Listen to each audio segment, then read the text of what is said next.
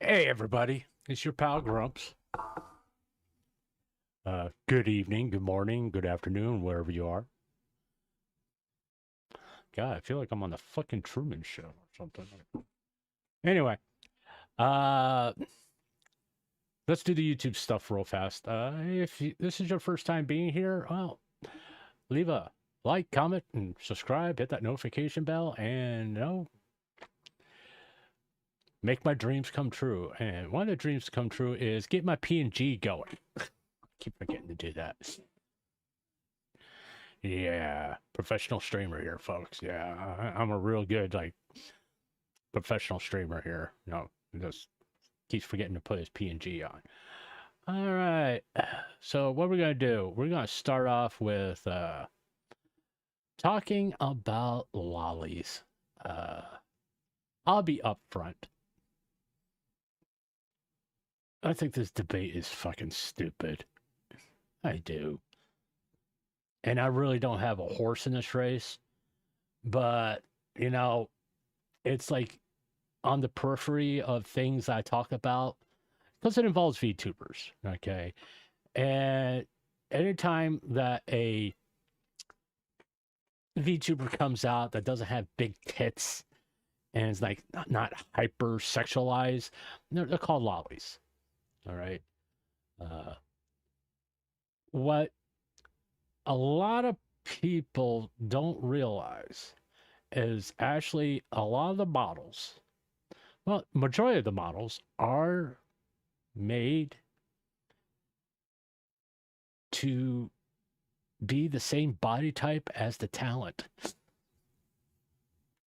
So if the talent is petite, which is another definition of a lolly, a petite character, most likely the talent is petite. This is really true for corporate because they use mocap suits for their concerts, especially like Hololive. Hololive use mocap when they do like Holofest and stuff, and that way there's no technical issues if someone's not exactly a similar size and body type to their model. It it makes doing the live concerts a lot harder, more difficult. What's this about having a horse? Shut up, clankers. But it's a lot. Like I said, a lot of VTubers models are designed to their body type.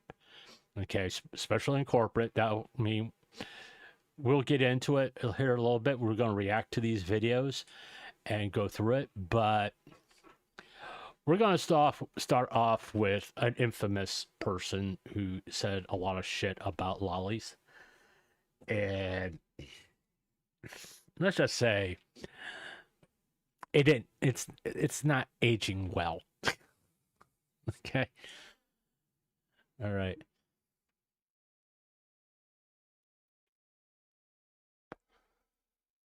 Bro, just admit it's weird, okay? It's Okay, let's get to the beginning here. Hey, what's up guys? Rev here. Today we're going to be talking about some serious drama Nux Taku has recently found himself in, but unlike his previous drama, this time his actions are just disappointing and I refuse to defend him.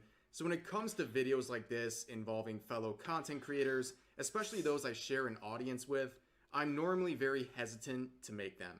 And while I have no problem with someone watching this video and continuing to watch Nux Taku, I know there are a lot of people who are going to watch this and be very disappointed by. I don't watch him. I can't stand his voice. That's one of the things I don't like about Nux is his voice. I can't stand his voice. All right, I just can't. I can maybe put up with 2 or 3 minutes of it, but good to see you. With this stuff, there's other reasons why, and I've made it clear why, but the simple fact being he has backpedaled on this stuff and says he's ashamed of what he's done in the past, but he still hasn't fucking changed anything. One I'm about to share with you because it might change how you view him. In a nutshell, Nux came out as a run-of-the-mill anti. Yesterday, he made a series of tweets calling lolicons and those who defend it, you guessed it, pedos. Now, I'm sure that comes as a complete shock to those who are familiar with. All right, here's some the infamous thumbnails. Okay, those who aren't aware, okay, to really go through this. All right, Gargura the model is considered a lolly, and of course, no, Nux has to sexualize it. Rushev was also considered a lolly based on body type. This is actually from my hentai, and it's an underage girl. I believe she's like 16 years old. Yeah, I had to look this shit up, by the way, which is like fucking whatever. If that's your kink, that's your kink, man. This is two anime characters. They're both like, I think she's like 14. This is another anime character from, this is from Demon Slayer. This one is from My Hero Academia, and I think she's like 13 in that anime. But yeah. Oh, by the way, majority of these are still up. I think he's changed this one, but this one's still up. This one's still up. This one's still up, and this one's still up, and the other one is still up. The one of Gargura being raped. That one's still up. This content, after all, he has used and profited from Loli and Lolicon for his thumbnails, his content, even forming his friendships and connections. Worse yet, this morning he tried to backpedal on everything and claim it was just a prank, bro. But I will show you without a shadow. All right. I'm probably not going to watch all this video because no, it's 2 years old. Here's the thing, okay? If you're embarrassed, if you regret doing this stuff, you actually do something about it. You change the thumbnails, make a video, explaining your actions, all that stuff. You know, just clear the slate. And Nux hasn't done that really. He's come out as anti-lolly, but he's like Rev says here, he's more than happy to have those thumbnails up. He's proud of those thumbnails because if he didn't want that, he would change the fucking thumbnails. It's that easy. It's that simple. Okay. Personally, my problem with majority of Nux's thumbnails that he uses female content creators in a sexualized way in his thumbnails. It's not as much about lollies. It's about actually using female content creators sexualized in his thumbnails.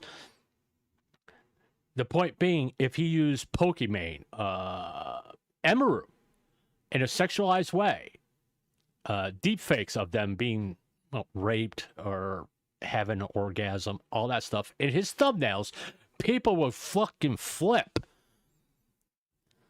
But since these are VTubers, no one gives a shit. And the lolly VTubers. They're more interested in the lolly stuff, not the content creator stuff, which is, in this particular case, hasn't aged well. And I want to know why. You could thank TwitchCon for that. Because you can say Nux is harassing or abusing these female content creators because he's dehumanizing them. And the fact that majority of them, well, pretty much all of them, were far more successful than he was. And if you look at Nux's content, he apparently has this pattern of like kind of showing that he has an issue with female content creators that are far more successful than he is, and trying to either, in the case of VTubers, dehumanizing them in thumbnails, or trying to latch his name onto their success to get a rub anything for a fucking view or click. That's basically what it boils down to, Nux. Anything. He doesn't, I'll be honest, I don't think Nux really cares about Loli, the Loli debate. I don't think he gives a shit. I don't. He'll talk about it when his views are down and get more views to it. As far as I know, Face Connect follows the same principles with matching the size of the model and talent, even if the CEO tries the hardest to make them as big as possible. Every single... collectors, you need to explain Tenma and Pippa then. Well, why did I look this stuff up? Just to verify things. It's not... I really don't... with Nux's thumbnails, I really don't like doing reverse image search with Nux's thumbnails. It's fucking scary. But we could have another 10 minutes. Don't worry, we're doing Marie EN this Wednesday, buddy. Don't worry about it. It's Phase Connect month on VTuber highlights, and so make sure you tune in this Wednesday for VTuber highlights when we're gonna take a look at Marie EN. Hopefully, it won't be as painful for me when I laugh so much. Last time when we covered Tenma, we could have had we could have been happy. We'll be okay. We'll be okay. But this final say on Nux, and we're gonna move on from this. This became a big deal because the DMs with Shadman came out and all that stuff. And quite frankly, like I said, I don't think Nux gives a shit about the Loli stuff, Loli debate. I don't think he cares at all.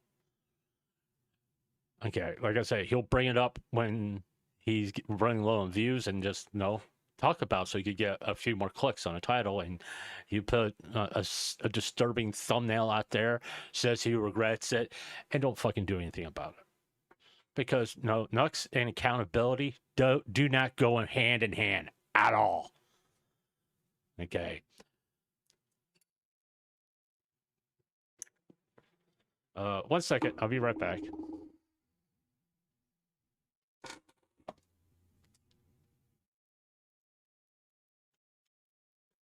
Yeah, what's up?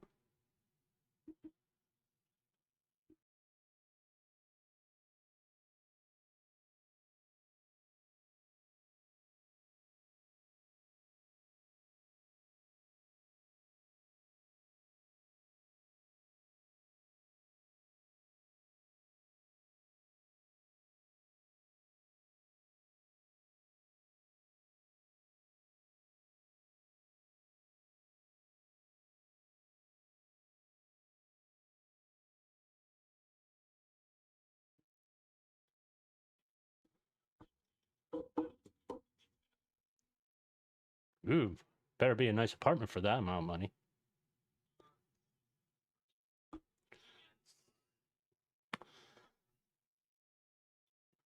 Mm-hmm.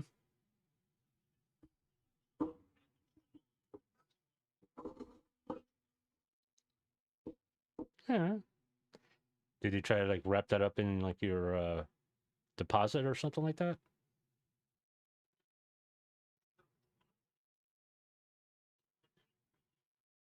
Mm-hmm.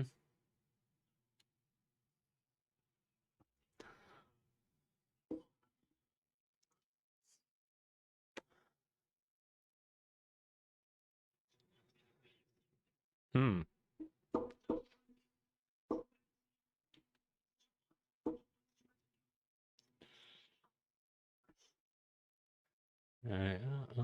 Oh shit. Hold on. I gotta mute my mic. I was streaming, so hold on.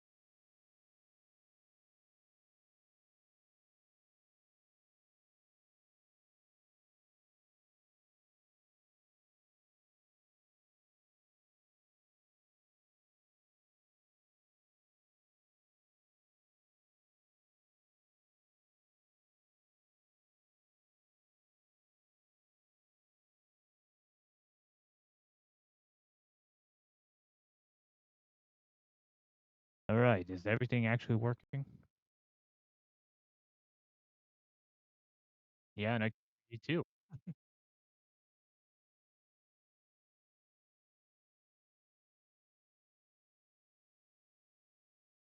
You know, you need to get a little bit of soundproofing because I can hear the echo.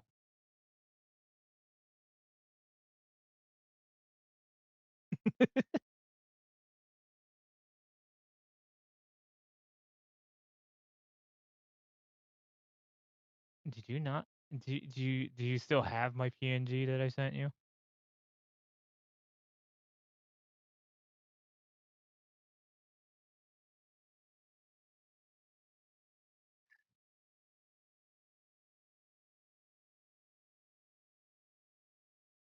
Let me go grab his. I'll send you his PNG.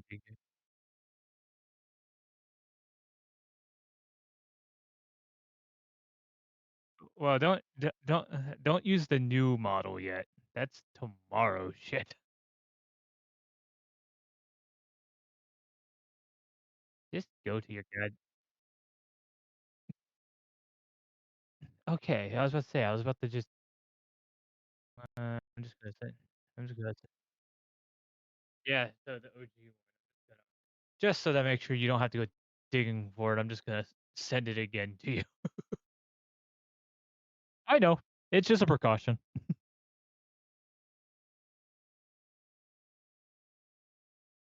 And I guess I said just a precaution. I need to. I need to switch over to my. I need to switch my YouTube channels. I'm on my other account. I need to go over to my VTuber account and change everything there.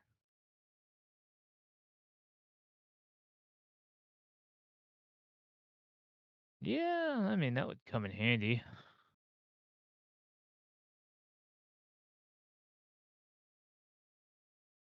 I mean, neither can I, but you know.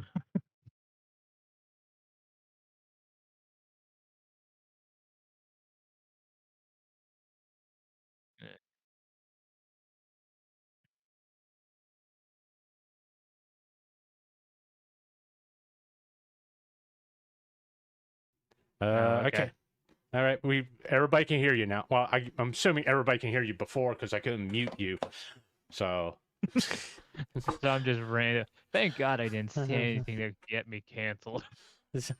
Oh, trust me, with the stuff we're going to go through. I mean, can you see the video, or do I need to? Do I need to share the screen in Discord with you?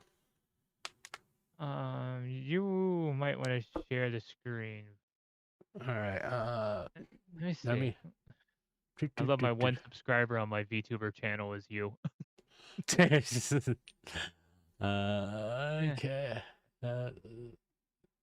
Sure. All right, I shared my screen. You should be able to see it now.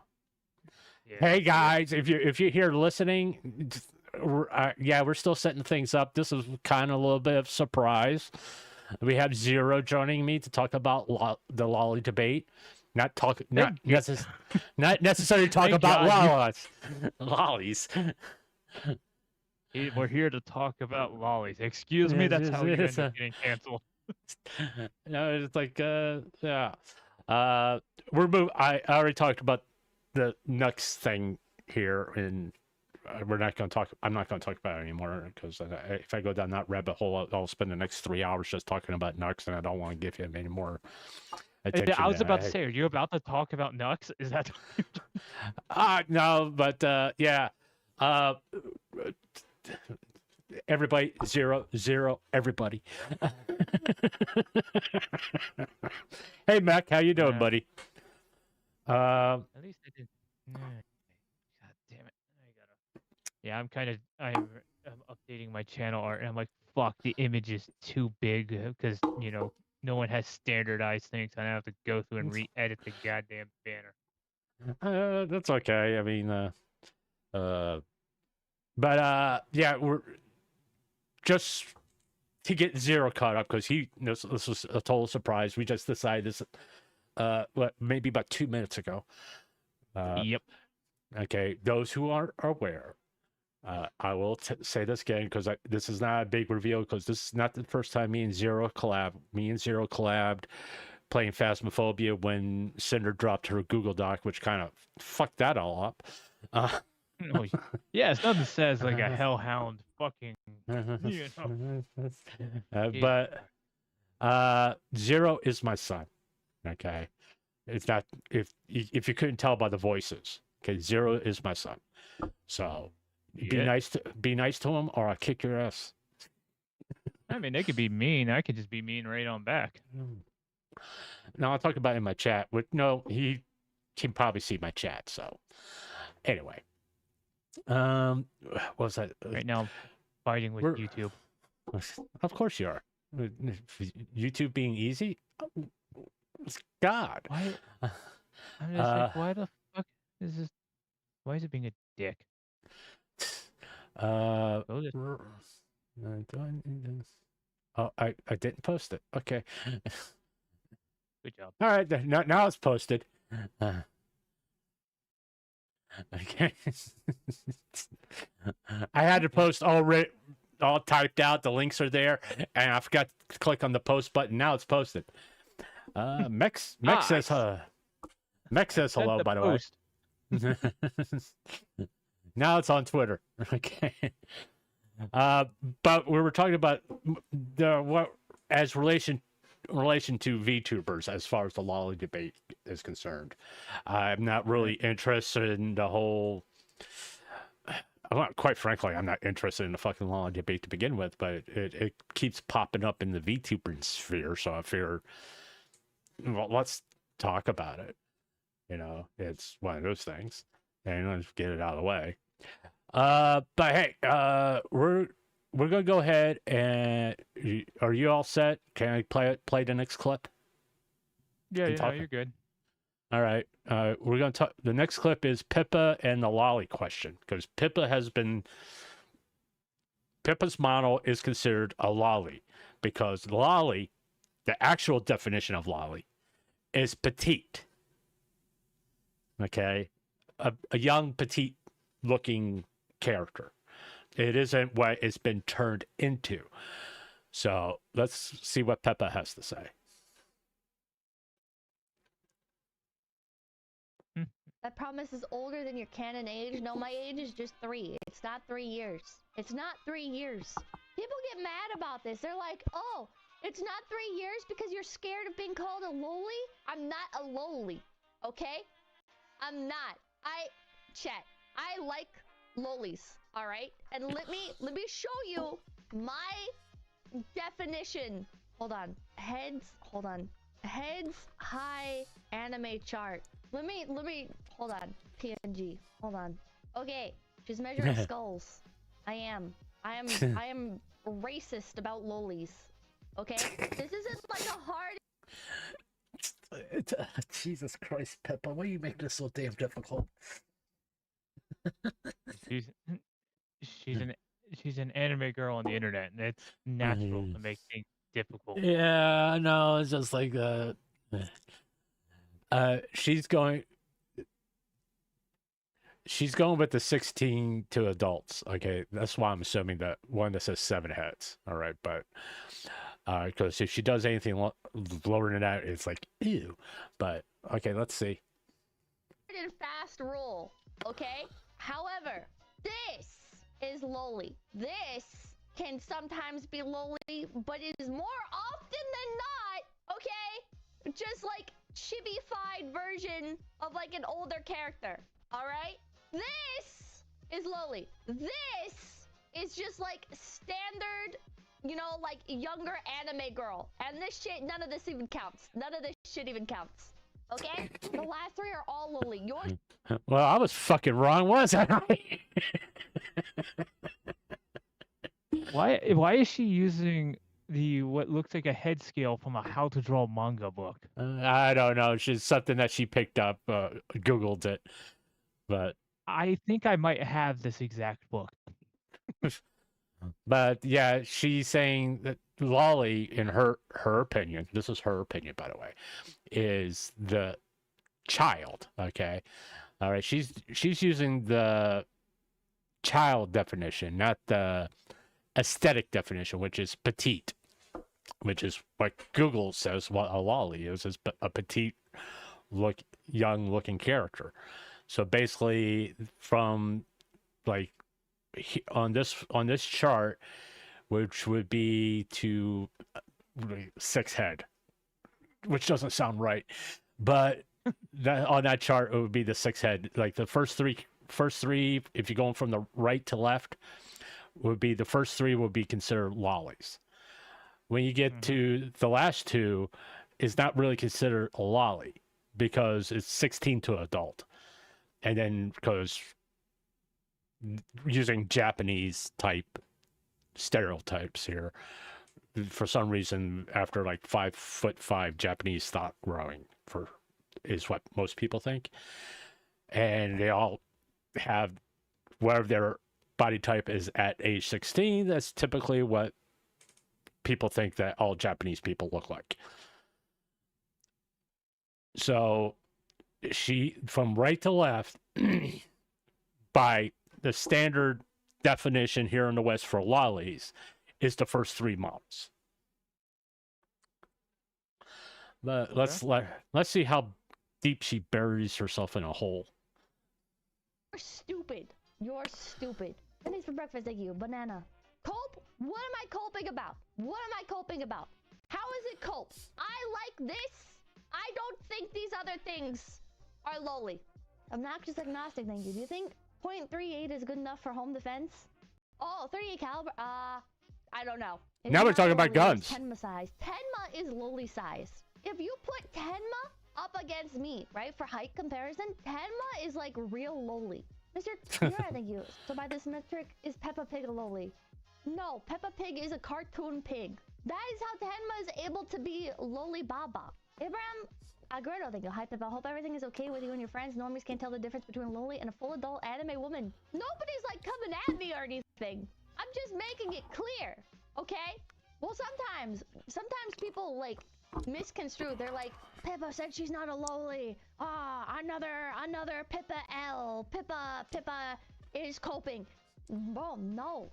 You just there's like this genre of like recent weeb where it's like they became a weeaboo after like it's gotta be like after like 2010. If you became a weeaboo after 2010, your standards for things are just more skewed. It's the COVID weebs. I mean, 2010 is pre-COVID, but it's just that words lose their meaning. Words lose their meaning. She's right, by the way. Words do lose their meanings after COVID. But, you know, most people will say from right to left till you get to where it says age 16 and adults, those are lollies. Okay. That's what most people, they're looking at the age. They're not looking at body types. All right. Well, no, don't reverse that. They're looking at body types, not the age. Okay. Because they use the whole 5,000-year-old vampire trope. And they're saying if you're a 5,000-year-old vampire, it's okay to sexualize them because they're 5,000 years old, but they look like a little girl. So, what anime was that from, by the way? It's from some fucking anime. If I knew, I'd tell you, but I don't know. But I remember watching that anime and I was like, okay, whatever. And I just moved beyond it. As like, I was more interested in the story. I wasn't really interested in the sexualizing a little girl type thing. I'm like, and then, but people started talking about how they sexualize a little girl. I said, they did? I really didn't notice that, but okay, because she transforms into an adult woman with big bahungas and everything like that. It's like, all right, okay. That's what you're going to focus on. That sounds like a you issue to me. Looks like Silver Veil's fallen into the device and got herself a puppy for emotional support. All right, JJ. Good for her. But this is more what Peppa is talking about is not real age, it's more of aesthetics. I'm Mhm. thinking, do you think that's true? Sometimes. I mean, for example, have you ever watched Spy X Family? Yeah, I've seen like the first season of that. So take Anya, for example. That's the little So girl. people, yes, but Hmm. let's just use an example. Mhm. For some odd reason, no matter what, once that character has come out and is a child, you can't do anything to it. So let's say, for example, somebody wants to make a story with that character and they age Anya up to where she's an adult. Mhm. Everyone automatically assumes you aged up a child so you can fuck a child. That is exactly what happens. Yeah. And when it comes to VTubers, it's people automatically assume you want to fuck a child if you like this person. Yeah. It's never what the fuck am I looking at on I am working and talking about lollies at the same time. My brain does not work well. Okay, that's Peppa. I mean, the reason why I brought Peppa up is 'cause people call her model a lolly.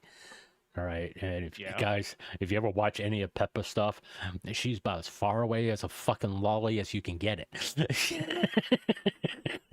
Just saying, because she doesn't act cutesy. Not even fucking close. She doesn't act cutesy. All right. I will say this. She's with Phase Connect. Okay, most corporations, VTuber corporations, their model is based on the talent's body type because if they do a live concert, you have to use mocap. And it creates technical issues if the body type is disproportionate to the model. It makes it tougher for tracking. So that's the reason why a lot of the VTuber talent have the same body type as the model. Why am I bringing this up? Gargura. Everybody says that Gargura is a lolly.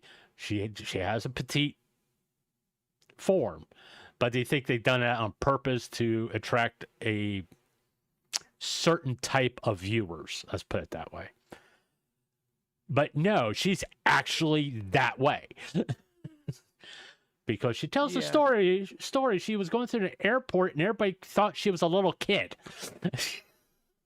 Yeah. I mean, it's one of those cases where I just want to go, short people exist. Well, I'm not going to break anything. If you want to get technical, your mom was a lolly. At least when she was... I'm talking about body type. Talking about body type. Thank God I don't own a gun, or else I would have blasted my brain out with that after that one. All right. I was married to a petite woman, small breast, skinny, and she, until I don't know what she looks like now. She could be like 300 fucking pounds for all I know. No, I'll tell you what she looks like. She looks like, Skeletor has been eating at the buffet. In other words, Skeletor's fatter than her. And he's a fucking skeleton. But the point is that for an extended period of time, she could have been mistaken for a 16-year-old. All right. Okay. Even though she was like close to 30.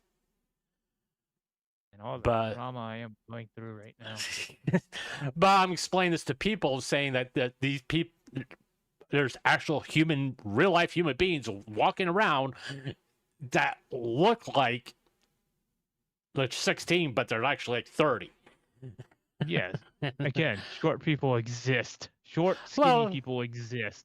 Yeah, so I know how people feel about Rema, especially my audience.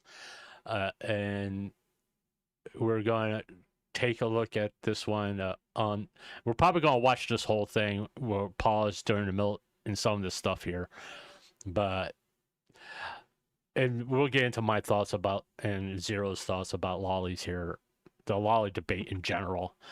I mean, Every yeah. time you say that, a part of my brain dies. Okay. Well, you're my son, so half your brain's dead anyway. Eh, eh, That's the only thing I can say. I'm just gonna grunt. Like, it can be viewed as weird from an outsider's perspective.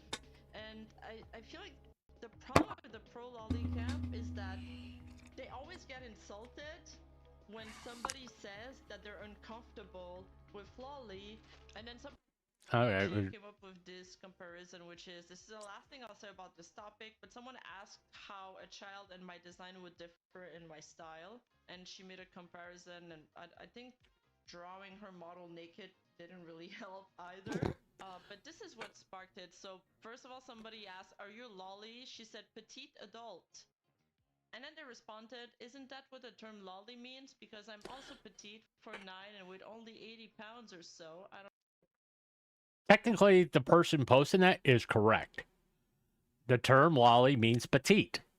If you go to Japan and you talk to a Japanese person and you say lolly, they're thinking you're talking about a petite person. They don't think you're talking about. They don't think you're talking about a kid.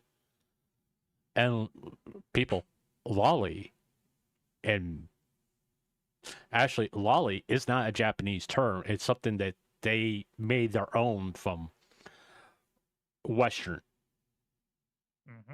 Okay. Where does the term lolly come from? It's Lolita. All right. But lolly,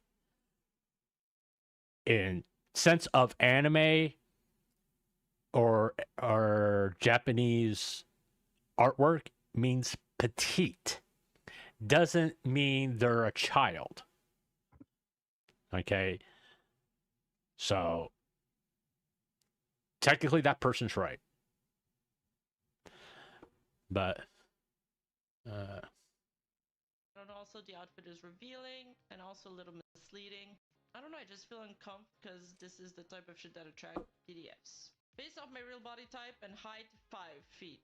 I'm not talking about the body, I'm talking about how revealing the clothes are. But what does how revealing the clothes are have to do with anything, really? That's the difference between lolicon and something else. You're not flat-chested and your thighs are not that small. I know your thighs quadruple in size when you sit down, because even at my weight, mine do that too, motherfucker. Okay, this person is rude. First, I think it's important to establish a difference between lolly and lolicon, okay? So, lolly most often refers to a young or young-looking girl character in Japanese anime and manga. And lolicon is the sexualization of such character. It's in Japanese popular culture, lolicon is a genre of fictional media which focuses on a young or young-looking girl characters, particularly in a sexually suggestive or erotic manner. So people don't often. all right. Okay. No, the difference between lolly, okay, and a lolicon. Right. Lolly, to me, is aesthetics. Okay? Young looking or petite artwork, you know. Lolicon is your hentai. That's pretty much what that boils down to. When you're taking, basically sexualizing what would be the best way to put this without getting myself in trouble and get my channel terminated? Yeah. And right now my son is like, please, Dad, don't talk about this shit. I really don't want you talking about this shit, please. No, and again, I'm gonna keep interrupting anything about this conversation because I just noticed on my VTuber announcement thing, I put the wrong fucking date. I put the 12th, which is Wednesday, and not Tuesday, which is the 11th. All right. Oh, by the way, Zero is debuting as a VTuber tomorrow at 4 p.m. So go to his Twitch channel and be there for his debut. See? Yeah, if I don't go deep throating a shotgun every time I see a mistake. But yeah, you know, just to be Sorry, clear, it's the I could hear the. but no, just the. I just want to be clear when I'm talking about lollies, I'm talking about the aesthetics. I am not talking. That's the problem here as far as this debate, because I'll be talking about aesthetics and someone's going to be talking about lolicon. I'm not. Well, I think that basically what you're saying, it comes down to intent. Like a VTuber, like so for example, like Gara, the intent is not to sexualize a child. The intent is it's a model that meshes with them and their personality. Because would Gara be quite as funny if she was, say, if she had, an adult-looking model? It's actually more funny the way she is saying the shit she does say now than if she was a normal-sized adult. And there's also another thing to take into account as far as VTubers. It's whatever they're comfortable with. All right. No, there's some people, let's face facts. I mean, what would be like Chibi Doki, right? She used that chibi model for a long time, for almost a year and a half, where she's just like a kooky little gremlin thing. Mhm. But her actual avatar is very similar to Gura's, being petite. She doesn't have huge boobs. Okay, if all of a sudden her model becomes out with huge boobs and all that stuff, actually, no, there is a better example. Iron Mouse. Okay, when Iron Mouse started, she was a petite model. Okay, she wasn't very sexualized. That has changed over the years. Okay, if you look at all of Iron Mouse's models compared to when she started to where she is now, she's slowly become sexualized, and her breasts got bigger and all that stuff. Okay, you really can't call Iron Mouse, even though people do try, a lolly. Okay, as far as aesthetics, she's short, I mean, if but you're going, I wouldn't. See, I wouldn't call her. I would say she's leaning more in the gothic Lolita style, Mhm. but I would never say she's a full-on lolly. If that, and it's mainly because she's a short Puerto Rican, girl, but and as somebody who has experience with short Latinas,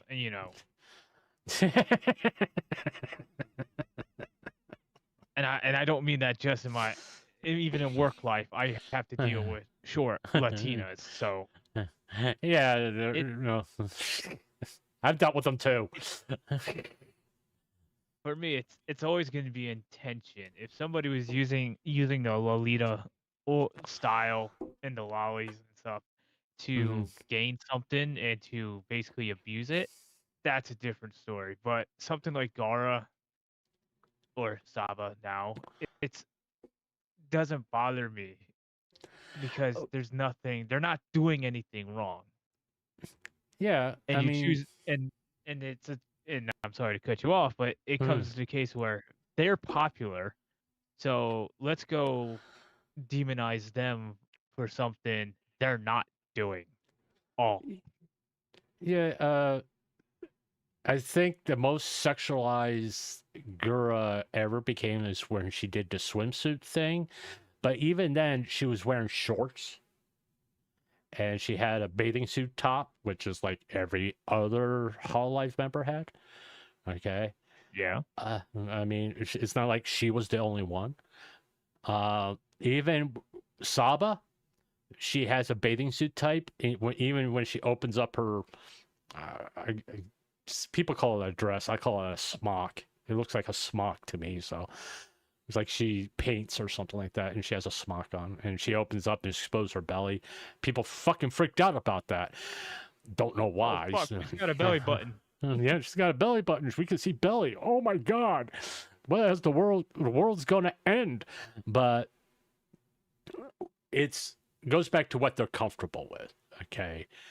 It's like we got a few VTubers out there with female models. They're actually men. Porcelain So- made. Porcelain Maid, Mama Oko, but it's whatever you guys are. Within the VTubing sphere, you can be whatever you want to be. But in reality, if you're going to do a 3D concert, like Doki Bird has done, Made Mitt and Made Mitt has done 3D live, Doobie has done 3D live. It's important that the model is close to your body type because it will create fucking issues. So that's why the VTuber models are the way they are. Because if why does Saba look the way she does? Is because if she does a 3D concert, she doesn't want to have to pay extra money to deal with technical shit. Make it as easy as you possibly can on you. That explains why Joel hasn't, done a 3D concert anytime soon. But if anybody would try and break it, it would be Joel. Yeah. He would find a way. Yeah, but it's going back to wherever the talent is comfortable with.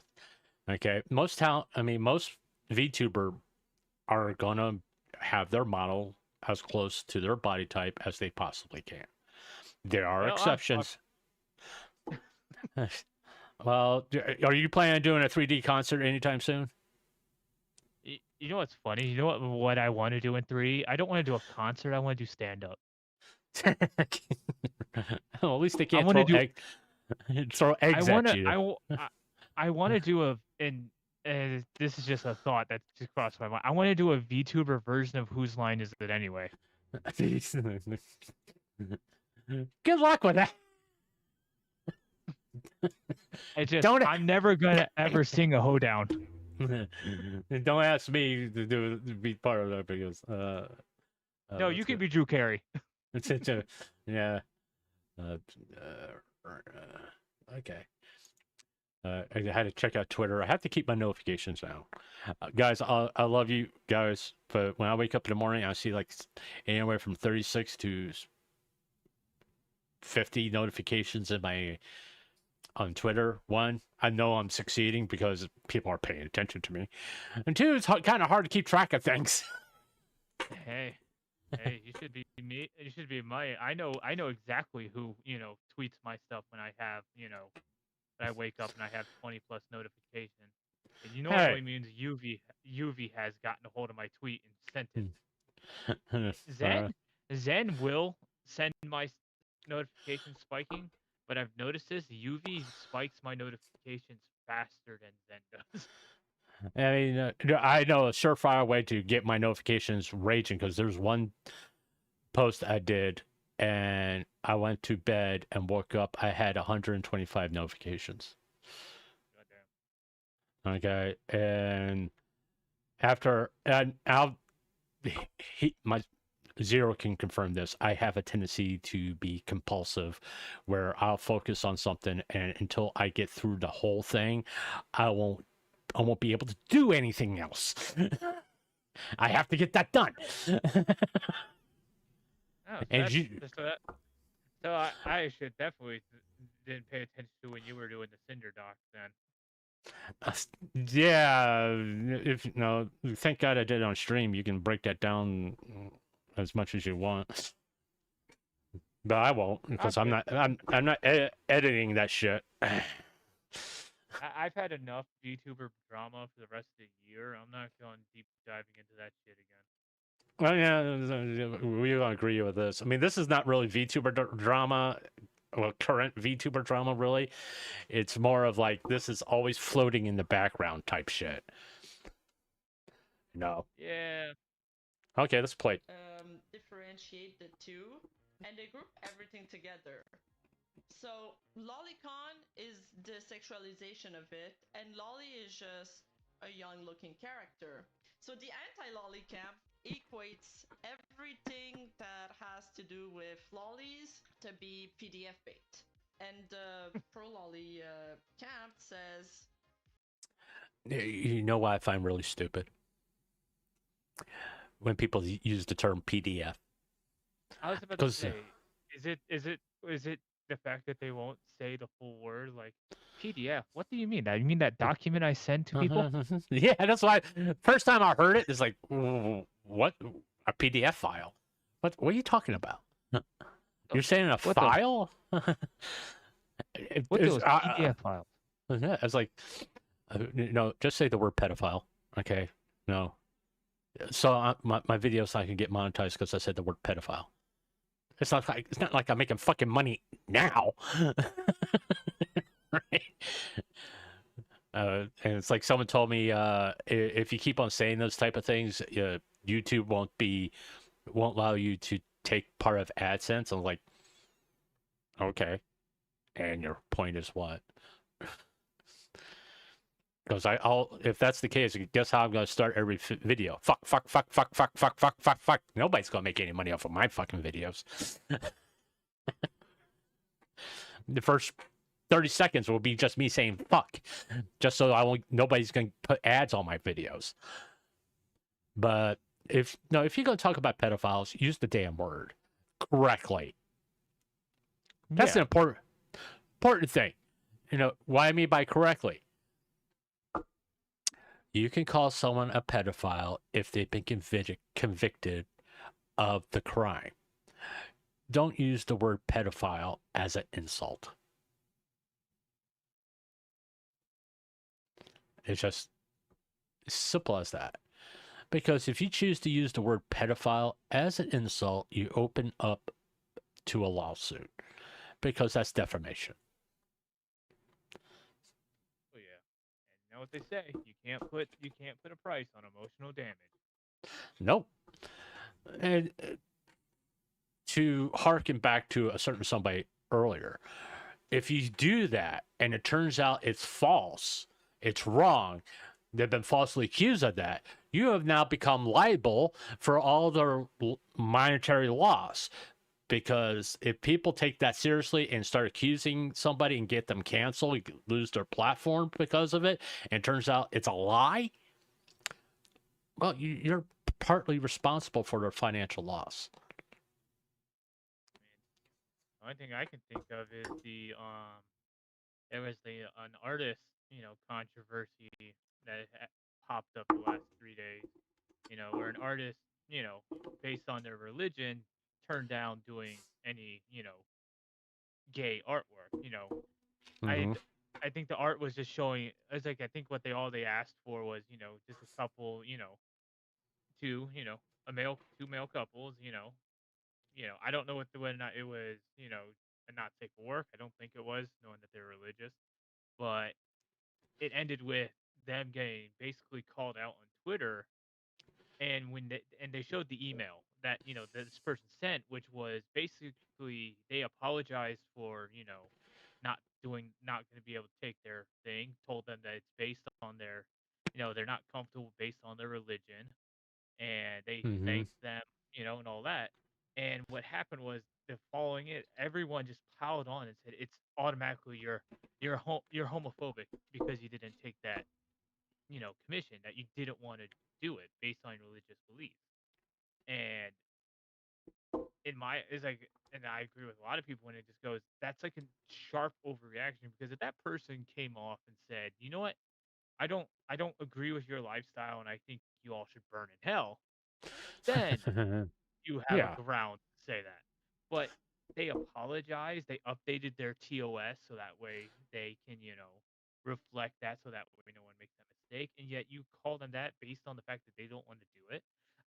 I agree. If somebody doesn't want to make it, it's like I will question why somebody doesn't want to make a cake, for a gay couple, when at the end of the day, I get it, religious beliefs, but you're making a fucking cake. You're gonna get that shit out, and it's gonna be gone in like an hour or in 2 minutes when that couple drops it on the floor and it smashes everywhere. He's like, it's a drawing, and they didn't do it, and you got your money back. So what's the problem? Yeah. You complain over nothing, and then you basically you could have this person could have just lost all hope and just stopped doing what they're doing, It's because you automatically assume the worst. And that what comes back to the VTuber. Just because the VTuber has a child model doesn't mean they're a pedophile. intentions matter. If you can't figure that out, maybe you should get off the fucking internet. Yeah, I mean, the main problem with the internet and anytime, especially with this topic, is people just automatically jump to conclusions. Let me pull something up here real fast because I got this little thing folder right there. It's like when Saba came out, there was this here. Twitter is canceling Saba for pedo baiting because her VTuber model avatar looks like a lolly. And it's like, why on earth did Saba go and do that? She literally had an opportunity to do an amazing character that didn't bring in weirdos. Yeah.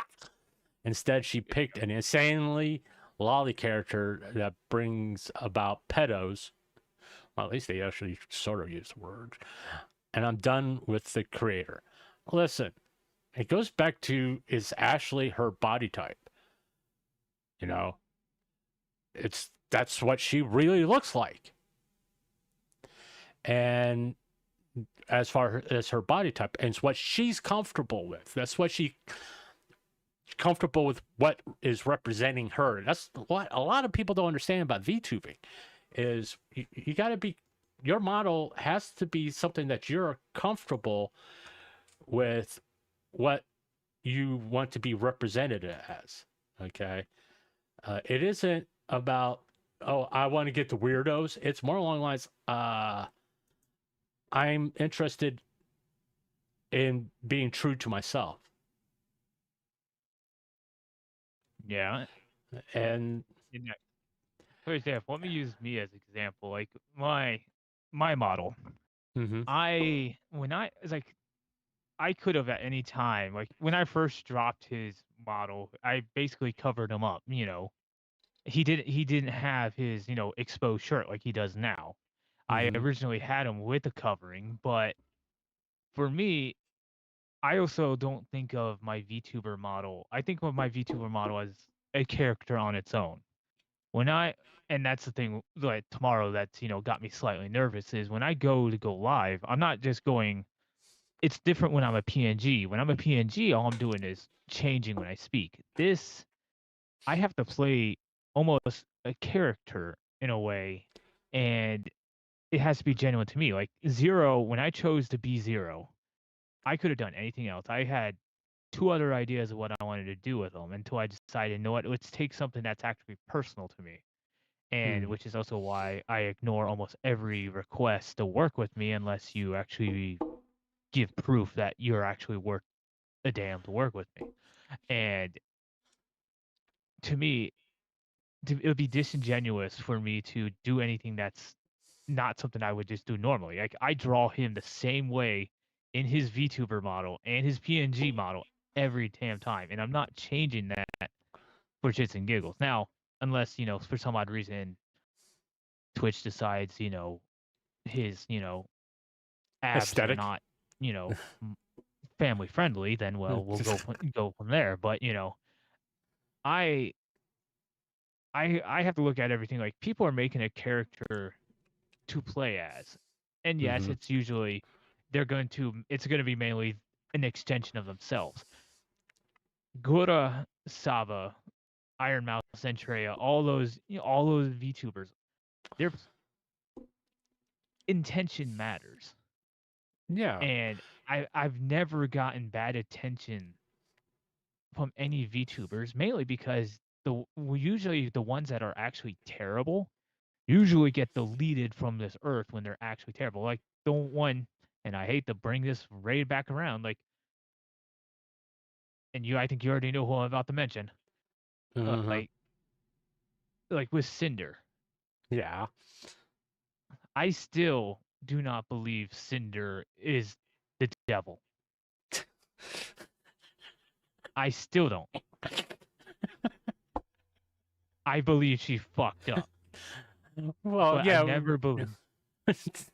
I'm sorry to laugh because it's like anytime I see like someone saying Cinder is like the second coming of Hitler. I'm like, really? No, we already had VTuber Hitler. They all get canceled. It's like, dude, seriously. I don't really want to Yeah. get into this discussion, but But like I said, like I've never like because like whatever happened behind the scenes, that was never the image he put up, and I can't believe that somebody would go for so long acting the way they do mhm. and not be genuine. Like It- I believe when she said she cares about her community. I also believe when she said she fucked up and was a bad friend. yeah, But uh, I can't believe if you say that Saba is pedo baiting, then yeah. I want you to show me exactly when she does that. Yeah, And I well, bet you won't it's- do it. You won't. uh, You won't. do yes, they point to the fact that you can see her belly. That's it. That's all they point to is that you can see her belly, Mhm. and you can see like the straps to her swimsuit. Okay, because she's wearing a swimsuit, people. Okay, she never shows the swimsuit. I mean, you can kind of see the top, but you don't see the full top because she keeps that smock dress thing on. She doesn't never take the whole thing off. She could do that if she wanted to, but it goes back to what she's comfortable in doing. Now, does she do innuendos? Unintentionally sometimes, yes. And she catches herself and goes, "Oh God, what did I say that for?" Okay. She goes like, Yeah. "Wait, I don't mean it that way." Okay. And usually it's a ha-ha type thing. It's like a slip of the tongue type thing. But as far as pedo baiting, it's a reach. It's a really big reach, to be honest with you. All right. I'll be really, really honest. I don't think, and I could be wrong, that pedophiles watch VTubers. Because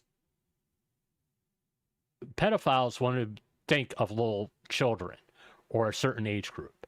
All right. And you can say, oh, her voice sounds young. Yeah, but does she act young? No. She doesn't. Okay.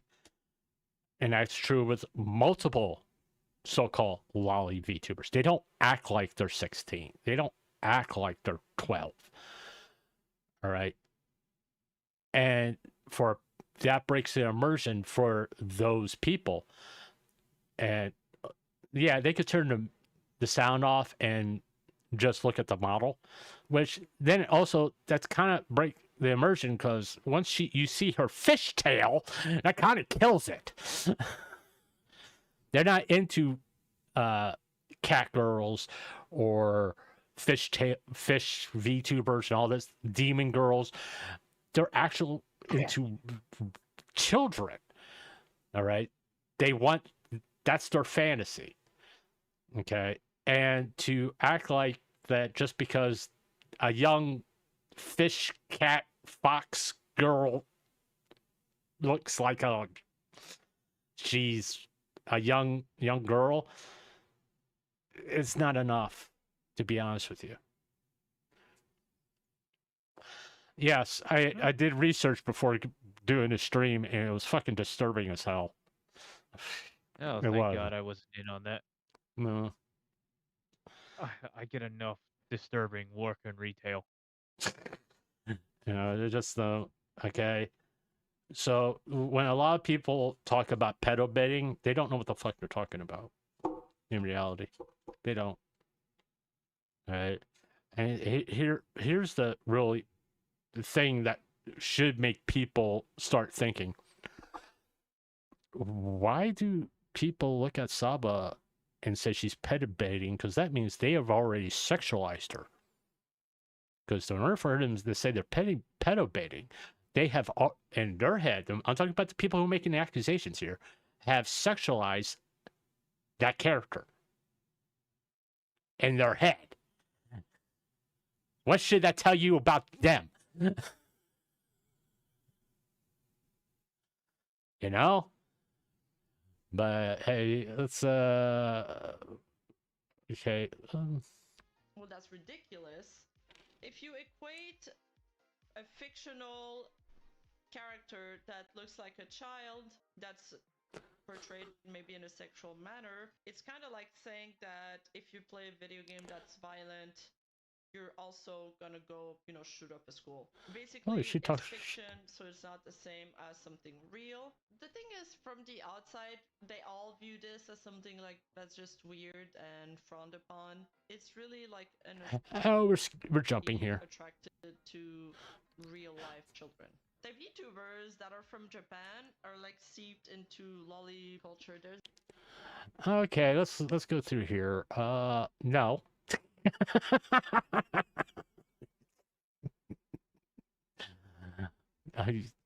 She's not a lolicon. She's not a lolicon. She's not a lolicon. She's not a lolicon. She's not a lolicon. She's not a lolicon. Marine? You're saying Marine's a lolicon. Isn't It's- she the MILF? Yeah, I mean, come on. Pekora? Pekora's a lolicon? Well, I just be glad they didn't put Peko Mama up there. Then I'd be questioning everything. I mean, okay, let's base this on body type. Okay, body type, she could be 20. She could be 20. I don't know who that is, so I really can't say anything.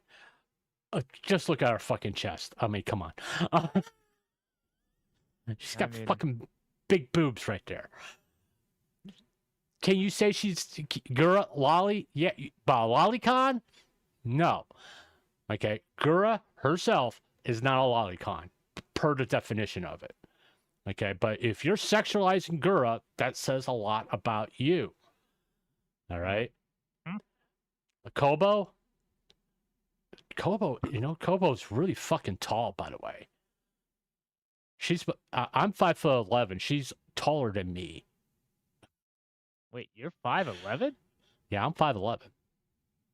Huh. Okay. Why? You think I'm shorter? No, I thought you would actually just be 6 foot and not 5'11". I'm close to 6 foot, but I'm not gonna go 5'11" and 3/4 shit. I'm 5'11". I just like the round up. It just sounds better. And Marie and Pekora, that's fucking stupid. All right. Yeah.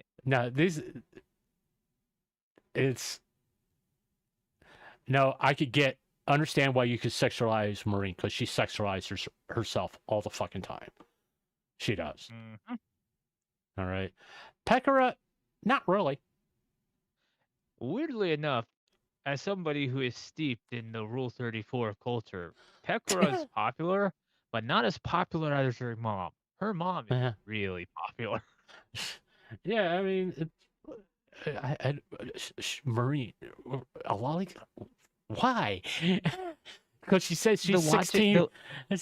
She says she's 16 forever. The logic doesn't check out at all. It's just like, come on. It's just.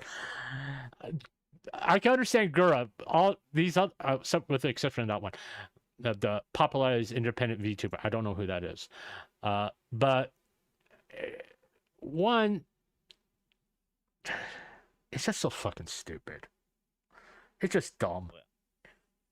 This whole as I said at the beginning of the stream, I don't care about the Loli debate. I think it's idiotic. It's like something that people is like, hey, we haven't stirred up any shit today. What are we gonna? Hey, this VTuber is a Loli. It attracts pedophiles. Just watch everybody go nuts. That's kind of how this happens. It's like right now, no one's talking. Nobody's talking about this particular VTuber being a Loli. So let's stir shit up. Well, you see, with me, it's like there's what the ultimate stirring shit up debate is people who argue about Zen's gender. You know how many people I had to mute, when the VShojo stuff was at maximum Oh yeah. potential because like I did not want to hear the bullshit. It's like it's like no, you're not it's like I'm not gonna even I don't care. I really don't because I'm not gonna assume something about somebody I don't know. And Mhm. this whole every let's throw accusations out. This person, I don't like them, so automatically pedophile. Yeah. It's like whereas in all honesty, what did you do? You're doing the complete opposite. You're giving them exposure, and Yeah. now more people are going to discover them. Yeah. I mean, it goes back to you don't use the word pedophile as an insult. Okay.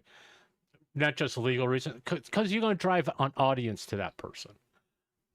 Are they really? And it's like, who fucking cares? The reason why I don't talk about a certain person that I talked about at the beginning of the stream, because I don't want to give him attention, really. And it's also due to the fact that even though I'm a very small channel,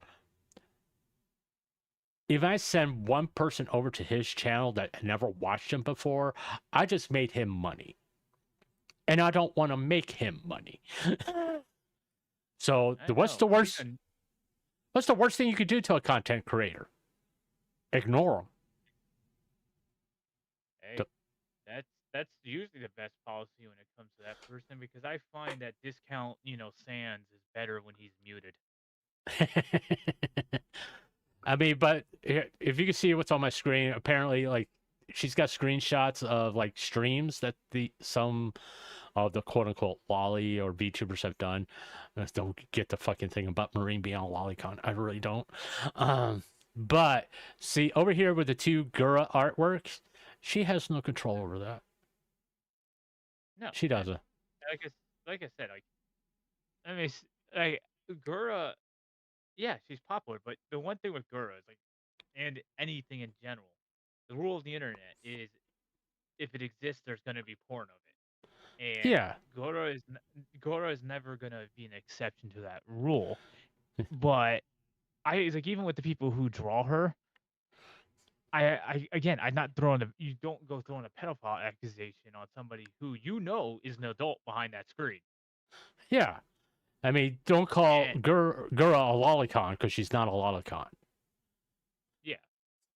And there's like if you what the hell was I trying to say? I am coloring a doodle and I am talking at the same time and my brain does not operate on that scale. But it's people think that lolly and lolicon are interchangeable things. Okay. All right. Like the first video I played was from Rev. He says he's a lolicon, which is like, okay, I would never say that. All right. Wait, Rev's a guy? Yeah, Rev has said that he's a lolicon. But I think Rev on YouTube. Well, I think he's trying to say that he likes lollies as far as the aesthetic of them. I don't think he's, at least in my opinion, what he's trying to say, he's not saying he watches lolly porn. No. I see whenever like a male V2 or a male does like the female avatar, I usually assume it's just, it's preference. Like it's for example with me, whenever I play video games, I always play as a female character. There's no exception to that rule unless, it's a game like for example, tomorrow I'm playing Metal Gear Rising Revengeance. And there's no I can't pick the character, so I'll be playing as Raiden. But if I had the option, I'd probably play as a female character, but that doesn't mean I'm going to chop my dick off. I mean, it's when I play video games, if they have the option of male and female, I first start out playing as the male because, in my head, that's kind of like where I am at. Then I'll do another playthrough and play as the female, just to see what's different. because there are differences in the play style, by the way. Yes. As They far as haven't that, gave us the best gender. I need to play as Krogan. Give me that gender. but as far as this goes, I mean, VTubers have very little control over how people draw them as far as fan art. Okay, what I will admit, and what I've seen when Guro was active, she didn't use any suggestive art. Okay, because there are VTubers that will use suggestive art. Kiara is very well known for doing that.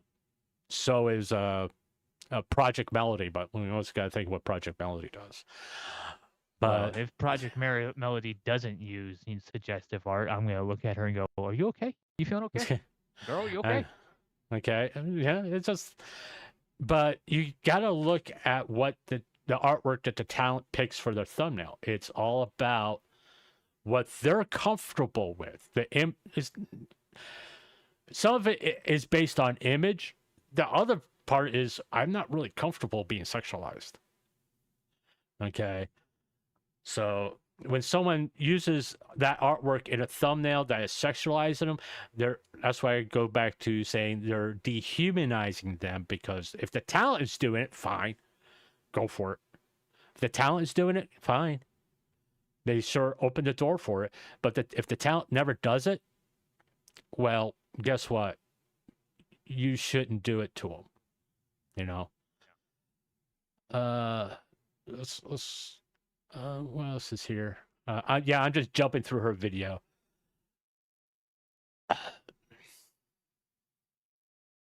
Yeah, Nanners got accused of being a lolly too. A lolicon. If anybody's ever watched Nanners, that's just so fucking ridiculous. Note to self: never make a Shota version of Zero. I know. Yeah, this from Dragon Maid over here, Kobayashi's Dragon Maid. Yeah, I know that. Are those characters lollies? Yeah, they're kids. They're not sexualized in that anime at all, by the way. Yeah, but we all, it's like, for example, with Kana. It's like Kana is actually just chose to look like a child. Yeah. But the other one is obviously a child. Yeah. But this is also when maybe form an ability that is being able to separate fiction from reality. Oh, you call it brainstem? You want people to everybody have a brainstem and actually think? Well, common sense is a beautiful thing. It stops you from taking a bullet to the head, by testing whether or not this is a Nerf gun and not a loaded 9mm. But it's like down here, Nanner's original model aesthetically is petite. But if you watched her, you wouldn't say she was a lolicon. Or behaves in the manner to attract those particular group to watch her. Yes, and no one really wants to, attract your everyday basement dweller. Yeah. It's like you don't set up. You're like, I want a cute model. Okay, cool. This one looks cute. Okay, so it looks young, looks childlike. But guess what? As somebody who has had to learn how to draw, facial features and the overall feature sets you what you want the character to be. So a character that looks young, and then you have someone who sounds young and is able to project that. If you had a model where you sounded like a child, and I do mean like a child, like Iron Mouse can sometimes sound childish, but sometimes, like, she normally sounds childish, but when she gets zooted, she's like yeah, you think she's I like know. 12. Yes, but she finds a good balance. She knows how to switch it on and off. There's some people who are usually perpetually, they keep it on all the time, and so the model reflects that. If you have Picora Mama, sounding like, you know, Picard, Mm. that might be a problem. Yeah, I mean, I the mean, there whole are high-pitched women out there, but the you whole know, way I look at this whole debate, as far as it's related to VTubers, and technically in general, okay, even if you look at artwork of a young character, which you can classify as a lolly, being petite, looking young, all that, that's the classification of a lolly. All right. If they're not sexualized, then what's the fucking problem? Really? the person needs to go touch grass. Yeah. I used to watch Gura all the time. I watch Saba all the time. Why do I watch them? It's not for the fucking model. I hate to tell everybody that. It's not for the fucking model. They're It's funny. they're funny. They're talented. They sing like a fucking angel. What's the fucking problem? The problem is, I don't like them. You like them, so can you please get on my side and not Yeah. like them, please? No, because I mean, what I let people know, I made the mistake, if you want to call it that. I was saying, I watch Saba. I got called a pedophile, a creep. You want to fuck her? I'm like going, when I ever fucking said that? All I said is I watch Saba. I like that. I watch Saba. You want to fuck her? Yeah. No, I said I watch her. She's funny. Oh, She's- you want to fuck her, motherfucker? You know, can you go outside? Can you actually go talk to a living human being? I mean, it's, the worst part is I verbalized it. I watch Saba. I think she's funny. She's entertaining. I love her singing. Oh, you're a pedophile. You do this. I'm like, what? In How other did words- that? How the fuck did we get here? You gave your reasonings, and they were nothing but pure intentions. And all everyone said was, "Let's take all these letters and rearrange them into pedophile." Yeah, pretty much. I'm like going. Some- It's like, what's wrong with you? Yes, I I want to mean- know. God damn, can these people not like eat alphabet soup or anything? Do they just get terrified and they just like, oh, it's like ABC pedophile? It's Yeah, like, fuck. no, I need to throw the soup out. We don't need this. This soup wants to fuck a child. it's like one of my favorite anime is Love, Chinibio, and Delusions. Oh yeah, I remember that one. Okay, and people, because of my age, will say, "Oh, I'm interested in high school girls." I'm like, "No, I'm interested in a funny fucking anime." You know what the funny thing is? Like you literally just described like half of, you're interested in high school girls. Like, how can I not get away from anything high school related? 90% of your anime takes place in where? High school. High school. High I mean, school it's like drama. it's like for a while there, if you say you like Sword Art Online, oh, you like technical porn. I'm like, how you jump to that? Yes, because there's not very much tentacles. If you said you just like, cuckolding, I would believe you. Because that's 90% of what happens to Asuna and Kirito. Because I know, because all I've done has been on Rule 34, and when somebody starts just naming their artwork, a normal day for Asuna, and it's nothing but cuckolding, I just go, the internet knows what they're about, and they have not let go of the shit.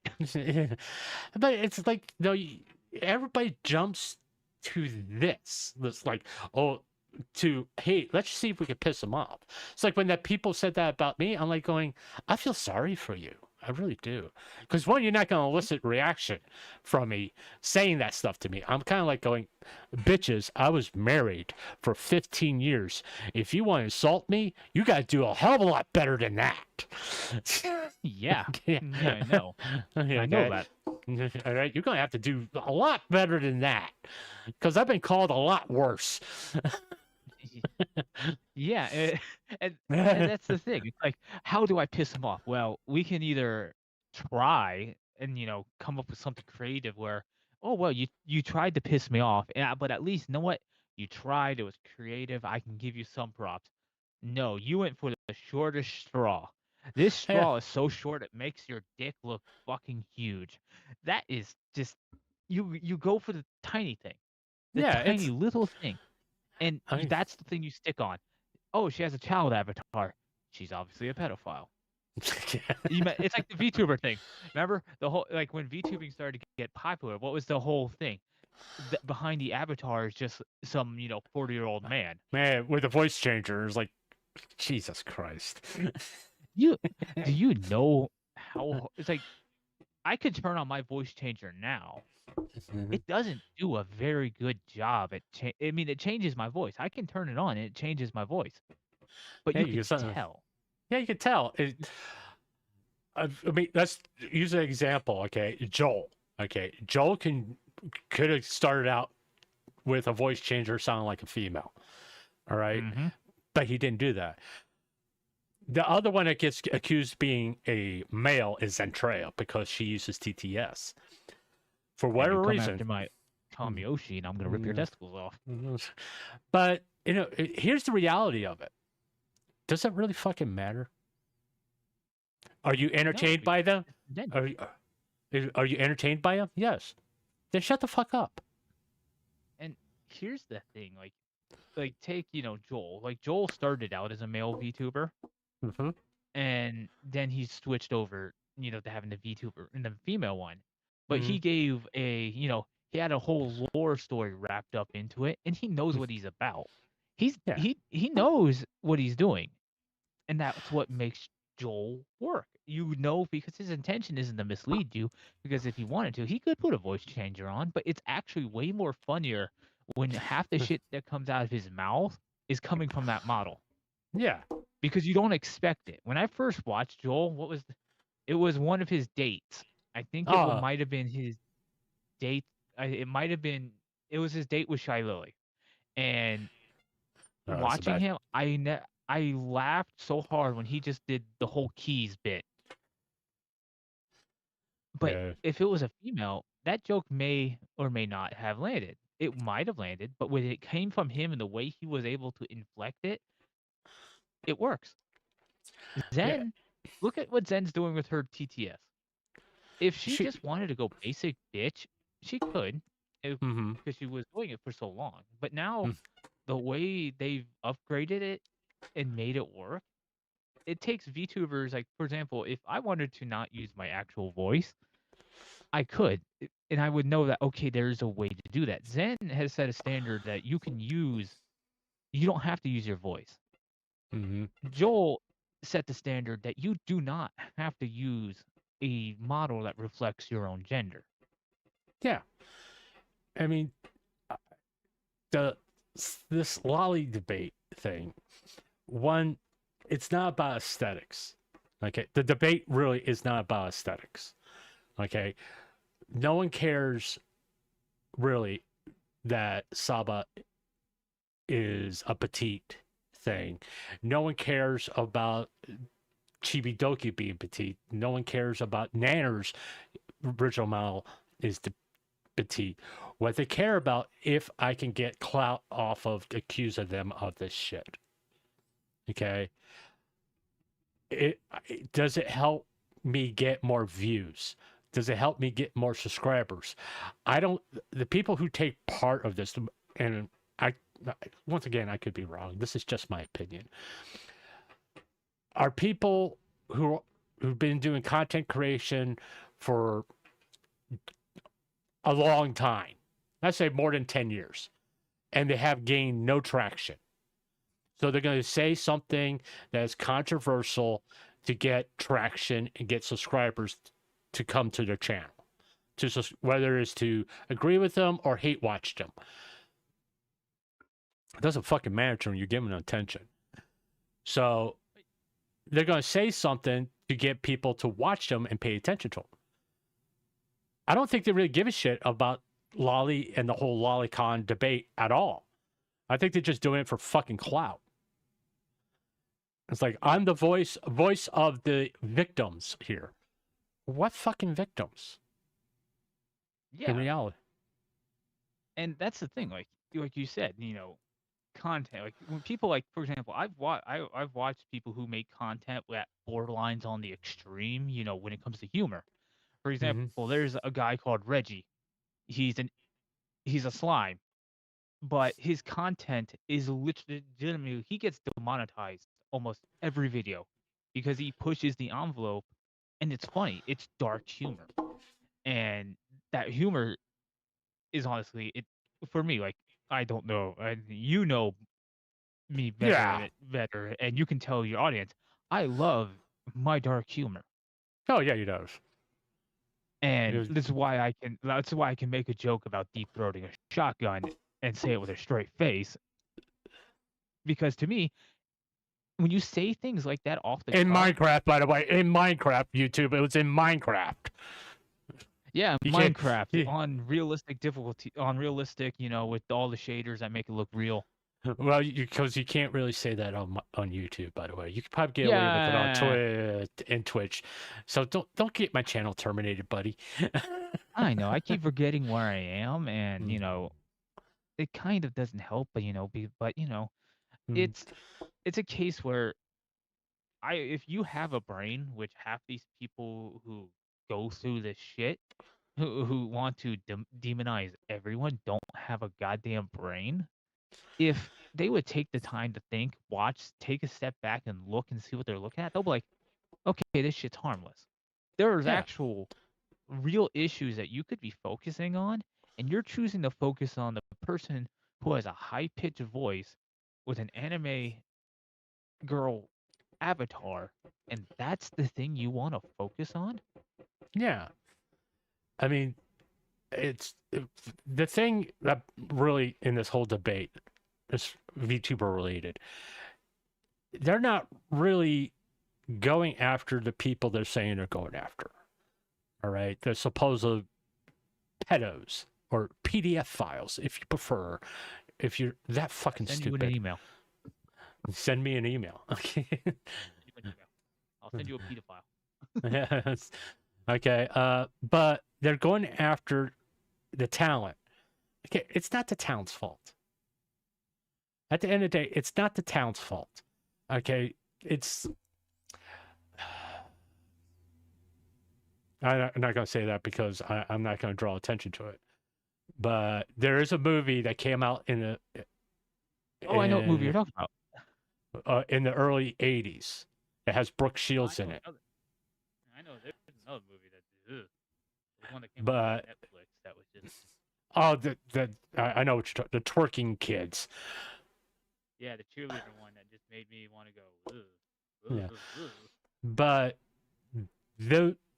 it had a young Brooke, and it was nominated for awards, and it did. And she was like 12 years old, and there was full nudity in this thing of her at 12. Okay, did that attract a certain audience?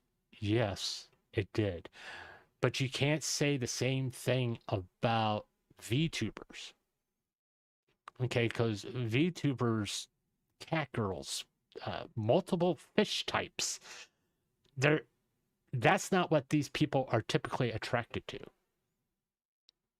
All right? They're attracted to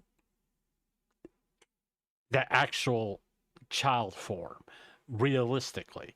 Okay? All right? In the VTubing community, the immersion is that you actually believe that Saba is part fish and part fox. If you want to get into it, because that's kind of what she is. Or that Gura was a shark girl. All right? I believe Zentraia is a bumbling goofball. Or a toaster. Well, no, she's always going to be the toaster. Okay. Or it's like Iron Mouse is a demon girl.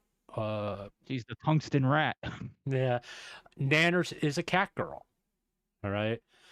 It doesn't attract these type of people, by the way. They need it's not, they're not sexually attracted to that. This is what I'm getting at.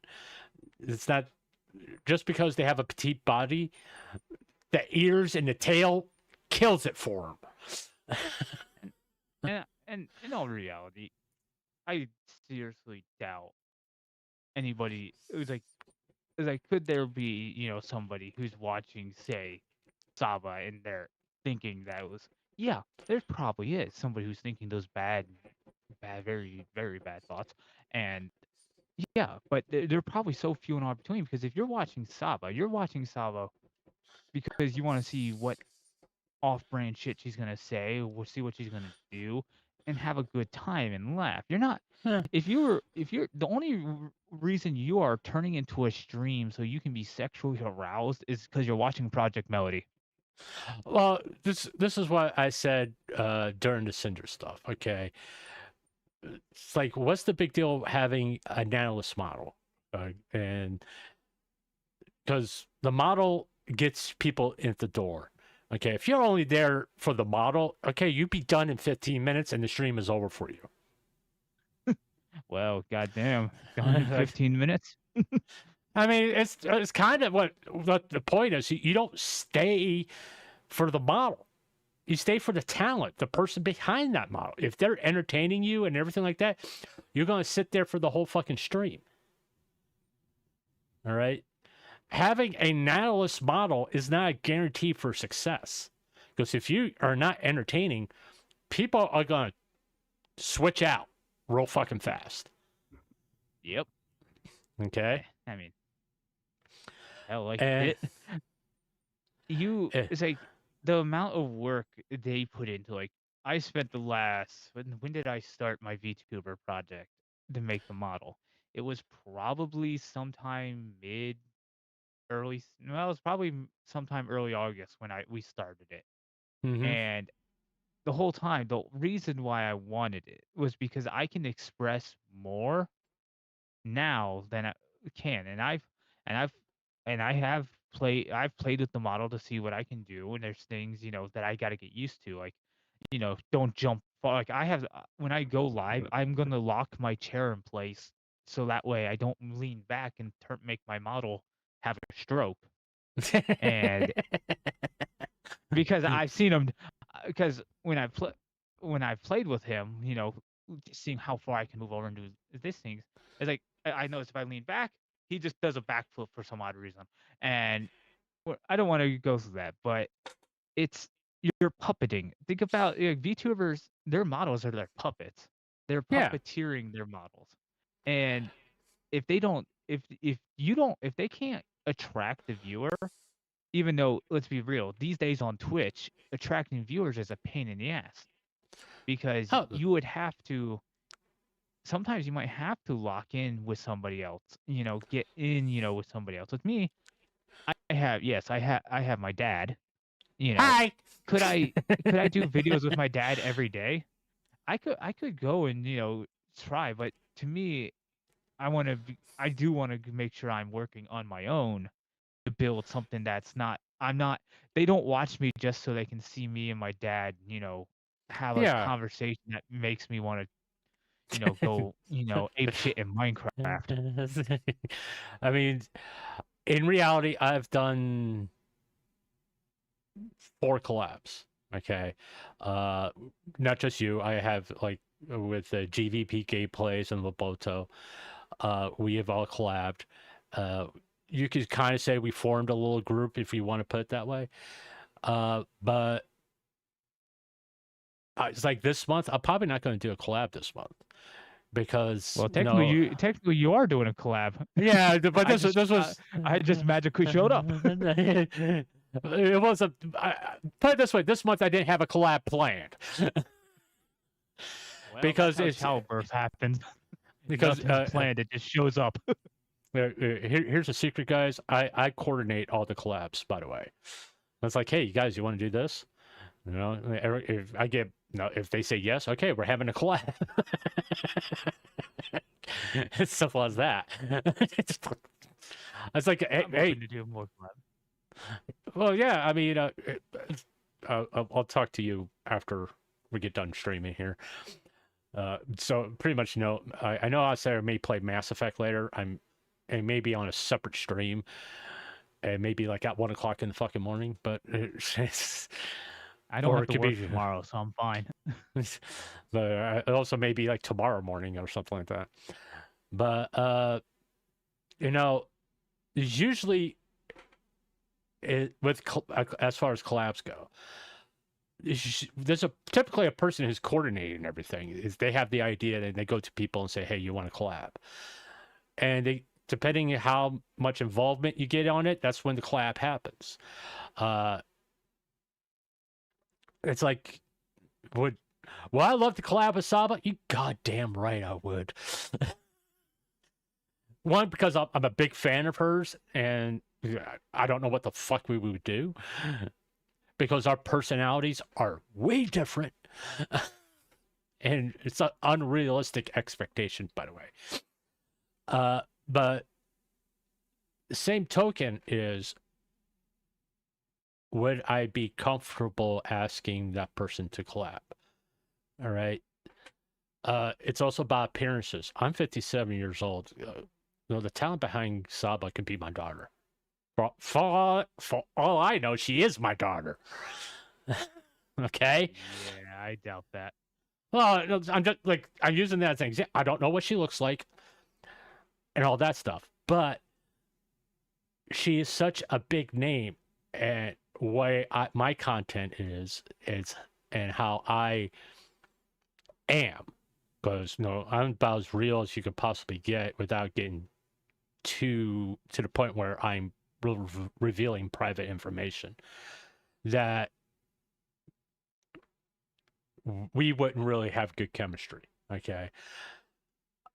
Of course, me and my son's going to have good chemistry. He's my fucking kid. You goddamn right I am. I raised him. Okay. So we're going to have chemistry. GVP, first time I asked GVP to collab with me, was I nervous? Yes. Same thing with Lobota. I was nervous because maybe when you've never really talked to someone before, you don't know if you're going to mesh well. And you legitimately make an effort to mesh well. All right. Now, here's the thing. Going back to the subject at hand, I'm 57 years old, and I've made no secret about this. Would I collab with someone that has a Loli model? Probably not. Because of what people would say. And that's sad. I actually have to take that into consideration. Because I've made my age known. I didn't make any secrets about it. And because of what would happen in that type of collab, where you got this 57-year-old old man collabing with someone who looks like they can be the granddaughter, people are going to say the most vile and heinous things, and they're going to direct it at me and that person. Also, that girl. It wouldn't be a good idea. And that kind of shuts certain doors off me. It's like I couldn't collab with Chibi Doki.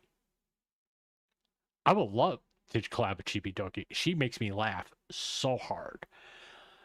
Norasama, I think you could probably collab with Chibi Doki.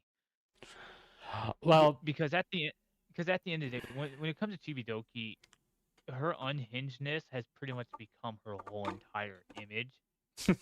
that chibi model of hers has basically, when I look at her, like when she breaks out the let's say the good looking model, that's not the first one I think of. When I think Chibi Doki, I think the two eyes going in two different directions, banana suit. Yeah. Because I think it really by the depends. way, Chibi Doki is actually a dragon girl, by the way. Hey, it doesn't matter. It's like, to me, and I think you're, in a way, you sell yourself short. Well, it depends on the person. yes, like could you do something with Saba? Probably not. No. But because like it's like it's not going to be the backlash with her, it's going to be the backlash against you. Yeah. But there are VTubers out there that I think you could, because like for example, Nanners has enough of the chaotic energy. It depends on their energy and their level of fame. Like the Well, bigger ones, that's going to be the harder one. But yeah. for example, you could do something with Iron Mouth because she is big enough, but her energy is different. Saba's energy is different, but for some odd reason, people have so much protective energy of her. It's like they want to Well, protect her, but at the same time, they don't realize all they're doing is damaging her.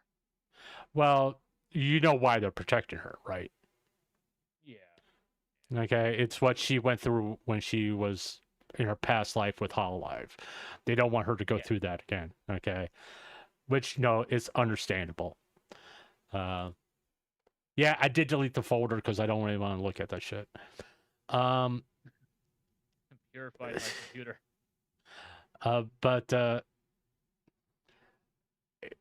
as I think down the road, if I'm still doing this 10 years from now, and I grow to a point or get a reputation of being someone that's good to collab with,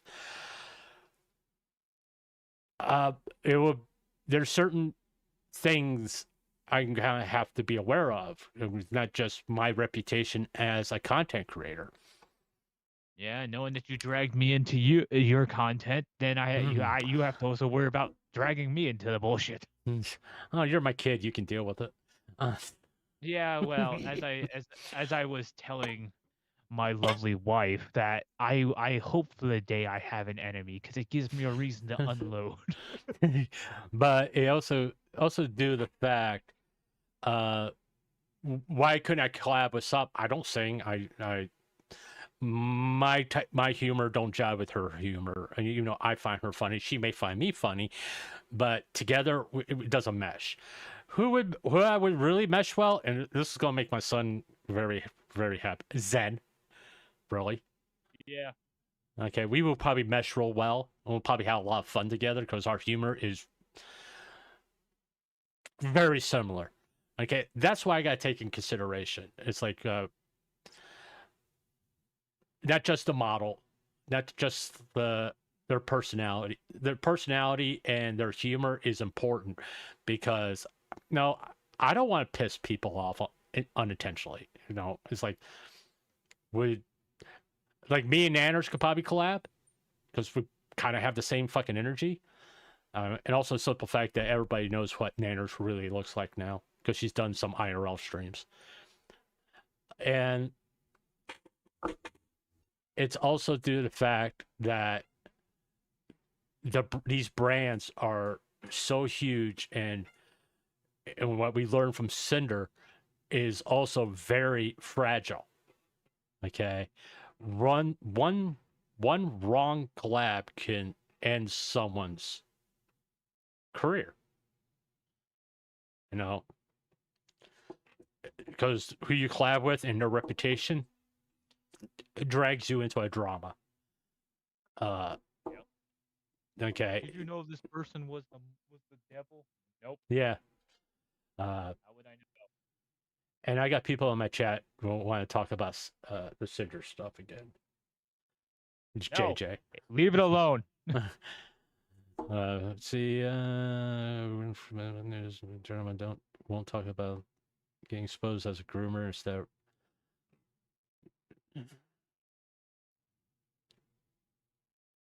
I can't believe now. No, she didn't get away free. I disagree with that one. Neither did Shiloh. She didn't. She's just not coming out unscathed. No. I believe that about Silvervale. Don't know what's going on, but okay. It relates to the Cinder stuff. I always know since ever since I covered that Cinder document, and in Cinder in general, I get people that come in here and want to talk about Cinder and the people involved in it. Mythic talent or view body. I already gave my opinion on view body and Twitch. All right. Twitch is such a fucked up place. It's like I said, Twitch hire people that don't know what 2 + 2 means. And it doesn't mean they're such it's such a disorganized organization. Yeah, and I'm talking shit knowing that that's exactly where I'm debuting tomorrow. Good job, me. Yeah. You know, you can always switch it up to YouTube. I could, but I know, but you know, I have the only thing I have to look for is my 1 subscriber. Oh, yay. You're welcome. But enjoy the 5 videos that I've only posted.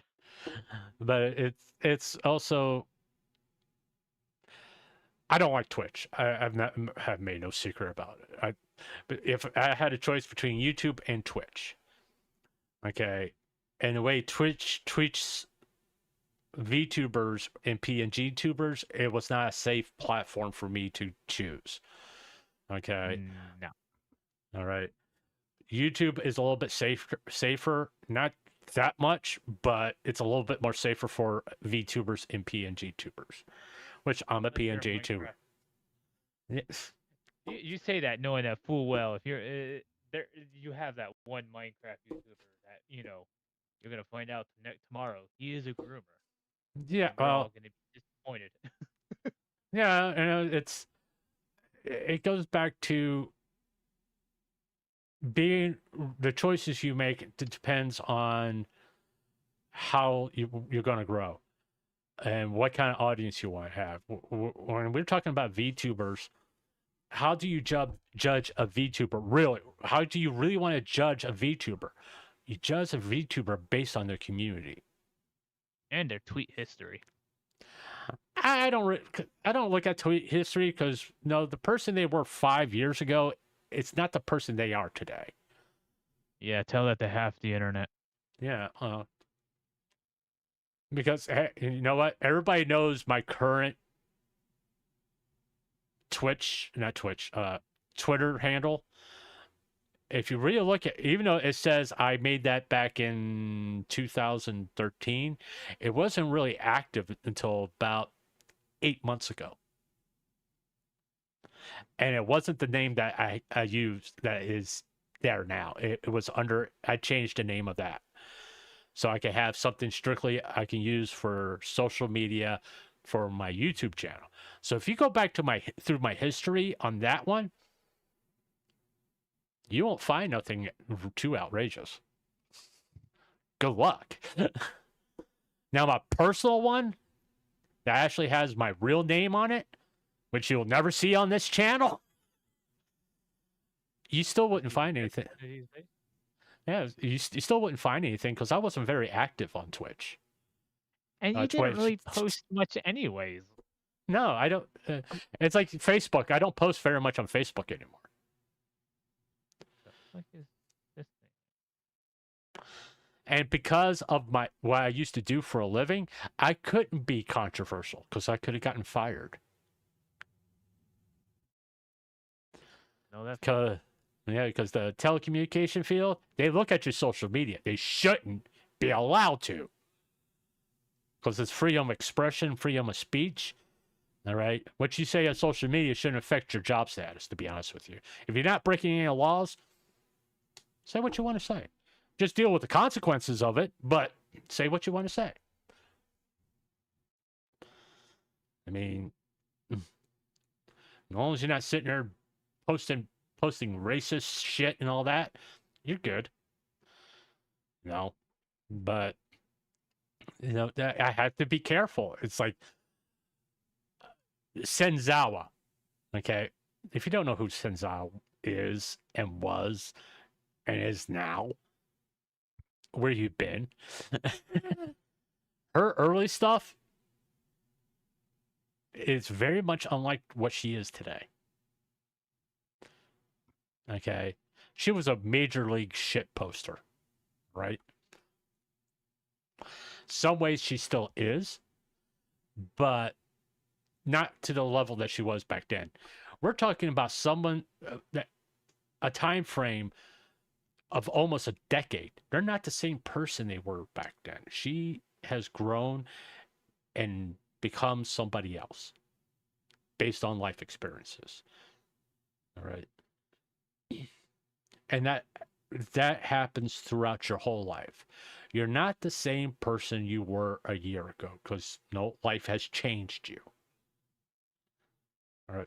You wouldn't say some of the things that you said a year ago because what you have learned since during that time, you would say it differently.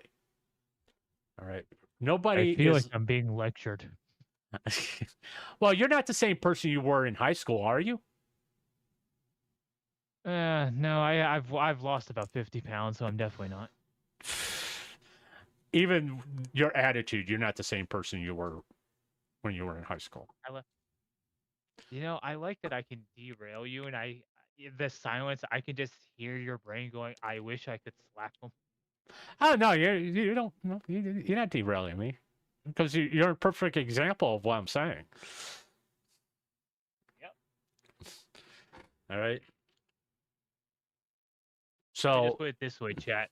I am perfectly fine with saying this. I've had a very, very rough, childhood.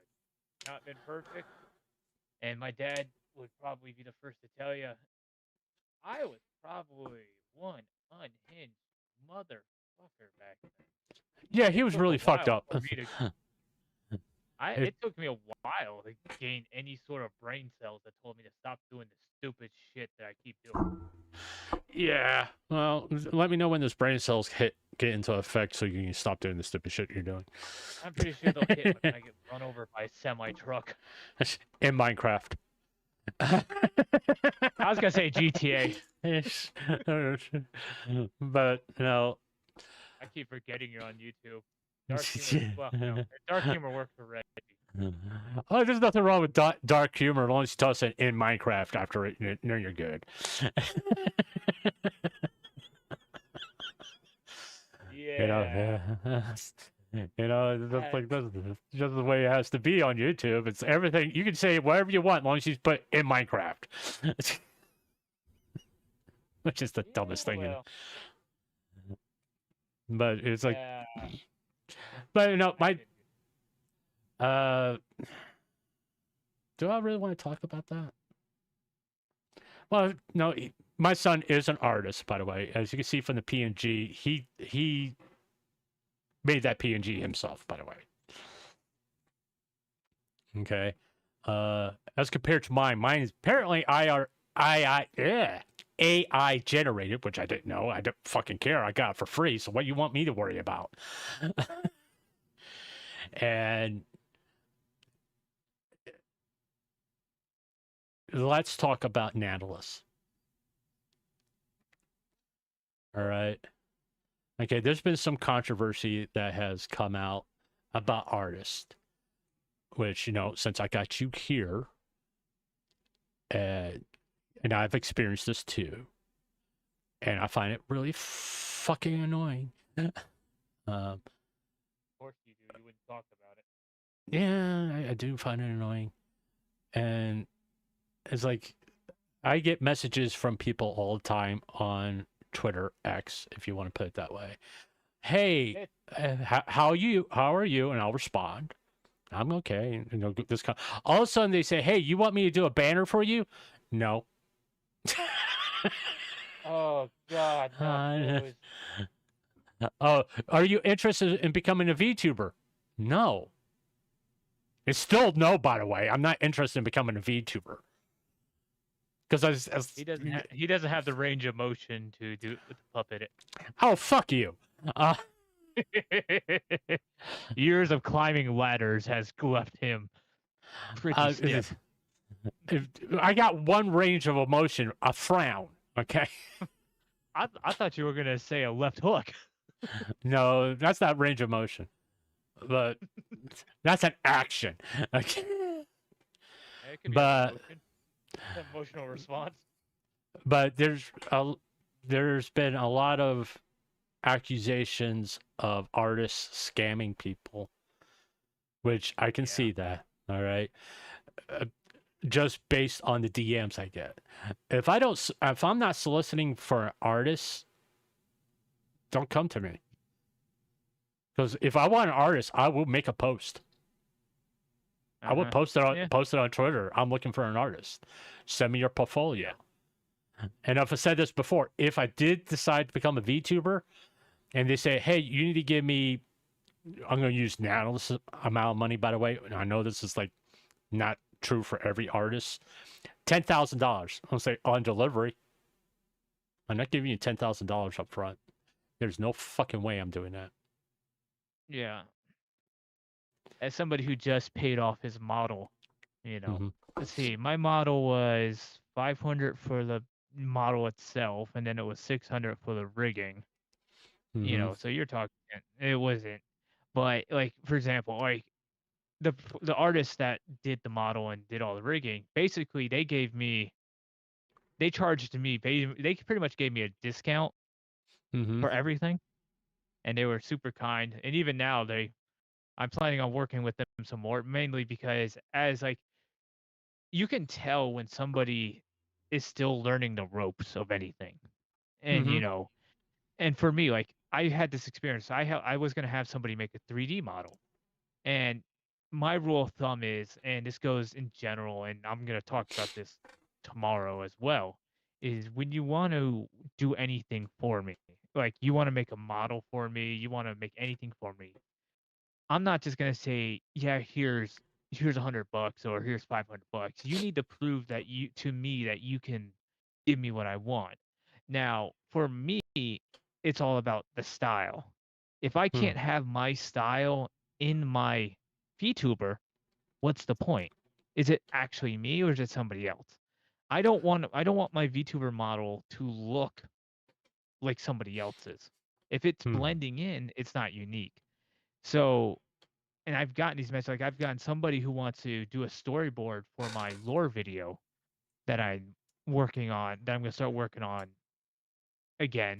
But for me, that's a level, like for me to give somebody permission to do anything with my characters with Zero, like it took a lot for me to just finally say, yes, go for it. Let's make the model. And to put the character in somebody else's hands, that's a level of trust that I had to trust that person not to just do whatever the hell they wanted, and to keep my wishes intact.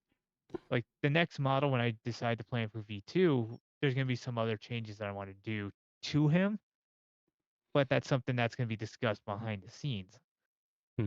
But for me, if I'm going to work on something, or if I want to work with somebody, I'm not going to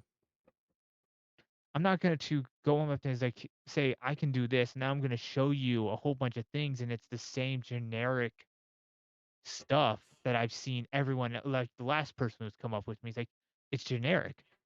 Why do I want generic?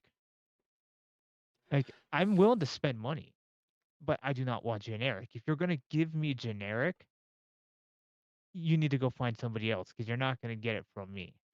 And like, I know, like, I already know, like, tomorrow there's probably a high likelihood those type of people are going to show up. And I've made it clear in my rules that if you do it, I ban you. If you even say it, I ban you. Well, it goes back to, you know, the ridiculousness of thinking of. Sorry, I just saw something on Twitter.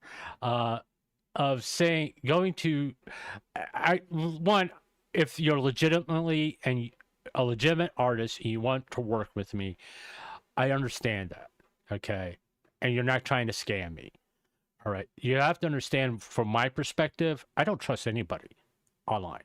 I don't. That approaches me to say, hey, I want to do this for you, I want to do that for you. I'm like, no. Okay. By the way, you have to give me X amount of money before you start. No. It's like you don't go call a car dealership and give them the credit card information to buy a car with one without seeing the car and two test driving the car. Why would you do that with like a VTuber model? Yeah. All right. Especially like I can, for example, I can understand like, okay, let's say you want to give, let's say it's like you give me $20. Like when I started, I gave the person $20 to hold the slot, Mm-hmm. and that was fine. And then they let me pay. Like I've been paying for it all the way up until last week when I finally paid everything off. And the difference is how they approached it. My 3D modeler, and this comes to the thing, the quality of work that they could have gotten, and the only thing I asked from was I wanted proof of concept because I've never seen Zero in 3D. Show me that you can give me what I want in 3D. Now, my mistake was the first model they showed was nothing like the art style that I was requesting. My mistake was giving them too many chances until I finally got fed up and said no, because they sent me another model, and the one thing I know, because I'm an artist and I have the power of zooming in, and I can tell when I can tell my artwork from a mile away. I can see it. They took the PNG model, because I had like the one that I was using for my VTuber when I was trying to rig myself. Mm-hmm. They took bits and pieces of the art from him, and they basically applied it on top of a model, and you can tell. And that was the last straw. And I gave them pretty much a 3-paragraph thing, said that because they kept coming, they wanted money. And I looked at them and I said, there's no way I can give you money. Because they wanted me to choose which model they wanted to finish. And I said, none. Because either you're going to give me what I want, or you're going to get nothing at all. I gave you the chance to fix everything. I gave you all the understanding in the world. And you still presented me something and then asked for money when the work you presented me basically went downhill. Now, the first model, I can tell when somebody's using assets, they were using assets, which I don't have a problem until they don't admit that they're using assets. And I know they were using them. But quality first. Like, I don't mind giving somebody, okay, in order to start my project, you give me, let's say, give me $1,000 and I'll start, and then we can talk about paying as we go. That isn't a problem as long as the quality of work you present to me is the quality that I want. If I say, hey, I want you to take my art style and turn that into the VTuber model, and if they come back and they present that art style, cool. That means you following my instructions. That means, oh, the model that I'm gonna get is probably gonna be what I want. There might be hiccups. Like tomorrow, I'm gonna discuss some hiccups that are with the VTuber model that I have, but they're not enough for me to just say, you know what, they cancel it all. Yeah, It's a start. It's with artists, you know, special like with if I hire an artist, I want things done my way. All right, it's what I call old school thought is I'm paying for something, and I want it done my way. It's like going to a restaurant and ordering a steak. They ask you how you want it done. You don't order a steak and all of a sudden they come out with a fucking steak cooked to whatever way they feel like it that day. That's the same thing with art, especially in the VTuber sphere. It has to be done the way you want it done, because that's what you're going to be associated with. And here's the thing, like, because I've said this before, like the current art piece that I'm working on is I'm working on a Zentrea picture featuring a bunch of the geckos, UV, the greatest Zentrea fan account I've ever heard of is Zen's Meat Stick. And that's the greatest name ever. I had Dream and I have Far West Fox. And Far West Fox drew a basically a casual design for Zen. And my rule of thumb is no matter what I choose, no matter what I do, I need to honor the person I'm drawing. So since I'm drawing Zen, I have to honor Zen. But not only that, I have to honor Fox. And even though Fox isn't paying me money, none of them have paid me money.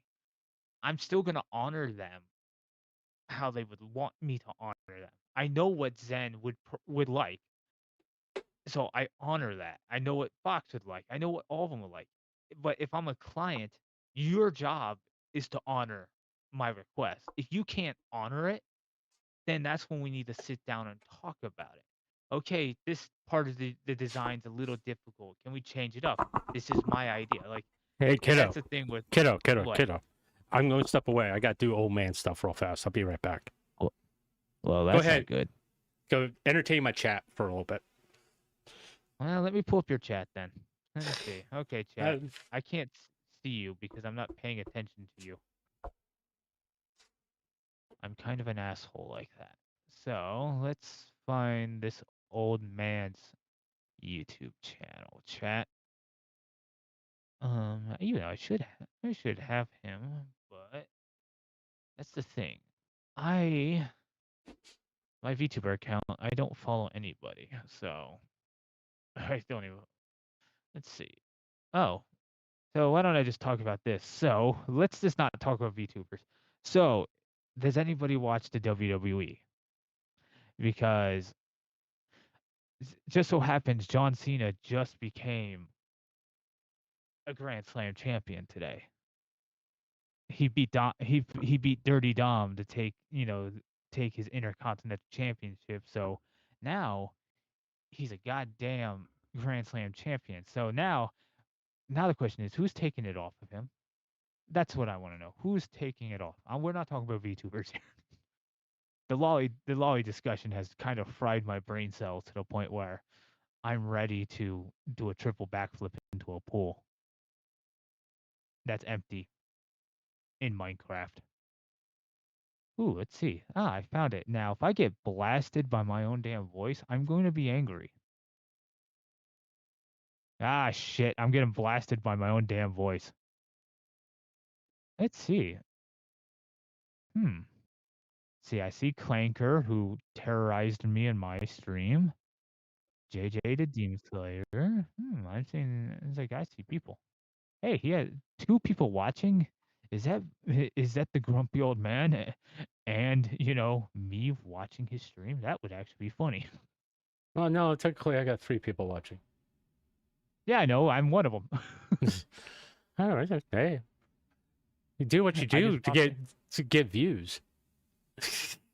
Yeah, well, I just thought I'd just show up and see. Man, you have 148 subscribers. Very nice. Very nice. Yeah. Yeah. Let me give you 149. There you go. You weren't subscribed to me, dude. I haven't. I'm subscribed to my VTuber. I will unsubscribe from you if you keep complaining. I subscribe to you. Yeah, I know, but I'm the type who doesn't do anything, normally. I even follow you on Twitch.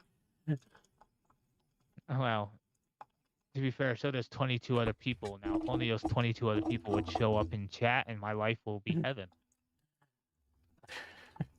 Well, I like to have all 148 people here, yes.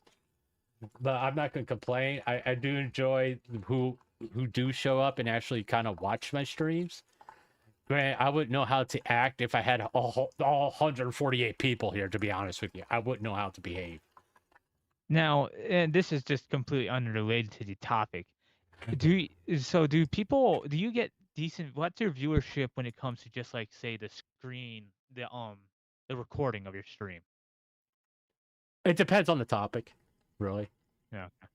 All right. So, for example, like your Cinder ones would do higher than, say, probably this great Loli. It's invading it. I'll show you. It's just not a big deal for me. I don't know why everybody makes a big deal about this. Go to YouTube Studio. Yeah. Hey, don't show that. Why? I'm not giving out personal information. I mean, I got 149 subscribers. Woohoo! Remember, guys, if you listen to the VOD, my goal is to get to 200 by the end of the year. Content. He gets to 200 by the end of the year. He'll shave his head. Oh wait. Shut up. Okay, it's like Tenma. It's got 225 views, 255 views. Now, if I go into this, because it's not Cinder related, analytics, we go to the analytics, and it will go into like, I had like in the first 5 hours, the first 2 hours, it was just actually when I was streaming, I had 13 people there, which is cool. I mean, I have a bad tendency to freak out when I see a lot of people in my chat. Yeah, well, you know what's weird? It's like if I have even one person in chat, it gives me, it's like I get like this sense of this rush of energy, and then I just get super energetic. Like that was what made the collab for me so much fun, is because it gave me something to riff off of. When I have to riff off myself, it don't usually go well. So I mean, I can I can talk all day. It's just I find it's easier when I have somebody else to talk to, and that's kind of what I want. That's what I want my collabs to be. Is like it could be just like 5 hours of talking shit. Okay, and if looking at the Cinder, when I did the Cinder documents, I still can't believe I streamed 10, 11, 9, 3 hours, 9 hours, 11 hours, 10 hours. I can't believe I streamed. Yeah, I was totally freaking burnt out by the end of that.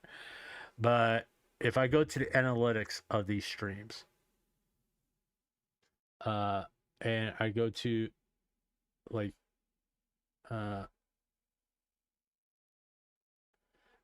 I literally had about popping in and out during the time I was streaming about 100 people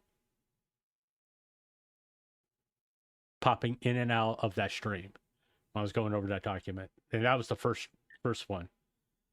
All right, and it was constantly like when I went through that document, there was a lot of people coming in, listen to what I say, being active in chat and all that stuff, which, guys, as a live streamer, that's what we want. I mean, you subscribe for me for a reason, because you think I'm somewhat entertaining. Don't know why, but no, go into chat. Streamers really love to interact with their chat. But it's like these numbers here and are impressive as far as I'm concerned, but is it the main focus of my channel? Because no, you kind of look at what my main focus is. I'm mainly focused on having a good time. It's like when I see like VTuber highlights of like Iron Mouse at 280 and the VTuber of Tenma at 255, I'm happy because it's not drama focused, It's it's just about having a good time about VTubers. You want to have those positive vibes. Yeah. Let me get out of this. I think I'll tell this story.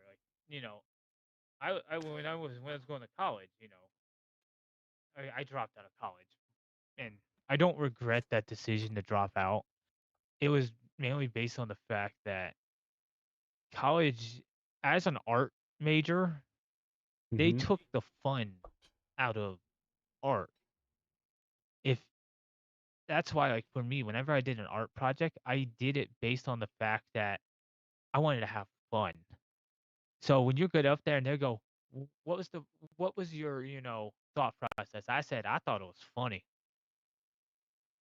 And just that, just the look, like you had kids, you had people doing like serious topics. There was one person that like did one based on like, past suicide attempts and stuff like that. And, you know, good, Mhm. good representation of what they wanted to get out. But me, it's like I don't. It's like I don't. In my art's not meant to drag up, you know, tragedy. That's why I don't use it for that. I use it if I can put smiles on people's faces. That's all I give a damn, and that's kind of how I treat VTubing. Is even though, like, for example, your channel, you've talked about VTuber drama and stuff, Mhm. and I've told you that, and I will tell everyone that for me, I don't like talking about the VTuber drama because to me, unless it's something legitimate, 9 times out of 10, it just leaves me asking, why the fuck do you think it's okay to do half the shit you're doing when all you could have done is not do a damn thing and been fine? Like, when there's a legit issue, we brush that to the side and we focus on the high school bullshit. And that's kind of my problem Hey, with, drama. real fast. Look at the screen share. Yeah, I see it. I saw I saw that I saw that up there and I laughed. Okay, that I've said this when I was covering any drama really. Okay, the reason why I picked the Loli debate is because I really don't care about it. I really don't, because I think it's idiotic. To use the correct term, I think it's fucking retarded. To be honest with you. All right. Yeah. Okay, we got people who I gotta sit there. derail your conversation real quick. All right. You know the scariest moment? You know the scariest thing I've ever done on stream? What? I was playing Fallout New Vegas, and I'm having fun, I'm having a blast, and I try to keep the bad words you're not supposed to say in a normal circumstance. Like I try not to say stuff like retarded, but I accidentally dropped it, and I went, "Fuck." I did not mean to. It's like that just came out naturally, because I'm playing a game. The character does something stupid. I'm just like, you fucking retard, and I'm just like, what did I just say? Thank God no one's watching. Oh look, there's John Cena. Yeah. Yeah. John Cena and Dirty Dom. Did you hear what I was telling your chat? No, I did not. I was telling your chat. I wasn't even. Looks like today, John Cena became a Grand Slam champion by defeating Dirty Dom to get the Intercontinental Championship. Yeah, because I wasn't in the room at the time. That's what I was going on about. But it's I get you totally derailed me. What was I talking about? What was I talking about? Talking about drama. It's I've said this before.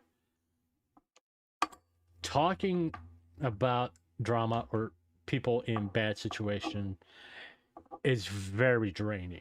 It burns you out really, really fast. There's some people who can do it all the fucking time. Okay, you got people whose whole channel is about talking about drama. Right. Okay. And I can't do that, really. I can't sit there and constantly talk about drama because it tires me out. Because I have to make an effort to not get depressed or get really, really pissed off. All right. When I went through the Cinder doc, or even before Cinder dropped her docs, when I went through all the Cinder stuff from Nanolis's document all the way through, what the fuck is that guy's name? Reigns, I was getting pissed off because it was so fucking stupid. Okay, it was just fucking dumb. I was like, why does this have to be public? What's the heinous thing here? And that's the truth with a lot of VTuber drama, except for the VShojo stuff. VShojo stuff is actually heinous. Okay. Yes, and that's the one time I would say a hate mob is warranted. Okay. Now, there's other stuff that I've covered, Takahana, where there's a alleged crime that actually happened. I can understand that going public because public safety is an issue because someone did something very bad, and the public need to be made aware of. But my problem with that situation, the victim wanted to stay quiet and went to the police. It wasn't the victim who release this information into the public sphere. Is outliers, people who weren't really involved, decide to make these accusations. Yeah. Okay. That's kind of why I think like in a case of like public safety, I kind of understand, but there's also, there's that thing of like guilty until proven innocent, or innocent until proven guilty. I got that wrong, the opposite way. It's like Yeah. you can't say, oh well, this person did this. Like, have they gone to trial? Have they been arrested? If no, you're basing claims off of hearsay. Now, evidence-wise, this is when I just go to the police. Like, you don't need to make this you can say, hey, something bad happened. I'm not going to talk about it. I want to put it behind me and go on with it. Like, but people who like make for example, Zen, when Zen was going through all this shit, Yeah.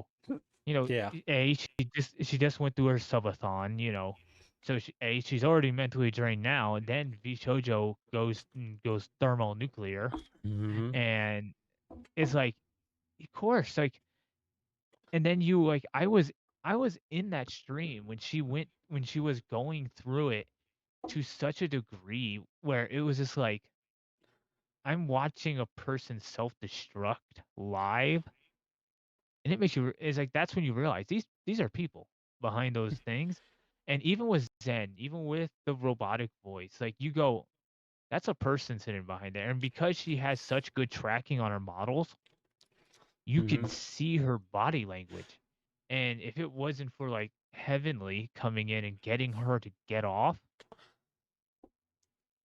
it's like you go, what the fuck would have happened? Because Yeah. she was drinking herself into the ground. Yeah. And sadly, it's not the first time Zen's done that. Yeah, and even now, When like for example, we were, yeah, like she started going through some stuff the other day, and then it was like the geckos and everyone just immediately we jump in just to make sure she understands that. Like I don't know if you were noticing the trend where everyone, yeah, I like did. especially on mine, like the geckos came together, and it was just like you would see everyone just go through, this is my Kamiyoshi, and it was Zen and stuff like that. And Yeah. it was just trying to make sure she knew she was loved. And that's why my message to her was, you're not alone. You got this small army that's ready to back you up, support you, and just make you feel like you belong. And she belongs. She deserves the world. Yeah. And I don't care what I've- anybody else says. Well, She deserves it. what people don't understand about VTubers, okay, there is a difference between someone who decides to be a VTuber and not an IRL streamer. A VTuber is typically an introvert. They want their privacy. Okay. They also typically have some kind of emotional issues. And I've talked about this before, by the way, which they have certain triggers. If something happens, they go off the deep end real easy. Mhm. Okay. Not all VTubers, let me make that clear. Not all VTubers, but there are some VTubers, there's certain triggers that they'll go off on the deep end. And you'll learn them what their triggers are if you watch them on a consistent basis. All right. It's like I could tell you what Saba's triggers are. Saba's triggers are people constantly asking her when she's going to stream. You're letting us down. You're letting us down. You need to stream. You need to clap with this person. You need to clap with that person. She doesn't handle pressure real well. Okay. It literally makes her sick. That's why now her audience is very protective of her. They make sure, hey, don't bring up clapping with people. Okay, I want you to collab with Iron Mouse. Everybody wants to talk about the collab with Iron Mouse. Okay, but we don't bring it up because no, that puts pressure on her. She is such a people pleaser that she feels like she's letting everybody down, which drags her down into the tune where she can't stream. All right. She wants to make people happy. And that's the truth about a lot of VTubers. They get into it to entertain you, to make you happy. And if you look at, like, I kind of associate VTubers with comedians. Comedians are the most emotionally hampered people. Most comedians have a really, really dark side to them, almost to the point of self-harm. So perfect example, Robin Williams. Yeah. Now Robin Williams he went through his whole life being that way. It wasn't until he got on medication that one of the side effects was suicidal thoughts, and it was the wrong medication for him, caused him to commit suicide. Sadly. But it's you gotta be cautious. Understand that if you're during a stream, you see your favorite VTuber like Zen. I'll use this. I was there when she got the news that her mom passed away, and she was really, really close to her mom. She literally imploded. She started drinking and drinking and drinking and drinking, and she was so fucking drunk. She was saying some really disturbing stuff during that time. And everybody told her, get off. Go get help. Go talk to somebody. You don't need to be streaming right now. We will be here when you get back. We want you to be okay. Which is a very good thing about that community. All right? They are very concerned about that person behind that avatar. They want her to be happy. Okay? And that's the thing. Like I've posted this on Twitter, and you know my history. Like I can relate to the people who have the, like, when it comes to, like, I'm one of those people even now. Like my streaming schedule got so erratic because I go through shit and I don't handle it well. That's no why, kidding. Like, even now, it's like when the VTuber model, when my VTuber model was done, I was going through it again. But and even when I got the model, I was like, I wasn't happy when I got the model until I finally got everything, loaded it up, and I was finally playing with it. And then it was at that moment that I finally everything went away. All the bad feelings, they just disappeared. And I was like, okay, what I wanted became a reality. And for me, like, after work, I would normally take a nap, lay down. And that's one of those things with depression you learn, is that you're always tired. 1 second. You're going to hear some music real fast. I want to play like something in the background. Okay. I just want like some videos play in the background so people have something to look at besides just YouTube, Yeah. Okay. But so when I got my, everything in, and I was talking about depression, and I'm always tired, that sort of thing. Mm-hmm. The past 5 days since I got the model, I haven't gone home and just taken a nap. I've gone to bed with a smile on my face for the past 5 fucking days. They got medicine for that. Yeah. My joke is cocaine. But like I've never been so happy, and it's reflected even in art. Like as an artist, like, the whole, the cliche that, artists are just a bunch of depressed people, like I can usually draw when I'm feeling down, but when I'm happy, I can just enjoy the grind of trying to make the best piece of art. and it helps that I can let it go. And this is the first time in a while that I just said, you know what? Everything that's happened the past year, and even in my life, it doesn't matter anymore. I finally decided that I don't give a damn about it. Well, That shit is over. it's like I tell people, is that I appear to be emotionally stable. My son could testify to this. I appear to be emotionally stable all the time, but I'm not. Yep. Okay. He's about as stable as the Chernobyl reactor. Okay. One thing it's a good thing and a bad thing. From my perspective, I don't tell everybody what's wrong with me. I don't sit here until really it's bothering me. I have broken down on stream before. Okay. Especially if he will tell you, when I got my diagnosis, I was a fucking wreck. I was a fucking wreck. All right. Yep. But I didn't really show it to him. I got my diagnosis. It took me 3 days to call him. Mostly because he wouldn't answer his fucking phone. No, you called me. And this is true. Like, he called me when he was. I think I got the call when something was first going wrong. I was on vacation, and I think you had a heart attack, or you were just having the symptoms of a heart attack. No, what was happening, I couldn't breathe.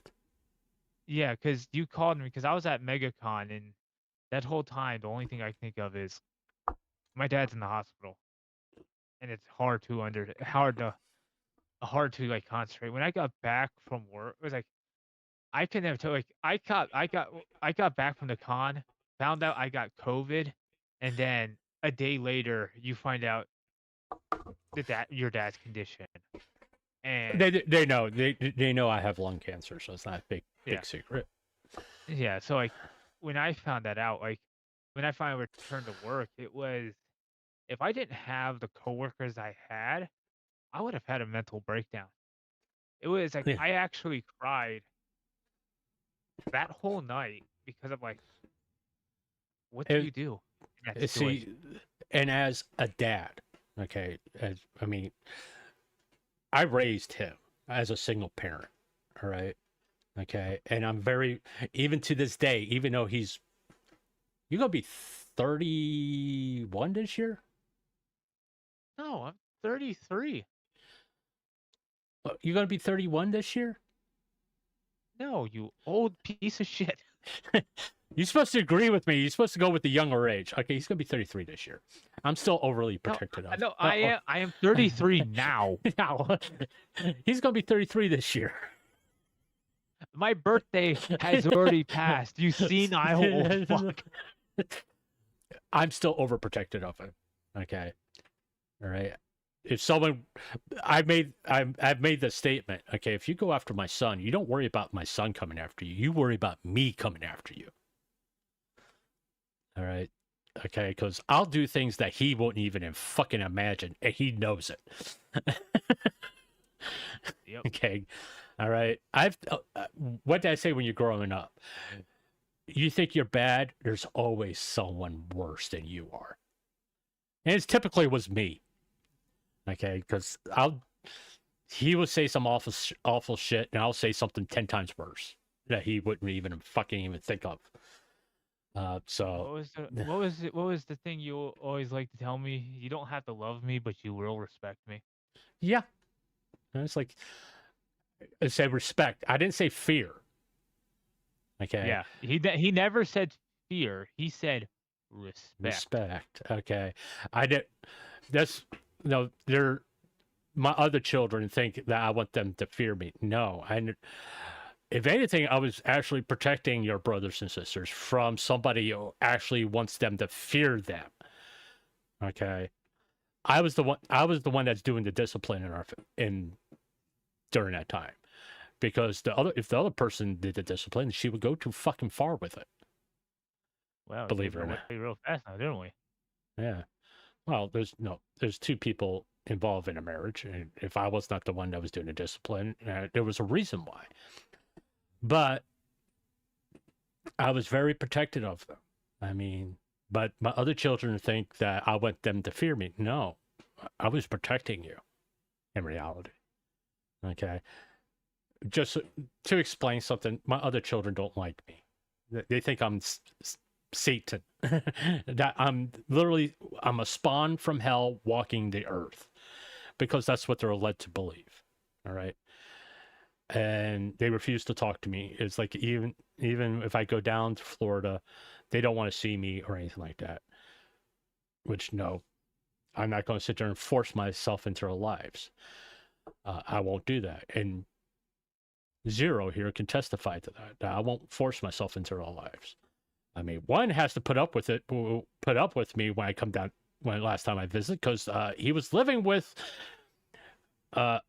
Mima, and Zero lives with Mima. So he didn't have a choice other than accept the fact that I was there. Yeah. Yeah, okay. Because Mima... That's the thing. Like,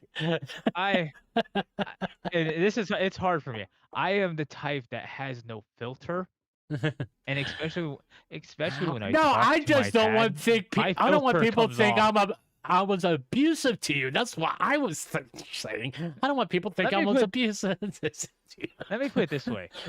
My dad is the type of person, like, he's never hit me except for once, and I had this coming. And it's because everything that I've gone through, childhood, what happened like between me and my mom, and it caused a lot of mental scarring. And you want me to tell? You want me to tell the story? Because I'll probably tell all of this. I'll probably can tell it a lot better than you can. Well, let me just tell it my way, because it's oh the dear simplified God version. I can make it real simple. Well, he took I can make it simple too, because I still remember it. He took a swing at me. He learned that was a big fucking mistake. Well, it's not just that. It's what led up to it. Mm. It was me going through this, mental breakdown that would happen. Normally, it would happen at least once a year as I was growing up, or that after, the incident, with my mom. I would almost every year on a dime, I would just, go south, and I would go south fast. He start lashing out. That's what he's trying to say without saying it. And that's what happened. I remember it because I started lashing out. I lashed out at Mima. I basically was trying to pick a fight with somebody. And he picked a fight with the wrong fucking person. That's what it's for.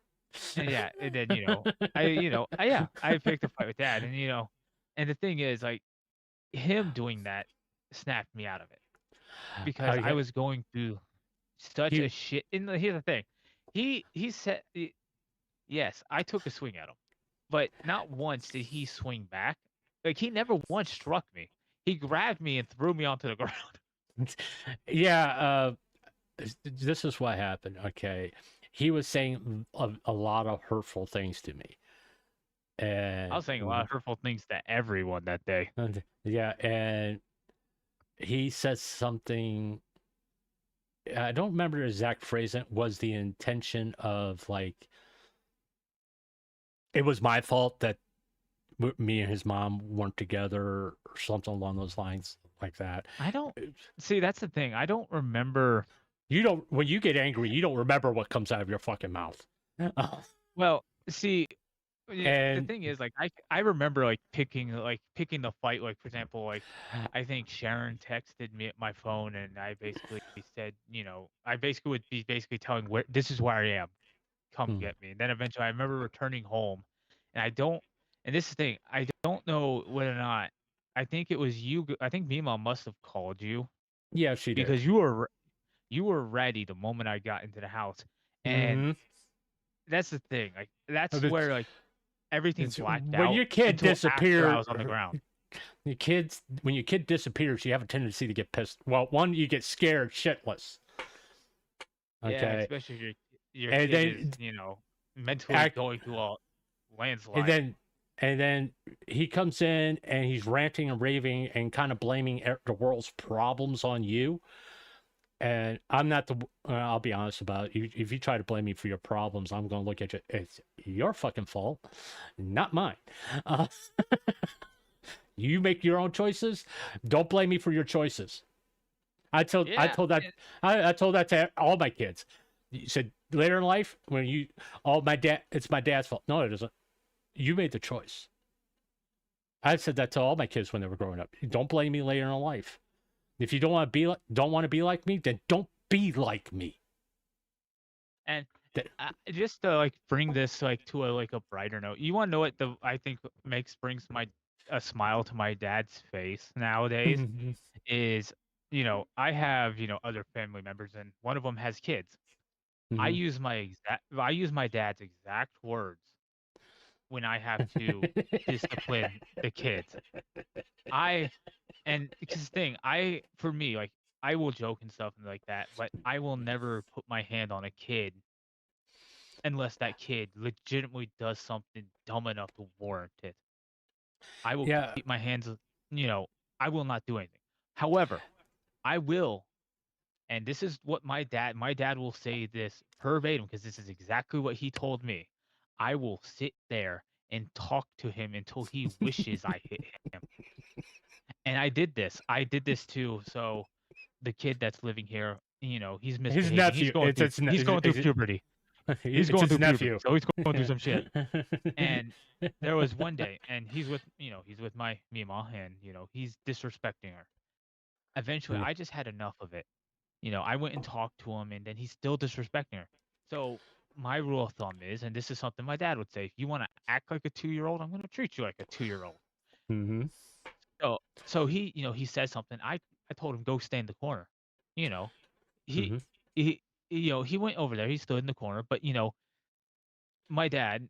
And did you ever tell him that you were in the military? Yeah, they know I was in the military. Okay. So I think this is just the military genes that were in my dad have passed on to me, because I went full drill instructor on this guy, on this kid. So he's standing there, and he's, because what he did, I told him he needs a service punishment. It's 30 minutes. Stand there and look at the wall. And he looked at me, and I punched the wall, and I told him, "You stare at that wall because I will stand here for 30 minutes because guess what? I can it's like if you want to make me miserable, fine. I can take it. You can't. So stare at that wall, think and reflect on what you've done, and then go back. And then when you're finally able to go back, you need to apologize. Now, will I say he's done what he needs to do? No, but he's still a 13-year-old kid. He Yeah. has a lot of growing to do. But for me, I'm watching. I do watch. I watch everything, and I've learned that from from work, because I have to be very detail oriented at work, and I've learned it just in normal life. You pay attention to everything. The Like funny I thing growing up is like I was paying attention to everything, and my kids would go like, "How does he know what we're doing?" like Because I'm paying attention to I what you're fucking doing. That's why. it's like I can walk around and I can see it, and they'll Mhm. never know that I've seen it. Like at work, like OSHA has rules and stuff that you can't do. Simple Yeah. rules. Like for example, you can't stand a pallet on its side. Leave it unattended. That's a $5,000 fine if somebody comes in and sees it. Mm-hmm. So like me, I'm walking, and guess what I'm doing? I see every single thing that's wrong, including the pallet that is standing up on its side. And the bosses that I have, they walk right by it. So what do? I go, we're walking back to back, and it's like, oh yeah, go. Boss tells me to do something. And I said, do you want me also fix that too? And I point to the pallet, and he goes, oh, I never saw that, even though he just walked right by it. It, That's the difference of growing up. You will notice everything. okay, getting back to how I discipline my kids. what, when they were younger, yes, they got swatted. They got spanked. Okay, it wasn't to instill, make them fearful of me. It is about respecting authority. Okay, because when you get out in real life, if you do something wrong, a cop's going to come up and put handcuffs on you. You have two choices: either or you're going to deal with the police, and your best bet is be respectful to them. Okay, don't be a fucking moron. But after that, they reach a certain age, really, where spanking isn't the best method. Okay, corporal punishment isn't the best. I would say around like 9 or 10 years old. What's the worst thing you could do to a kid? Make him sit there and listen to you talk. Okay. Yeah. And what's worse is my dad will repeat the same damn thing. It will be 2 hours into the conversation, and he has somehow gone full circle to repeating the same exact thing he just said. And that is not, there is no hyperbole. He will literally go right back around. And I have done this where I've gone right back around. I've literally lectured my kids for 3 hours straight.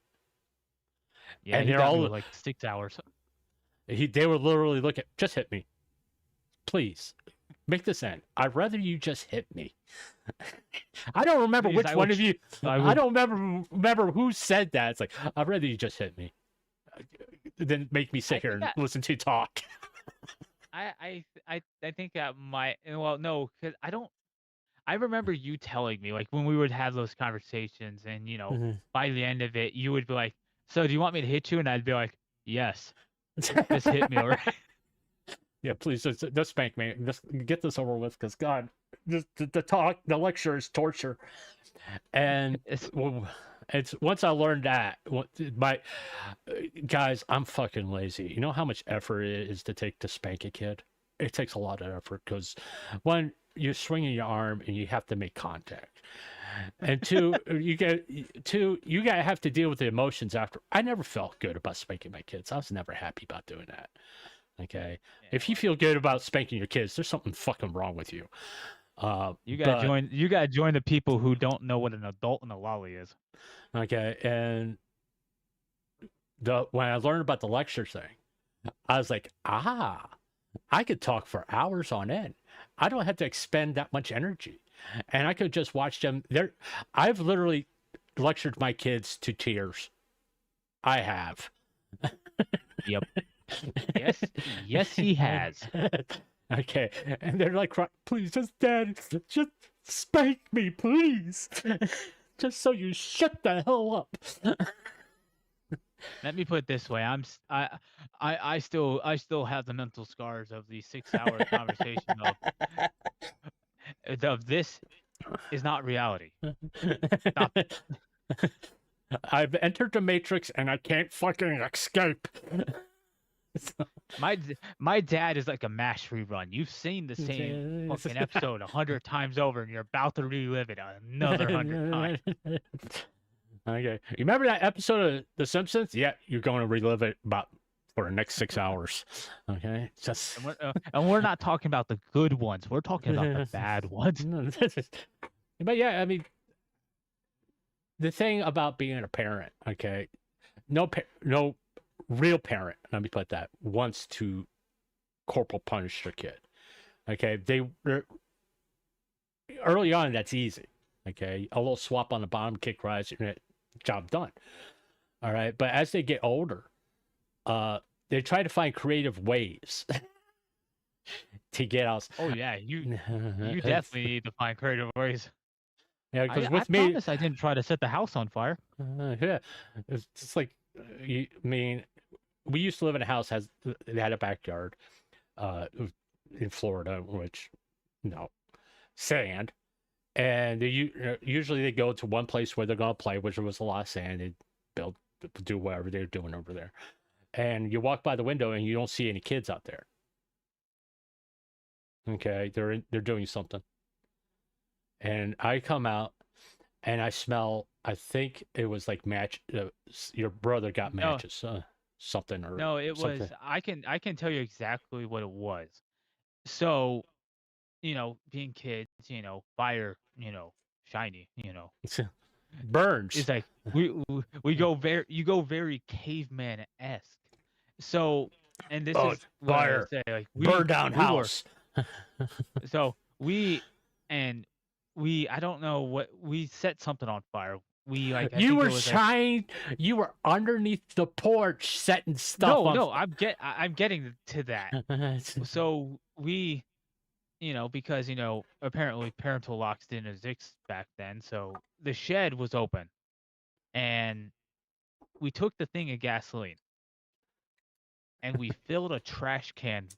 We just dumped the whole damn thing into a trash can and we set that fucker on fire underneath the goddamn house that is made out of fucking wood. And all I remember is we got it out. Dad comes out there and he looks fucking bewildered. And then the next thing I remember is a fucking lawn chair going flying. Yeah, it's like, what the fuck are you doing?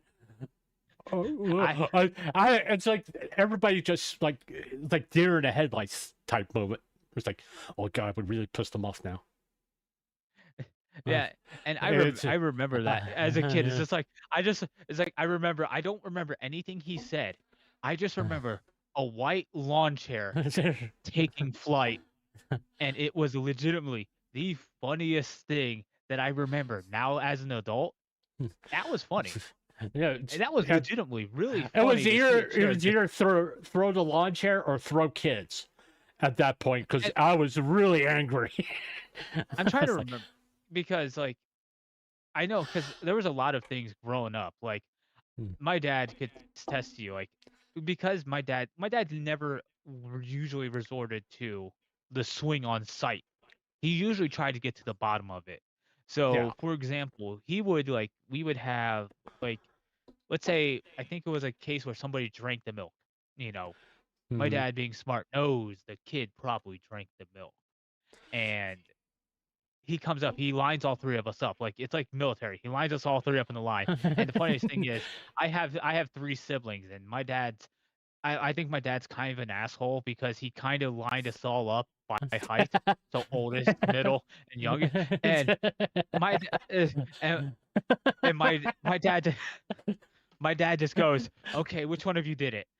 And he knew by now that I knew who he did knew it. which ones were gonna lie. He knew which ones were gonna lie. Now, for me, like I did do a lot, but he also knew that I didn't want to have to stand there all day. So he would ask, and I did it, and he literally looked at me and said, "No, you fucking did it. Go to your room." I see the key with parenting. You know, this is misconception that a lot of people have when they have kids. They're all the same. No, they're not. They all have different personalities. Okay, all my kids have different personalities. Oh yeah. Okay, Definitely. my son here is a lot like me. It's like, how can I get out of this as fast as I can with the least amount of energy? I don't want I don't want to spend a lot of energy on this. If I take the blame, I can go back to doing what I was doing before, which I was really actually enjoying. Yeah, I remember like some of those conversations where Dad just goes, "I know it wasn't you. You're just saying it because you don't want to listen to it." Mhm. And here's the thing, like as much as like the bad time, I remember like there was a lot of funny things my dad did, and like my dad, my dad was the scariest man in the world to me growing up. But my dad was also terrified of spiders. No, your mom was. I wasn't. The only time I screamed like a little girl when about a spider when I was taking a shower and one was crawling up my leg. I freaked out about that. I don't know why I think you were the one scared, but I remember we were at the house, the same house we tried to light on fire, and we were I don't know what we were doing. We were in the garage, and I think we pissed off my dad. We doing something, I think we got into his tool. So he was, like, motherfuckers, these aren't your tools. Stop getting into them. And Mhm. where we lived, you would get some pretty big ass fucking spiders. They'd be Okay, wolf spiders. They'd be, banana spiders. If you Google banana spiders, that's the spiders we're dealing with. They're Oh. big fuckers. but still, like, they'd be big ass spiders. And Mm. my dad was angry, and I remember this because we were in the garage. There was this spider going up the wall, right next to us, and this motherfucker could have hit him with anything. He could have. He went and put his foot through the fucking wall. I remember this because the spider was going up. I pointed to the spider. My dad, like he was in the WWE, big booted this fucker through the wall. Well, He did not think about it. He put that fucker through the wall. it's just with your kids, in reality, what you want to do with them is you want them to respect you and fear you just a little bit, okay? Because you always have to you want them to wondering, what are you going to do next, okay? As far as, if I do this and get in trouble, what's the result of me doing this? Like, am I going to get spanked, or am I going to be grounded, so on and so forth? So I got would a question. purposely do things to sit there and have them going, is he going to knock my ass out? Which I would never do. I would never done that to any of my kids unless they took a swing at me. It's like, You've been there, done that. With him. Okay, he took a swing at me. I literally grabbed him by the throat and did a choke slam. Yeah, I was Rey Mysterio, and he was the Big Show. Oh yeah, I literally grabbed him by the throat and just put him on the ground. And I think I said something along the lines. I said, you will never be as bad as I am. And I said, I don't care if I'm 75 fucking years old. I'll still be able to put your ass on the ground. Okay? Because when my son has a temper. Okay? If I was to compare my temper to his temper, my temper is is a fucking the tallest mountain in the world. His is a fucking molehill comparatively, because I would go to places that he wouldn't even imagine. Because he said he had a rough childhood. I had a really bad fucking childhood. Okay. And I have a lot of anger inside of me. I've talked about this. I have a lot of anger inside of me, which I control. All right. I've dealt with it. But if you get me really, really angry, it comes out. And I will go to places where most people aren't comfortable with. All right. Because of that anger. And I'm very aware of that. That's the reason why, like, if I get angry, I will walk away. In the middle of he will tell you, in the middle of a fight with his mom, I have literally walked out of the house because I was getting to the point where I was going to do something that will land me in jail. All right. That's because I knew I was getting to that point. And it's like, I'm going to fucking leave. I'm just going to get out of here. And in his mom's credit, she fucking followed me. It's like, hey, the kids are going, just let him go. Just let him go, Mom. Just let him go. We see the look. See the look. I'm gonna be honest with you at the moment. With the debut coming up tomorrow, and also to bring it back to less traumatic childhood experiences that aren't just funny ones like Big showing a spider or choke slamming a child like he's Rey Mysterio. So this whole time, like when you've been going through your conversation, I have VTube Studio up, and I've been sassing you the whole time with Zero. Well, I can't see that, so. Well, I was gonna ask you because I don't know. So are you streaming just the window you're in, like just your browser? Yeah, I mean, I can go to Twitch if you want me to. No, I'm not on Twitch. So I was just gonna share your stream so you can actually see him moving I mean, yeah, instead. So I don't know if that will work if you share me your screen. Yeah, you can. well, what I want to know is just in case so he doesn't get like so you like for example if you switch over to Discord, All right. you're Okay, not I'm in. gonna, it's not gonna It's, say it. no, It's not gonna show it to that one. No, it's not gonna show on Discord. Okay, Discord, you won't. They can't see Discord. All right, let me. I'm pulling him up so you can see him. I just don't know whether or not. I don't know if I have to end my. Okay, let me do that, and then you. Yeah. There you are. I can see him. Yeah, you see him? Yeah, I can see him. Yeah. Yeah, so like the whole time I've been like just doing this, like I've been nodding my head the whole time.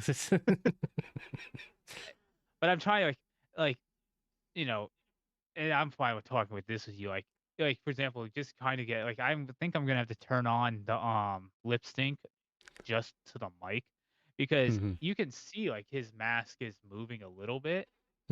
Because I made it. I wanted them to like when they asked me, did I want to toggle to take off his mask? And I was like, no, don't, his mask stays on.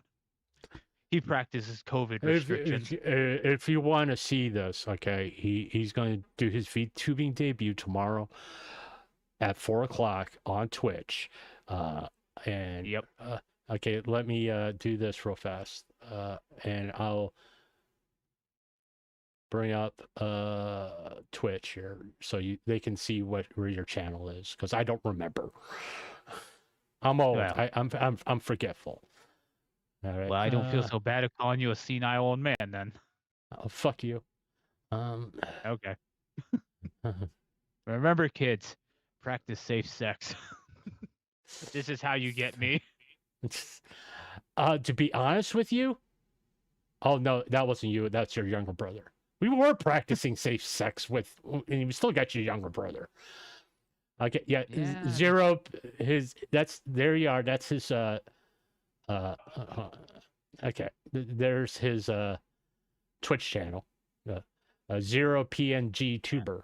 If you now go there, give him a follow, you can check out his debut. And his last stream was when he was doing his collab with me. Yeah, well, when you're an emotionally stunted 33-year-old, you tend to not want to stream when you're feeling like you want to do a triple backflip into the quarry in Minecraft. Well, no, some people say that's the best time stream. You just talk out your problems. I do that all the fucking time. And some people get entertained. It's like I didn't tell you this, and don't you get mad at me, by the way. I was streaming,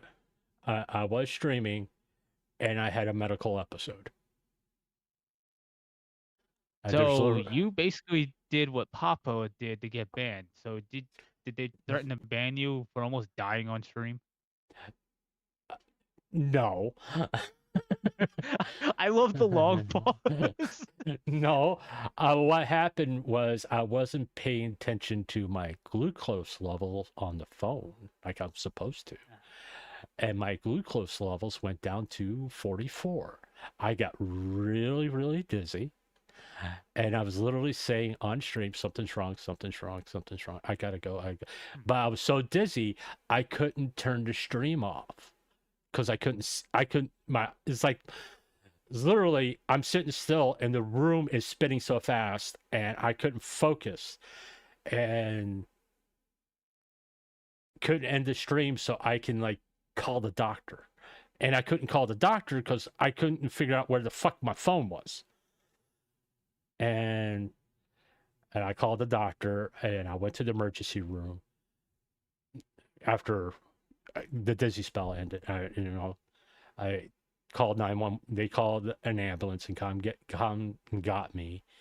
And I got a little sensor on me now that automatically monitors my glucose levels, and they saw what's going. So they gave me basically sugar water and pumped it into me to increase my glucose levels, and you said, you were down at 44. You say if it would have gone down 2 digits lower,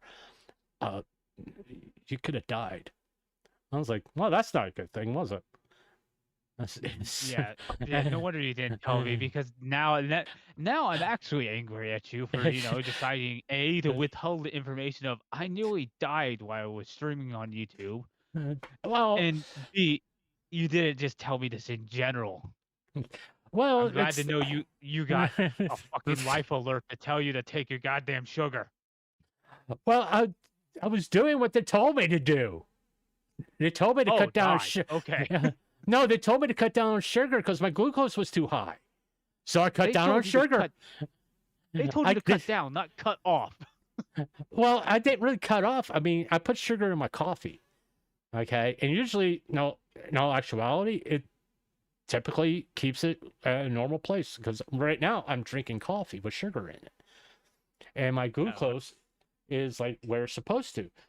It's what happened was I was really active that day.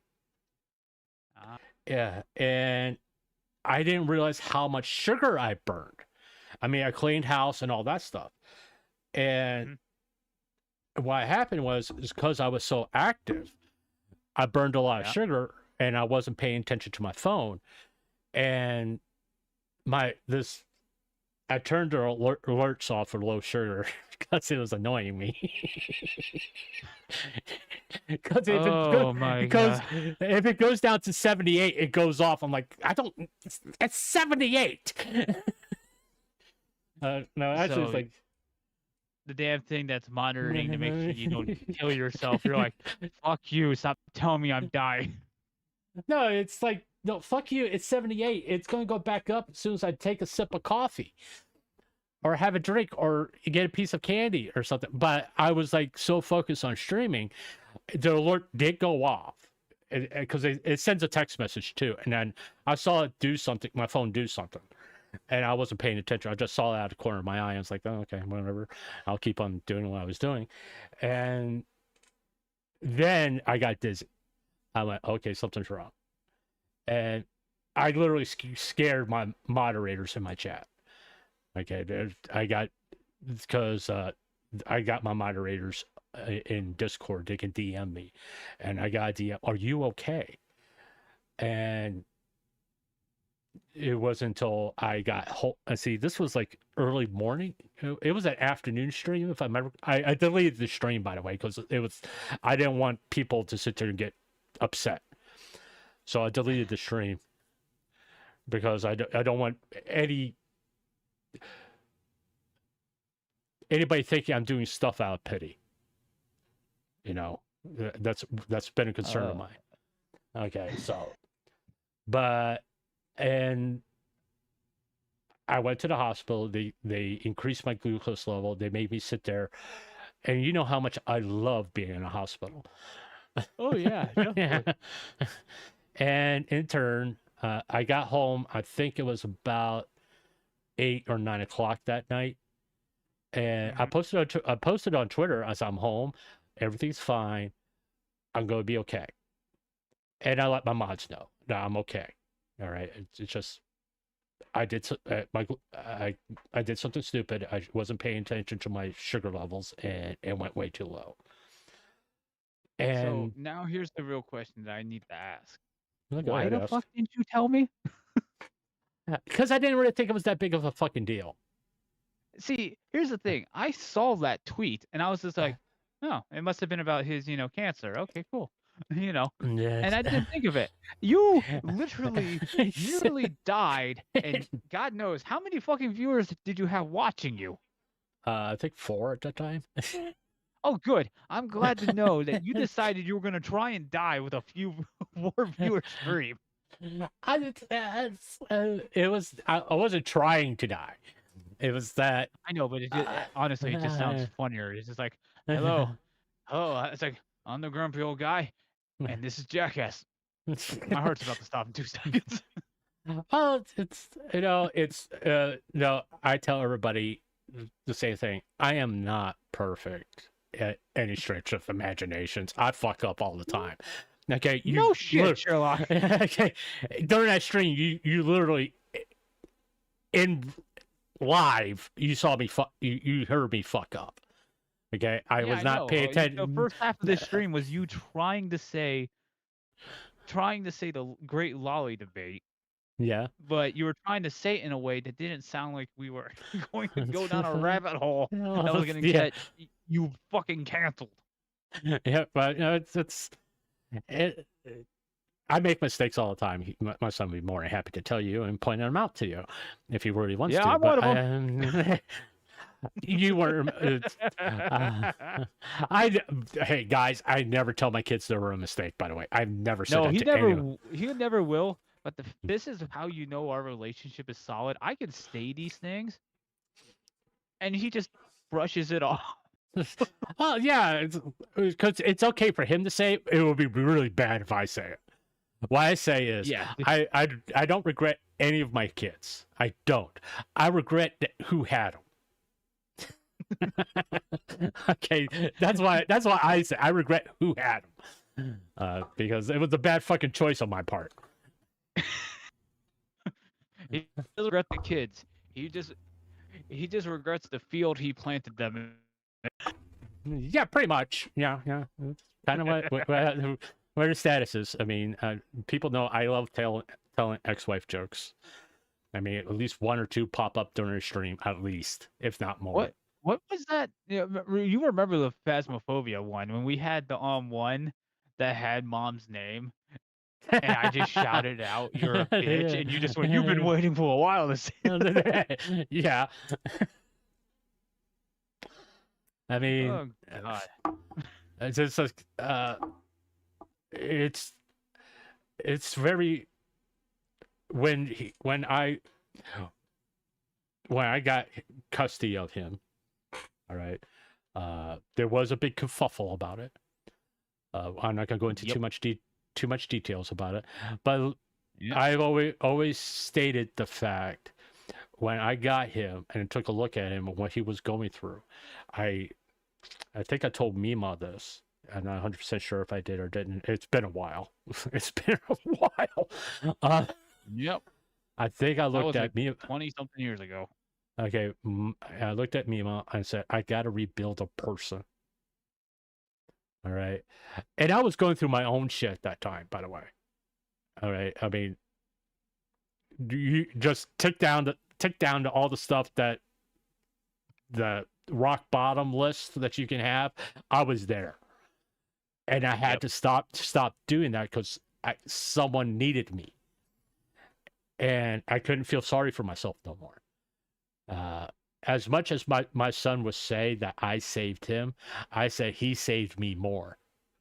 Because it's probably after we just say we saved each other and just go on with our lives. Yeah, and because, you know, everybody wants to feel needed, you know. Okay, and when you don't feel like anybody needs you, that's a dangerous place. It's a very dangerous place to be. All right. Why did I start doing content creation and stream? I wanted to talk to people. I want to interact with people, you know. Not that I was lonely, is because part of my old job is going into people's houses and interacting with people. And I'm not really a people person. My son will tell you that. I'm not a people person at all. No, but I know I got those genes. But the same token, I am not an isolationist. I do like interacting with people on occasion. I do like talking to people. But I don't really need to have a significant other either. Mostly because I don't want to deal with a fucking headache, to be honest with you. I like the quiet. I don't like coming. I like the fact I come home and somebody is not yelling at me. All right. Which is something he's learning right now. Okay. But I also miss interacting with people. It's like, I love the fact I get to talk to people from Brazil.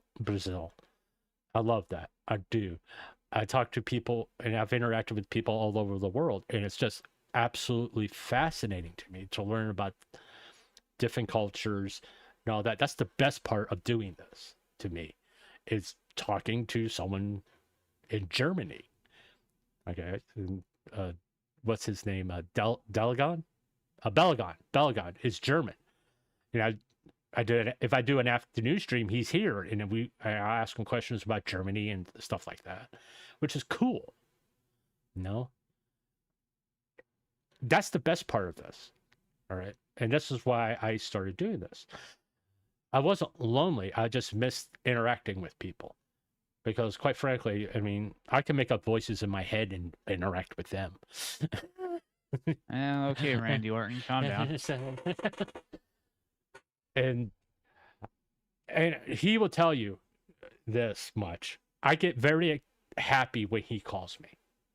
I've never answered when he calls me. I've never answered her phone and go, "What the fuck do you want?" No. Here's how the conversation goes. Hey, kiddo, what's up? Yeah, That's pretty much. exactly what the first thing that comes out of his mouth. Yep. And then I just go, okay. If it's a good thing, I go, yeah, I got some news. Like today, I had to call him, and apparently, he's an old man that needs to sleep in the middle of the afternoon. Can't confirm that, can you? Oh, yeah, the chat knows that. I mean, I tell people I take naps all the time. It also doesn't help the fact that it's like after I get done with the stream, I will lay down and sleep for about 3 hours, and I'll be up at 3 o'clock in the morning just putting around the house. And then go back to sleep. He expects me to call him randomly. And then I don't really expect you to call me at all. So this is how I describe to my coworkers, like the coworkers who I've told it about my dad, especially when I told them that my dad's cancer. They're like, do you talk to your dad? My response will always be, I talk to him like every few months, and they go, what? I go, yeah, that's just how we go. We wait a few months, and then we spend about 3 hours discussing what the hell has gone on in life, and then we do it again, rinse and repeat. Yeah, I mean, I'm not a big phone. He tell you I'm not a big phone person. I don't like talking on the phone. I really don't. I've always been that way. It's like your grandma. Why don't you call me? Because I don't like talking on the phone.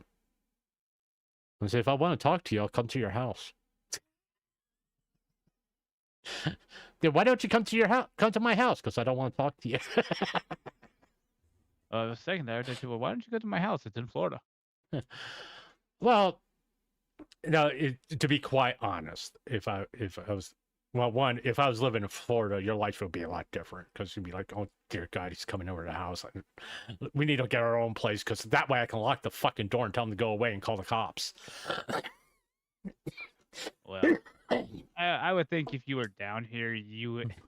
The thing is, like, I think I wouldn't still be in the situation that I am now if you were still down here, because it would have been like, okay, this is what you need to do, and you're gonna fucking do it.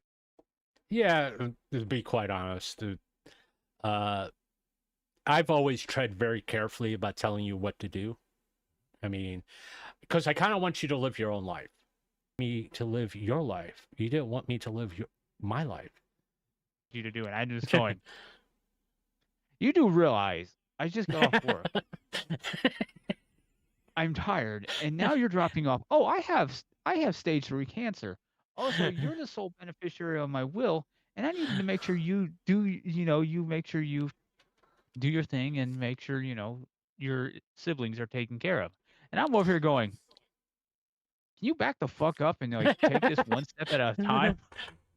No, because I was actually driving at the time. No, I was home. I'm just like, I'm sitting here going, my fucking dad is over here just going, yeah, I'm not gonna explain, like, it's because it's copyrighted, because I'm showing a copyright. It was the video in the background. That's what happened. As soon as I do that, and hopefully I don't have to create a new stream. One second. I mean, I just clanker just rip. I was like, well, I guess somebody decided to say, nah, you know, they kind of got off topic real fast. Okay, hold on. I'm gonna have to restart OBS so we can get the stream going again. I got to close those OBS. Oh, joyous day. Like, All right, it should be back up. It should be back up. I mean, all I have to do is close OBS and go back, and you'll come back. I mean, come on, well, dude. It's I like, see you're live. I see your Oh, yeah. PNG looking like he's having a stroke. yeah, it's live again. Wonder. Ay, ay, ay. There we are. I just got to be mindful of if I what can I play? What the hell was the last video you played? It was Disturbed Sound of Silence. Oh, And we Yeah. were talking, I wasn't paying attention to it, and if I saw I it, think one. No, Do all the VTubers ones, it was doing fine, and then yeah, I think you somehow got into My Chemical Romance from the looks of it, and then you know. I wasn't paying attention to where we're talking. I didn't see it in the background, but you know, let's get rid of that. I don't need that anymore. Okay. You know what? Fuck you all. I'm gonna play one of my streams in the background. I'm gonna self-promote myself. Yeah, I'm just gonna play one of my streams in the background. So try to shut it down now, son of a bitches. Yes, no, it's gonna be funnier. Like you just got copyright. The system for shows that you're you're showing somebody else's contact. It's my contact, motherfucker. Yeah, it's my contact, you son of a bitches. See what you can do about that one, huh? No. Did I hit play on that one? I just leave it like that. No, it's playing. Just leave Okay. it with Cinder. Yeah, it's just whatever. It's like fuck you. I can understand if I was actually playing the music, but it was just a fucking something in the background so people can have something to watch.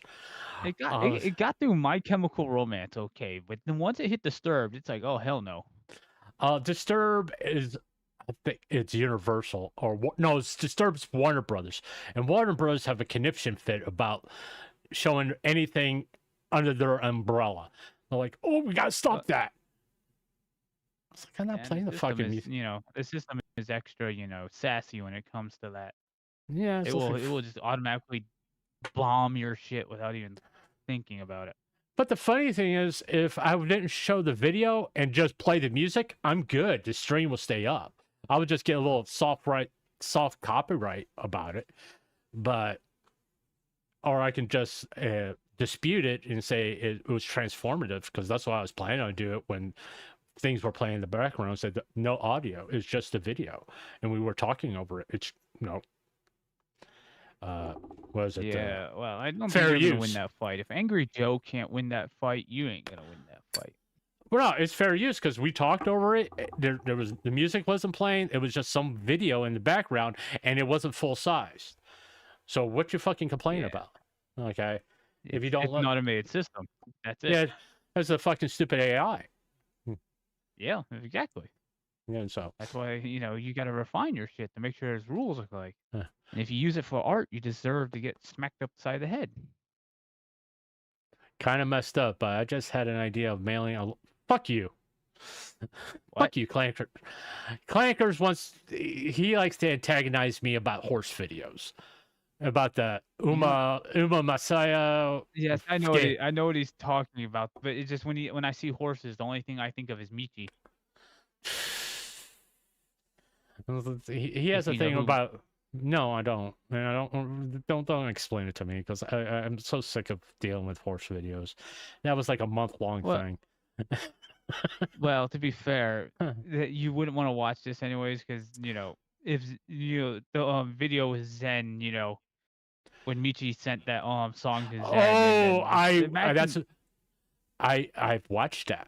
I've actually got that like saved. So like if people get really down, I would play that video, and Clankers hates that video, by the way. The horse cock video. That's what we call it Yeah. here. And that just that expression is so fucking funny. It's just it's like I last week's VTuber highlights was Tenma, and what the fuck happened there? I don't know. Why is it showing? Oh, it's actually because that's actually part of the video. Kind of fuck. Oh, look at the OBS within the OBS. Yeah, it's OBS inside the OBS.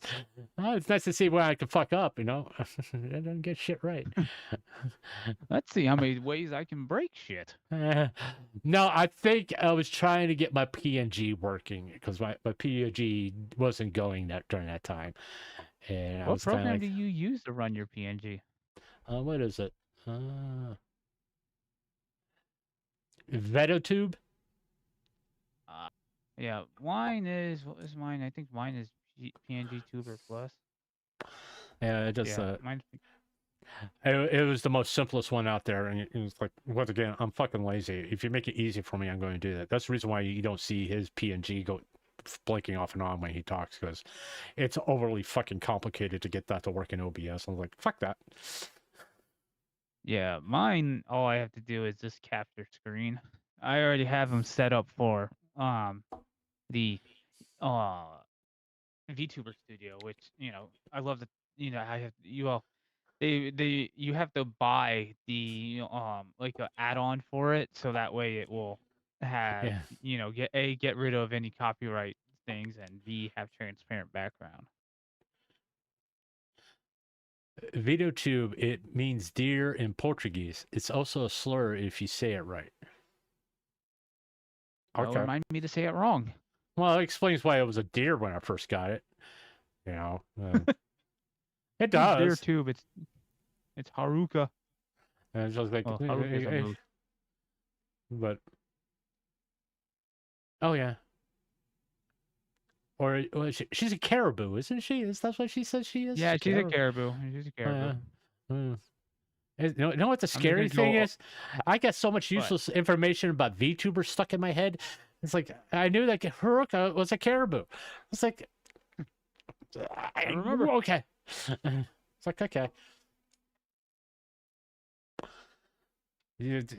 But you know, I just can't believe that YouTube shut that down because I was just playing a fucking video. That's her name. Yes, it is. And it's the funny part about YouTube is, like I said, I can literally play Sound of Silence as like my intro song. As long as I don't show the video, it won't shut the stream down. But like once this goes to VOD status, they'll ask me to edit it. I'm like going, no, it's fair use. We were talking over that, and the music wasn't playing. It was just a video. Okay, and you're allowed to play a video without the fucking music, unless you're showing a song, an OP of an anime. The Japanese get fucking pissed about that for some reason. If you play 15 seconds of it, it's like, fuck you. They love their their rights, and they're gonna defend them to the death. I mean, I wish I could like I wish YouTube will allow you to like region lock stuff. It's like, okay, I know I'm gonna have a problem with Japan, so I'm not gonna make it so my video's not available in Japan. So I could. I don't know why they wouldn't. Well, because I believe I think the countries themselves tend to region lock their own stuff. Yeah, I mean, it's like I don't want my video shown in this country. Why? Because I don't like that fucking country. I don't want none of those people to see it. So I'm racist. It's like me at war. I gotta tell this story because it's still the funniest because the way I am at work, because of how friendly I am with everyone, I was coming back to the back, so I'm on my way back because I had to go to the garden center because there was some old lady that needed help carrying bird seeds to her car, and because everyone in that store is a bunch of baby bitches, they always call me to do all the heavy lifting. So I went, helped the old lady. She was nice. Cool. Okay, on my way back, I get a call from one of the managers, and he's like, "Yeah, I need you to go to the back, and clean up, some trash that I left that he made a mess out of. But he also stole my printer, and I need my printer to print labels." And he was like, "Oh, I got your printer. I'll bring it to you." He's like, "Where are you going?" I said, "Going back to the baler to go throw this shit away for you." And he goes, "Oh, okay, I'll meet you back there." I come back there, I'm throwing it away, and so the one thing about me is I'm so liked by everyone. They'll say shit to me, the most unhinged shit to me, and it makes me laugh. And they know I don't care. So I'm coming back, and they're like, "Hey, what you do?" It's like, "What you doing?" I said, "I'm here to clean up so and so's mess." And one of them, without skipping a goddamn beat, he goes, and he says this loud enough so I think the whole back room can hear it. He just goes, "Oh, so you're the cracker they got to clean up this mess." And I'm just like, "You motherfucker." Because he's right. Because as I Yeah. said, I was like, I'm everyone's favorite goddamn cracker in the store.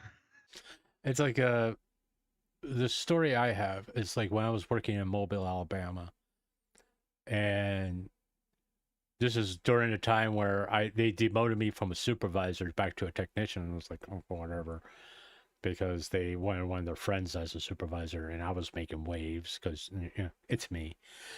Because I want people to actually do what they're fucking supposed to do. Yep. But and I wasn't exactly living in the best neighborhood in Mobile, Alabama, and but the people that were there, because they would send technicians from Mobile, Alabama to where I was supervising, and they loved it because I made sure everybody made money.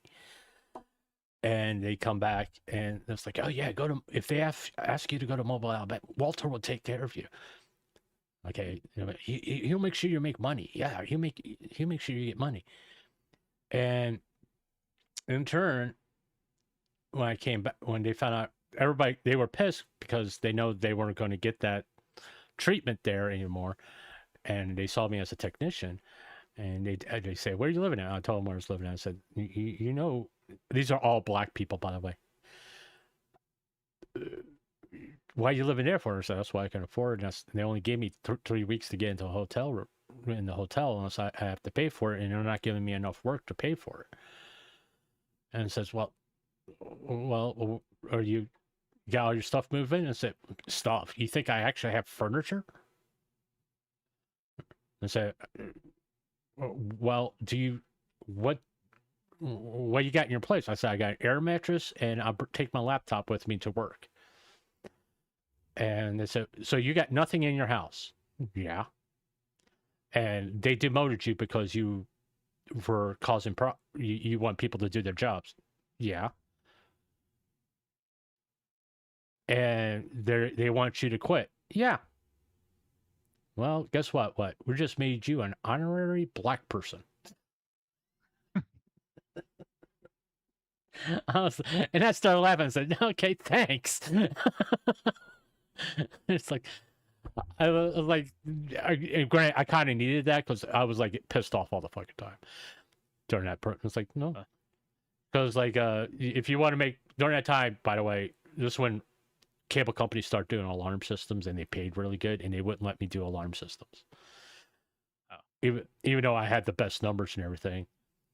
And I just found it, and this is me. I walked in and says, here's your route. So I'm not doing that route. And they all looked at me and said, you just, no. So you quit? And said, nope, I'm not quitting. I'm telling you, I'm not doing that route. Why? Because I'm not going to make any money. I was like, you're trying to make me quit. It's not going to work. You're going to have to fire me. And then you have to give a reason why you're firing me. Because I won't quit because I'm that big of an asshole. Because if me being around makes you miserable, that makes me happy. So what are you going to do? And so what do you want? I said, I want to be certified to do alarms. And I want that to start today. Well, we need to get permission. And say, oh, well, I said, call me when you get permission because I'm going home. we could fire you for refusing doing a route. And say, no, you can't. I'm a contractor. I don't have to do a route if I don't want to. So you think you're an employee. Yeah, but I'm also a contractor. I have a right to refuse a route that's going to, make me no money to live. What's that? You forget, I used to be a supervisor. I know the rules. If I could prove that you're punishing me and trying to make me quit, you're going to be paying unemployment for a while. So you forget, I know the company policy. I know the company. I know what you're trying to do because I'm not stupid. So, hey, good luck with that. And that day, they started training me to do alarms. Yeah, well, they, and that's the thing, like, my wife is just like, so when I got the new boss, Mm-hmm. I don't know which Hispanic she is. I don't. I think she's Puerto Rican. So she's either, because I haven't asked her because I usually don't ask random ass questions like, where are you from? So like my wife, every time somebody, because my wife is like, she's Puerto Rican, and she'll she every time I get a Hispanic lady around me, she goes, all those Hispanic women love you to death. And she just goes, she starts going, you're everyone's favorite white boy. He's like, no matter where you go. When I was at McDonald's, like all the Hispanic ladies, like, you're Superman, you're Superman. He's like, when I was at fucking Goodwill, same thing. It's like all of them. Like now here at Walmart, it's like, it's like you need something, everyone comes to me, and it's 90% of it is Hispanic people. Like, and then again, I have a tendency like, so at the store, like the people who do the online groceries and stuff like that, Mm-hmm. I like if they get stopped by customers, I tend to try and interject to make sure they can go on doing their thing. But also, since a lot of them like speak Spanish, English doesn't come natural to them. So I'll usually interject and help the customer, so that way the customer doesn't, decide they want to be a giant dick. So and it's happened before. Like the sad part is like you wish you could say something. Like I was helping somebody the other day, and this guy is Spanish. He doesn't speak any English, and I come up to him, I was like, "What you need?" And he pointed to me because he saw me coming, and he knows if I'm around, I'll come and help. And he pointed to me, and she just goes, "I don't know why your place hires Hispanic people. They can't speak English." And there's a part of me inside that just wants to go, my wife is Hispanic. I just wanted to go, my wife's Hispanic. Go fuck yourself. I said, I'm like, you should respond with this. I don't know why. Let me go ask my wife. I was like, and like there was some like the other day there was a guy who came in. My wife is doing her stuff, and he wants to go outside to go, go get something outside. There was like mulch or soil or something, and my wife doesn't know how to operate the door to open it up. I do. But she doesn't know how to use the phone to call overhead for somebody to come out there. And the whole time, this European motherfucker decides he's gonna every time he sees her, he's just gonna call her a stupid woman. And me and this other guy, the guy that's above me, he's not like one of the managers. He's a team lead. So like we're doing something. We're setting a mod, and she comes over there and she's crying. And we're like, what's wrong? He's like, what is it? She tells me about the guy, and I'm like, do you know if he's still in the store? And he goes, I don't know. And both me, me and the other guy is probably a head or two taller than me. I think. I'm trying to remember. We might actually just be the same height. But he's a big black dude. And he's like, okay, let's go find this dude. So we walk to the store and we just look. Because I was tempted. I said, if I find him, it's time to lose the job. Because I'm fine. Like it's one thing to insult like one of the other employees that I don't know. I can just shake my head and just go, that's not right, but I gotta let it slide. The motherfucker, you insult my wife?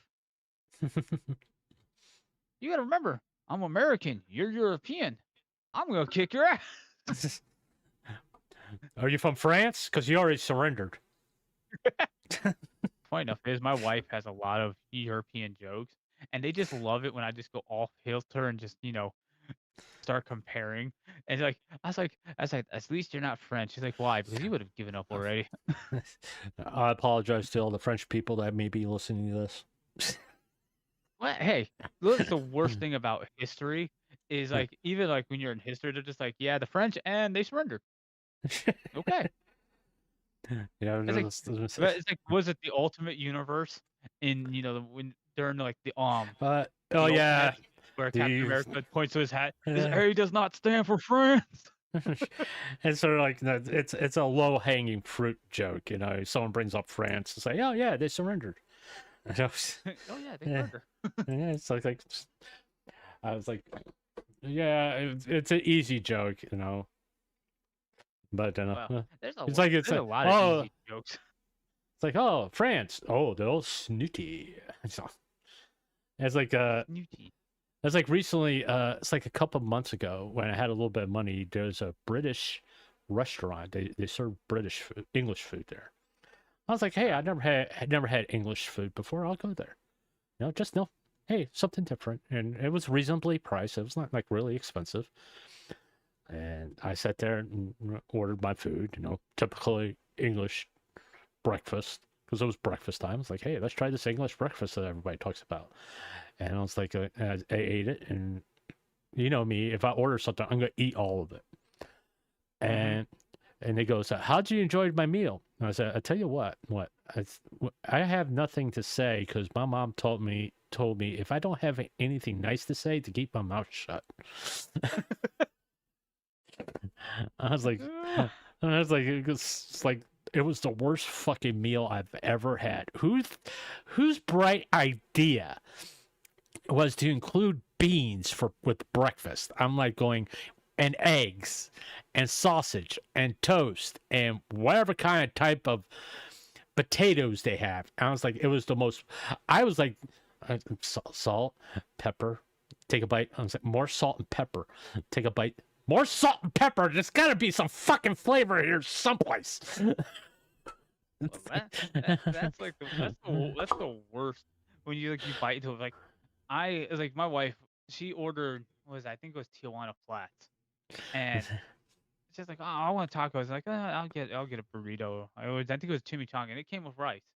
I'm eating the rice, and she's like, how'd you like it? I said it was shit, and she goes, what? I said you're serving Spanish food, and she goes, yeah. How the fuck does your rice have no seasoning on it? I said, how's the chimichanga? I said, about the same. Where's the fucking seasoning? I mean, I don't typically complain when I go to a restaurant. I've never sent food back. I never will. I will sit there and eat it. But the bad thing is to ask someone, say, did you enjoy your meal? No, I did not enjoy it at all. But you ate it all because I'm paying for it. That's why. Oh, I mean, it's like, don't be stupid. Whether I eat it or not, I'm going to end up paying a bill. So I'm going to fucking eat it. It's like the only time I really complain is for example, we don't do this anymore because we got rid of DoorDash so we wouldn't use it. Huh. So might as well just delete it off the phone so that way that, and then my dad can't call me and ask me to order food.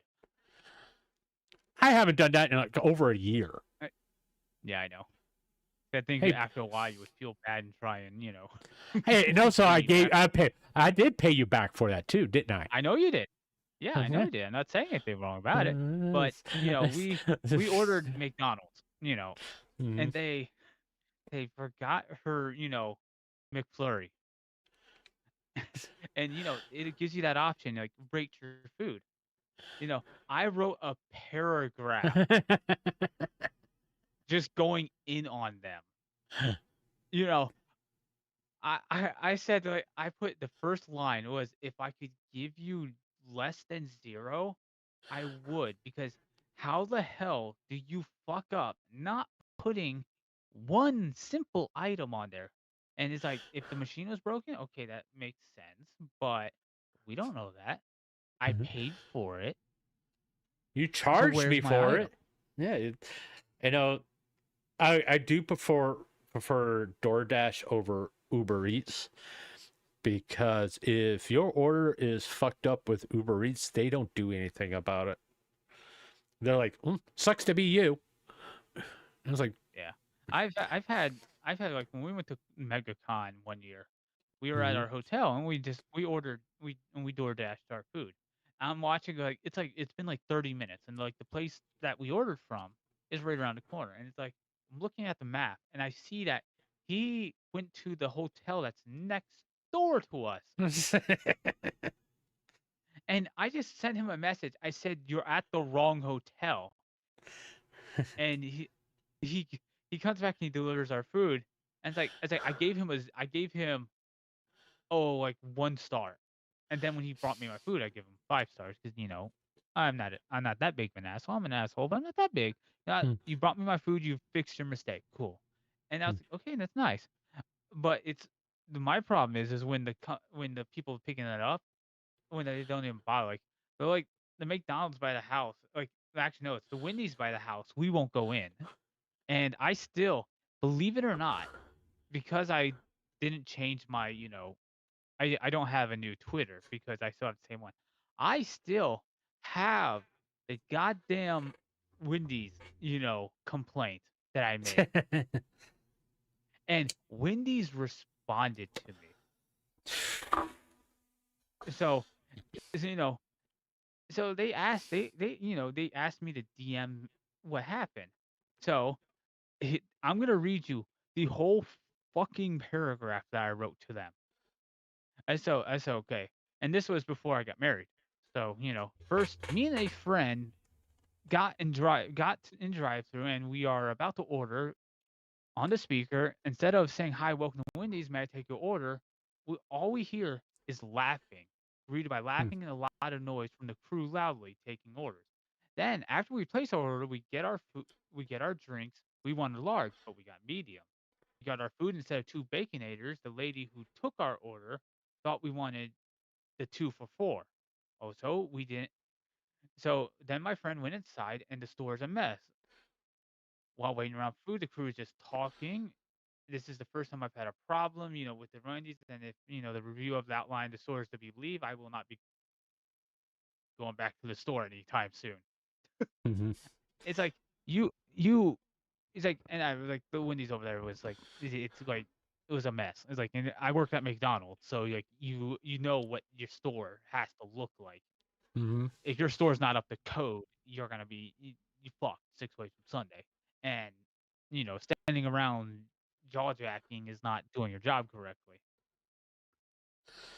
But then But again, when you hire enough of teenagers, that's gonna do it.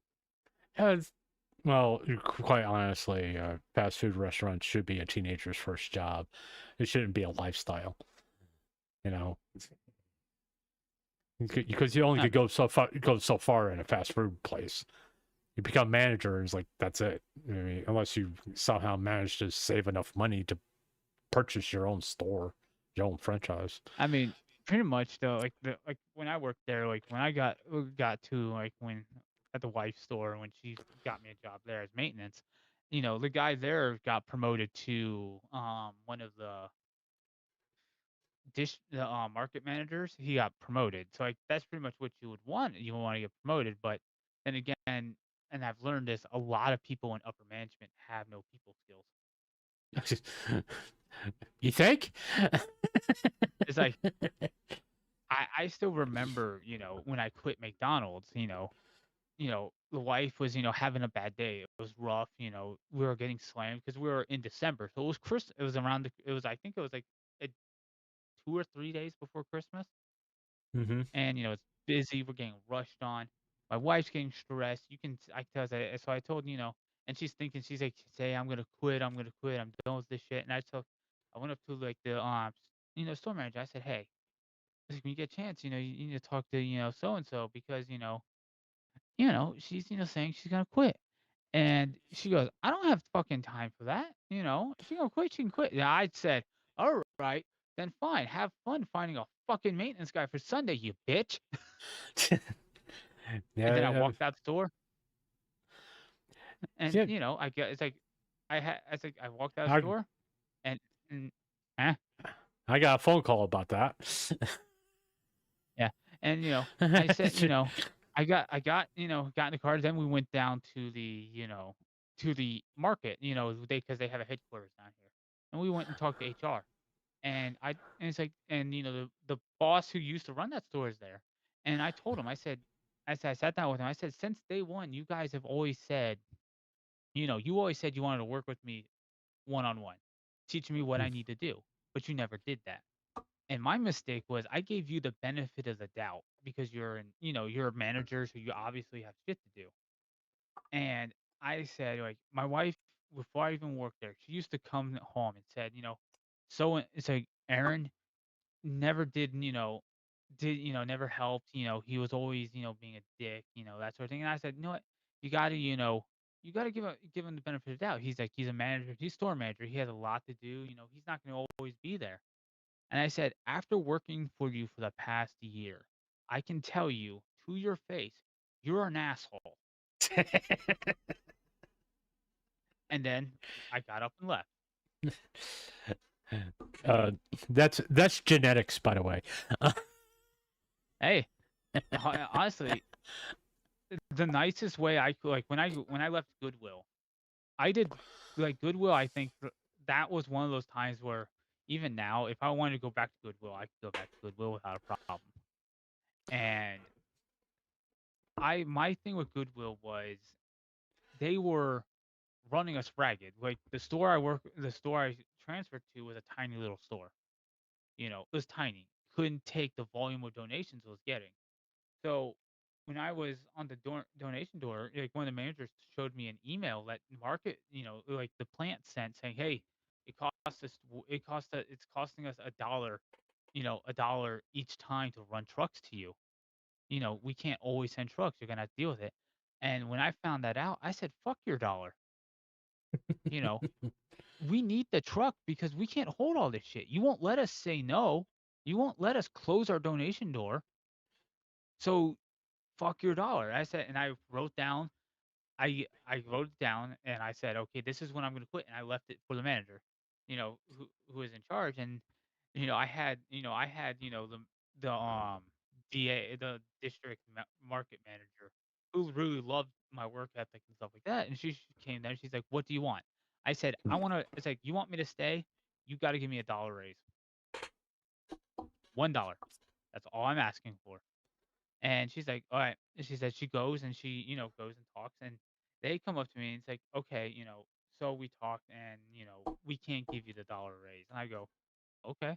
And it's like, she's like, okay, and the reason why we can't give it to you because we have to be able to justify why we're giving you $1 raise and not the other person next to you.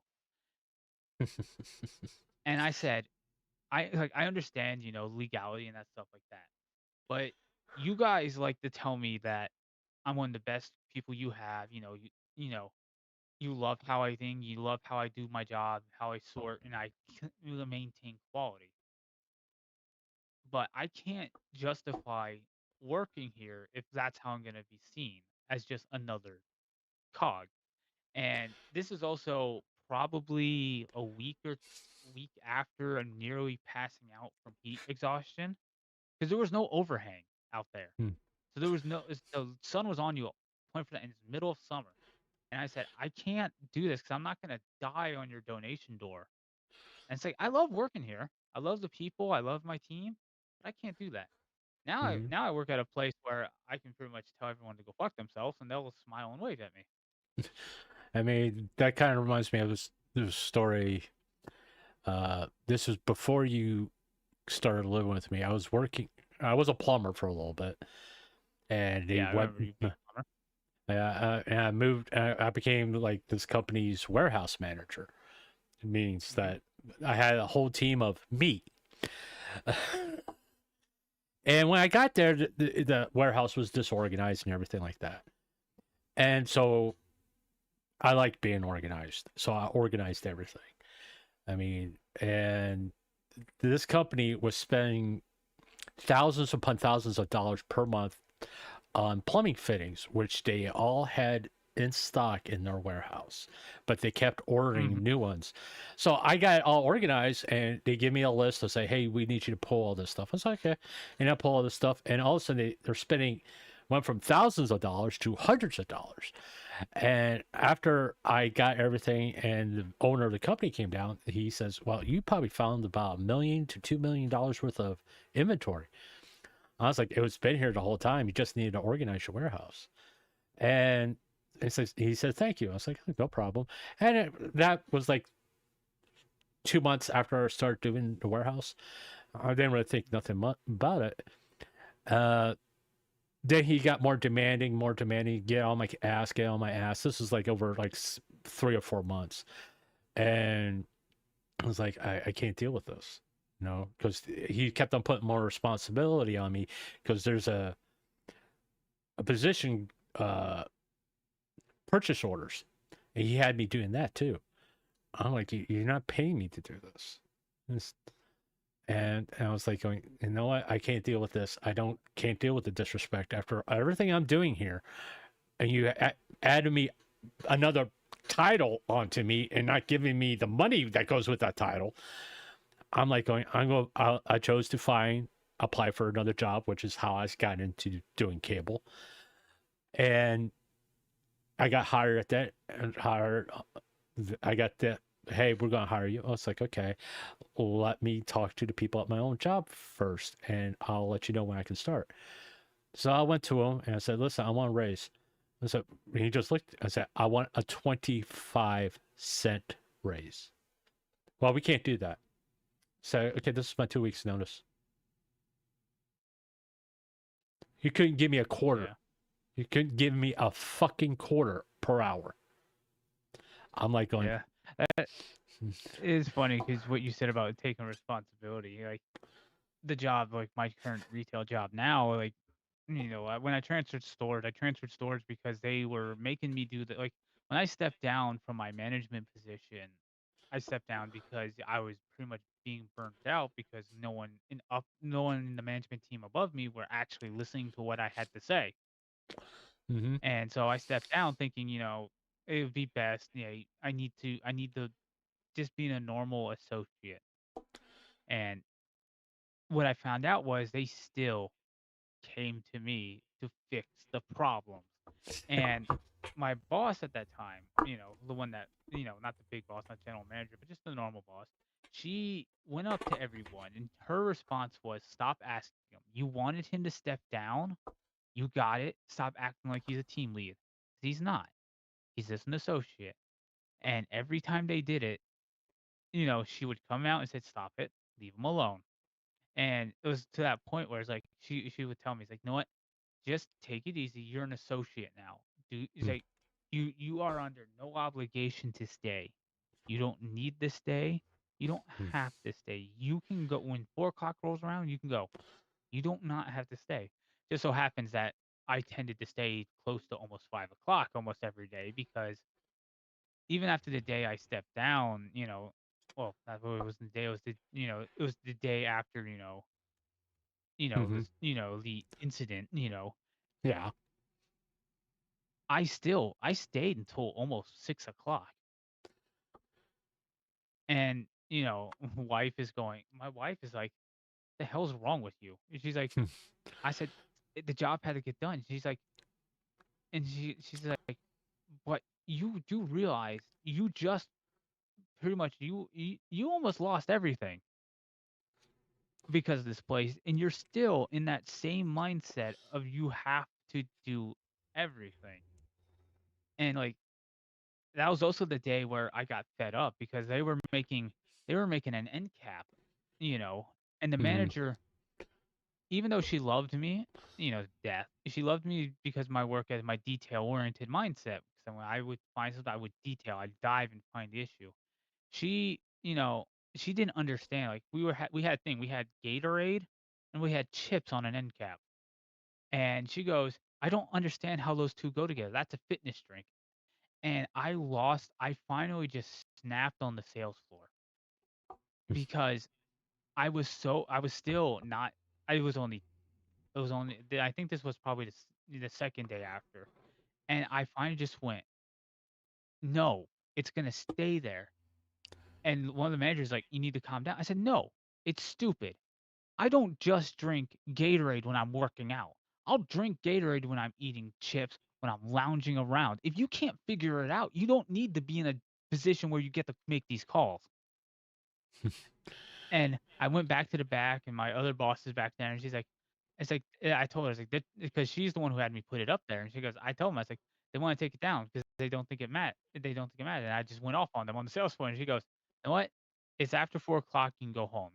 Just go clock out and go. You're like, it's after 4. They can't do anything now. Mhm. Because I can't get caught for job abandonment for that. And I said okay. And then there was the one before I left. You know, the incident before I left, which is the one where I think everyone was most proud of me. Oh, by the way, Because this is just to let you guys know, this is normally like our phone conversations, by the way. yeah. So yeah. So like it's like we're having 2 trucks. We were having 2 trucks every Saturday. And so I'm so used to unloading a truck on Saturday.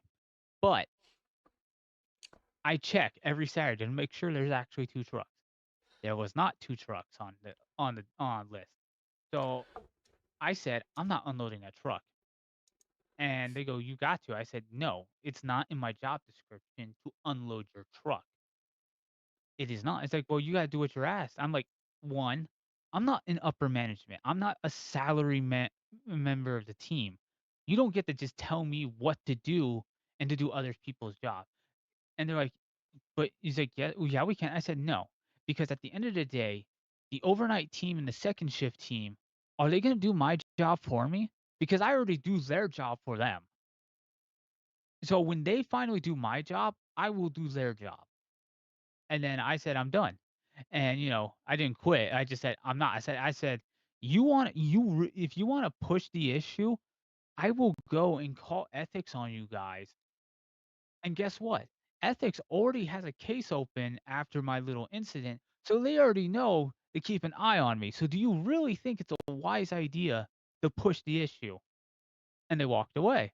And it's a few weeks later, and I get I'm doing my thing, and the team lead over my team comes up to me and says, "Hey, and he's like, you need to hear this." And he hands me because my boss transferred to a new store, and Mhm. she goes, "Hey, listen, they're about to pull you into the office over something." I go, "Oh, I know what it is." And she said, "It's like if you have the time, do not lose your cool. Just let them do their thing, and then clock out and go home." And I said, "Okay." I was like, "All right." I said, "Well, I don't have the time to clock out, but okay." They called me to the office. I'm sitting there, and they want to go over. It's like, yeah. It's like, you have to do what people are like. Do you think I want to do that? And my response was, I am not a salary member of management. It's like at the end of the day, you're asking me to do a job. My response was, how am I supposed to do my job if I have to do somebody else's job? So they said, it was like we understand that, and that's why we're not going to actually give you any disciplinary action. Because he said the assistant manager wanted to give me a disciplinary action on my record. He said, I'm not going to do that because like you're a good worker, you're a hard worker, and I want you to be my team lead. And this is the guy I told off in the middle of the aisle. Well, because he worked with me one before, okay, and it's like he knew that I was going through shit, and I was still going through it, Mhm. and he gave me and I told him I was like, I don't mind. It's like I wouldn't mind it. But like I said, things aren't changing. The culture in our store is still the same. And as I told the assistant manager, I know how things are because I can judge it by the freight that's coming in our building. It's not going down, it's going up. So unless we're going to do something about it, what's the point? and they let it go. Funny enough, that thing turned into a job interview. Then I ended up not taking the job because they pretty much almost took that job from me, but because they fucked up, they unjustly fired somebody, even though Mm. technically I would have fired him anyways because A, he stopped showing up to work, and you find out he got arrested. That's why he didn't show up to work. Well, he got arrested because he was beating his wife. Oh, And Jesus. but they hired him back because he was like claiming he was he was unjustly fired. So they had to take him back. So the guy that filled his position, they were going to move into the position I was taking over, or I wanted to take over. And when I found that out, I got pissed. I said no, I'm not doing. That's when I transferred to my new store, and I told him, I said, and I never told the main manager this, the store manager, because A, she wouldn't have understood it. She would have looked at me like I was crazy. And I said, like, the problem I have with it is not the fact that you were going to move them. I understand that something was wrong, and in order to avoid like a lawsuit type thing, you had to do this. That's not my issue. My issue is I told all of you that I was going for this position. None of you could have at least told me this was going to happen, or told me that there was an issue that might mean you might not get it. You couldn't tell me that. So you were willing to lie to my face instead of just being honest with me. And I told the guy my last day at that store, I told the dude who I was gonna be his team lead, I told him why, and he understood that's why I was leaving, and he didn't try and he said no. He said, I understand. And I told him, I told all of them there, I said, I said, give me a year to walk away, to get out of this place that has caused me so much problems, and let me just go see how things are in a different, perspective. Or the way I describe it is like they once told me like like they like to tell me the grass ain't always greener on the other side. And I said, yes, I realize the grass ain't greener on the other side, but I'm standing in a dead field at the moment. Mhm. So anything's better than nothing. And I like the store that I'm working at now. It has its problem. Everyone's petty as shit.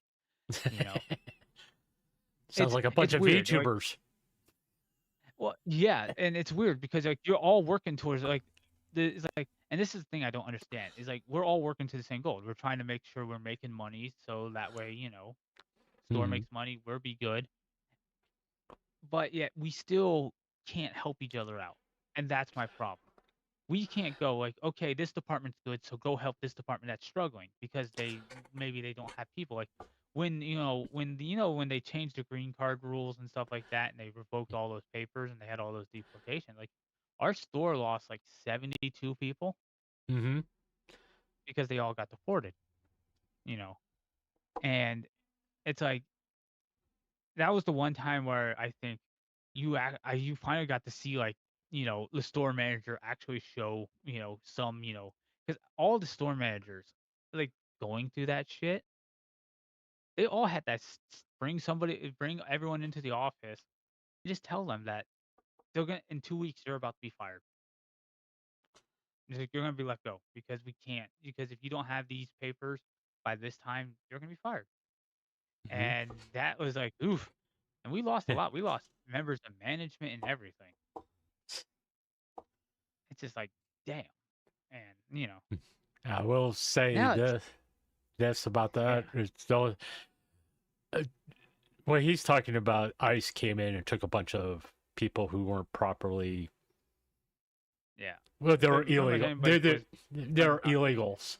They're illegals. Okay. I mean, And I know people get worked up about it, but they've been given opportunities to change their status to legal, and they and chose. there's a They lot chose. of like Yeah, they chose not to for whatever reason. They forgot. But at the end of the day, it's on them. It's not on anybody else. yeah, like some of them some of them I knew, they actually were just waiting on their papers to arrive. Like Mhm. they did it, they already did it and all of it. They're just waiting for them to arrive. Like one of the guys that was on my team, he got lucky. His stuff came in the the week before they came out with this order. But like Mhm. even like for example, my wife's Puerto Rican. You know, obviously if you're Puerto Rican, you're not gonna get deported because It's a it's U.S. U.S. tariff. territory. Yeah. But even then, she did not want to drive home because ICE was in our neighborhood when everything was going in, the neighborhood that the store was in, and they were all freaking out. And I even told them, I said, "Listen, you have nothing to be worried about if because one of them was Puerto Rican. I said, one, they can't enter your house without a warrant, you know, obviously. So if they kick your door down, well, I'll sue their ass. So much how it goes, but like, because they Mm. have to have a warrant to enter your house. If they want to be let in, you don't have to let them in. But I said, you don't have anything like my wife. She stayed at the store, and I get off at 4. She gets off at 2. She just stayed at the store because she was like, she knew she would be fine. She just didn't want to risk it. She doesn't want She to didn't want deal to with risk it. She didn't even want to though deal with the bullshit. Yeah. Yeah, even though she's wider, she looks wider than me most of the time. So Do I have to worry about ICE coming for you? no, you're not the proper shade. But it's like even like as I told him, it's like their words like just at one, stay calm. Do not do anything to give them a reason to put you in handcuffs. Just do your thing. Like if he's like you're Puerto Rican, you'll be fine. Like I have that. It's like, do I agree 100%? No, because there's a lot of those people were just waiting on their forms, and they still got deported. Like when they were waiting for us, like I was like, yeah, we have like they had their receipts and everything, Mm-hmm. and it's just like they still got deported because they're waiting for the shit to arrive, and they just what were they supposed to do? Oh, You- it's an unfortunate thing. It's a result of bad policies that has gone on for decades. And typically when the corrective action happens, it's not a popular decision, but sadly it's a necessary one because Yeah.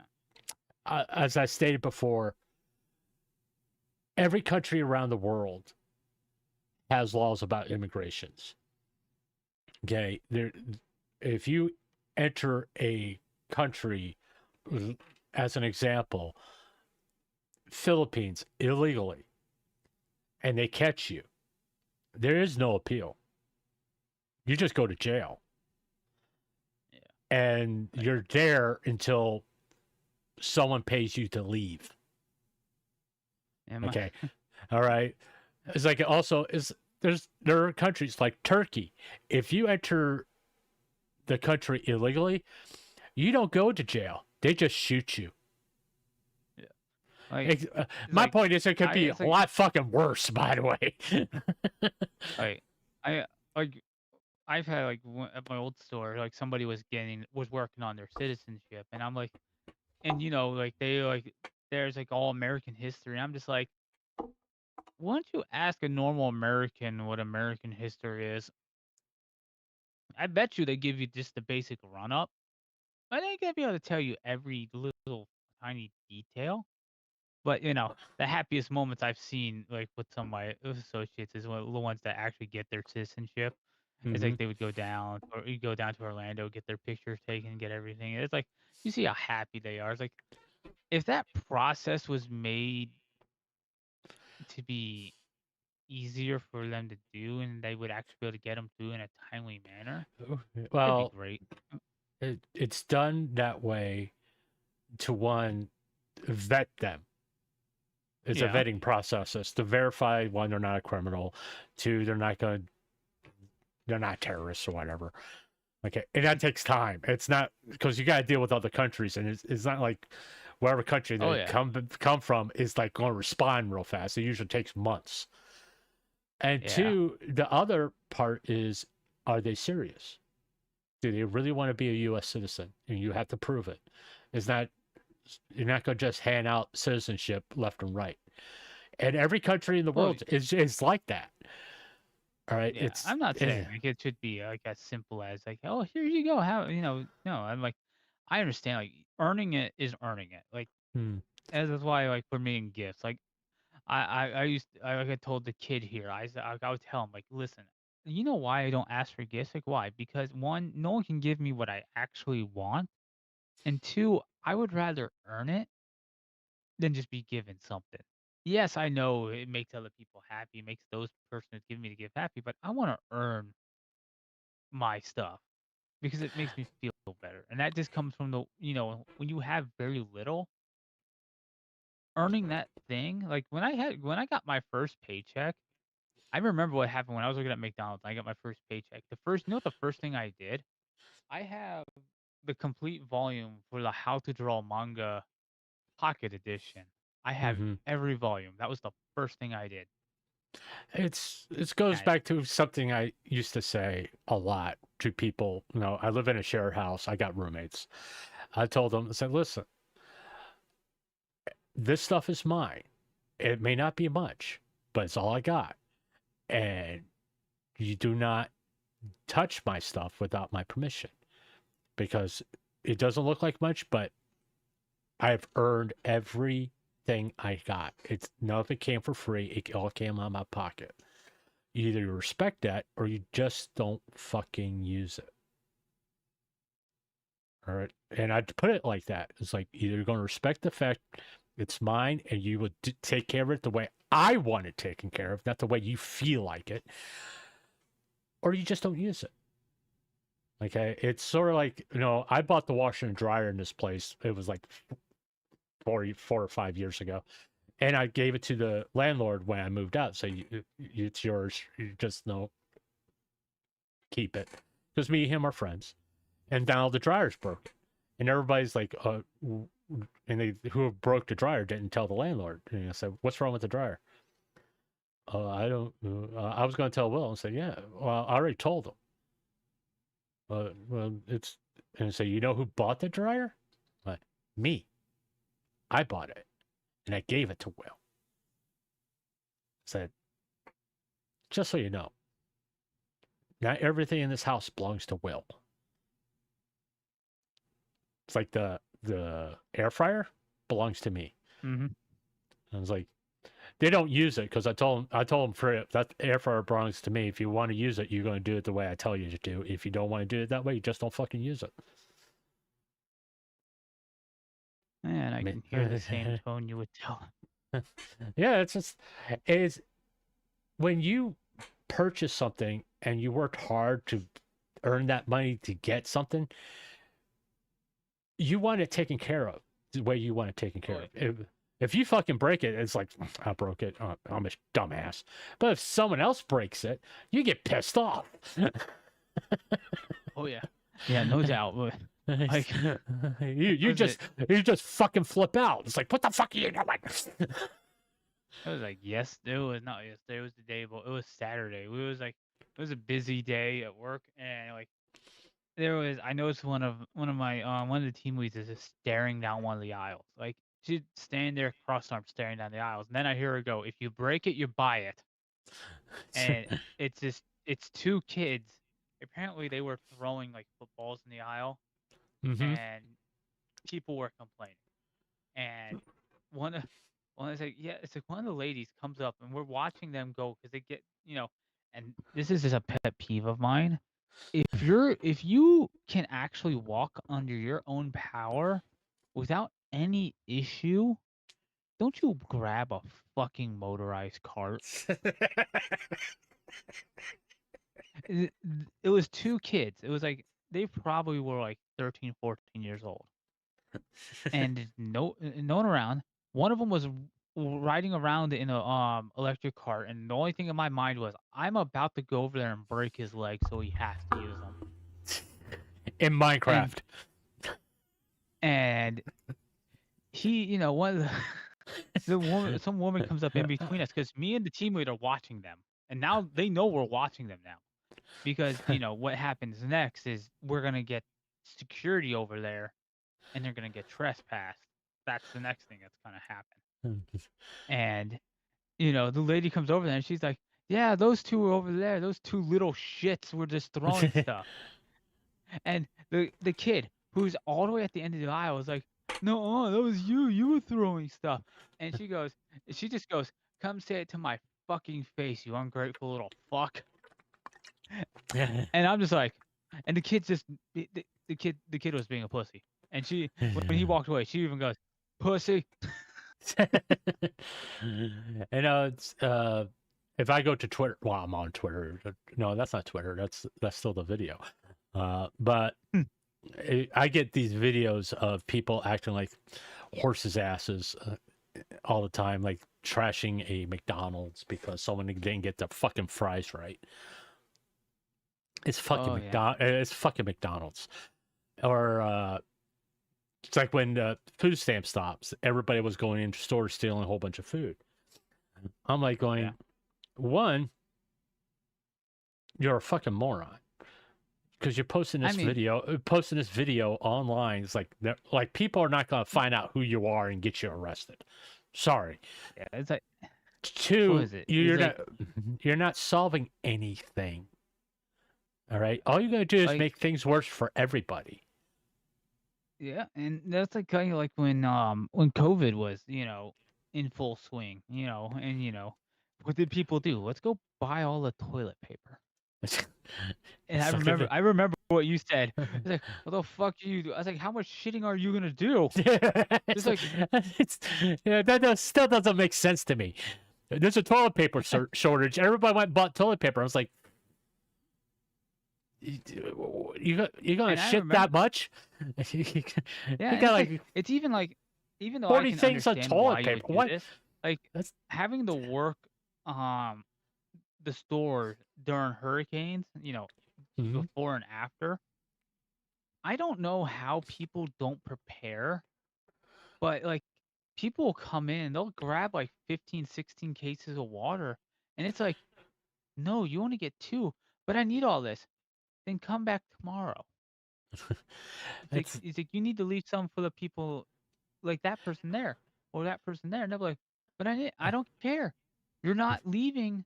Also, when you get up to the registers, and this is like the funny thing is, they can set the registers so that way you can't take more than one of those items. Yeah, it's and they people. And they said when crisis happen, people get like so self-centered. Just like I gotta have everything that I'm ever going to need for the next. And they're thinking, for the next year. All right. And having to work, like I had to stand there and give out water. So that means I'm standing there and going, it's like limit of 2 water, limit of 2, and there's no lie, there was 5 people standing around 4 pallets of water. There was 2 in the back and 3 in the front, because people will try and steal it or come up and grab more. And it's like it was like we even had a line, and they're like people would cut in lines, like get to the back of the line, go. He's like, but it's like, but I'm resident. No, go. You see these people? They were here before you. And you just point to this long line that's wrapping around back by dairy coolers and everything. And it's like, it's like, it's only a limit of 2, just 2. It's like, okay. And then some of them will be happy. He's like, I need like 3. I'm like, no, you get 2, but no. And put it in their cart. I was like, we'll hand it in there. We were putting it in their cart by hand. Like, this is what you get. You get only 2. And then it's like, they would fight. And then it's like, okay, no. And then there was one day, it's like, since we were open, like, tempers are flaring, people are pissed.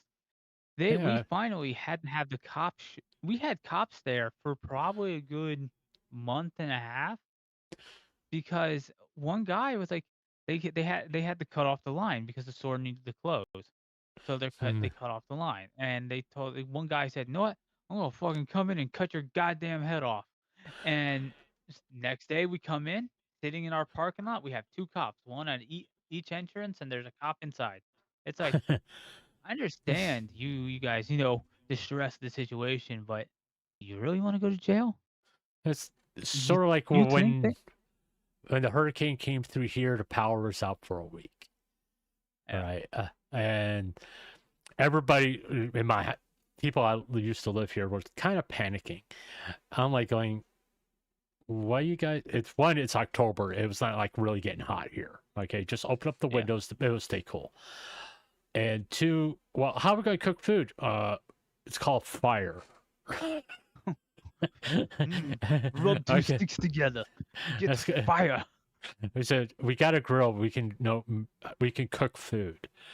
Now, the problem came is because there was no power to anything, so the food in grocery stores went bad. All right, and people would panic and they would go to the grocery stores and buy practically everything. I'm like going, why? You got no power. It's still going to go bad at your house. All right. But I went there and I was smart. I bought dry goods and canned foods. All right. I was like, yeah, you could get the fucking meat. Go for it. You don't know when the power's going to come back on. I went and got canned foods, dry foods, cereal, all that kind of stuff. And I brought that home and I explained to everybody, listen, this is it. All right. I paid for it. We're going to share it. And you have to ask me how much you can get. Because I don't know when the power's going to come back on. Hopefully within the next few days. But if not, this is it. All right. Until someone else goes to the store and buys food. Yeah. Okay. One group went to a hotel and they had to go almost to someplace in North Carolina to get a hotel and stayed at a hotel because they couldn't take the fact there was no AC. I'm like, okay, toughen up, Buttercup, or hot water. That was the big complaint. There's no hot water. And I said, yeah. It's called a cold shower. You deal with you go in there, you turn the water on, you get wet, turn the water off, lather up, turn the water back on, rinse off, and you're done. But you know, it's like the old joke. He's like, you don't turn the shower on, wander around the bathtub for a half hour, and go, "Oh, I'm supposed to get clean."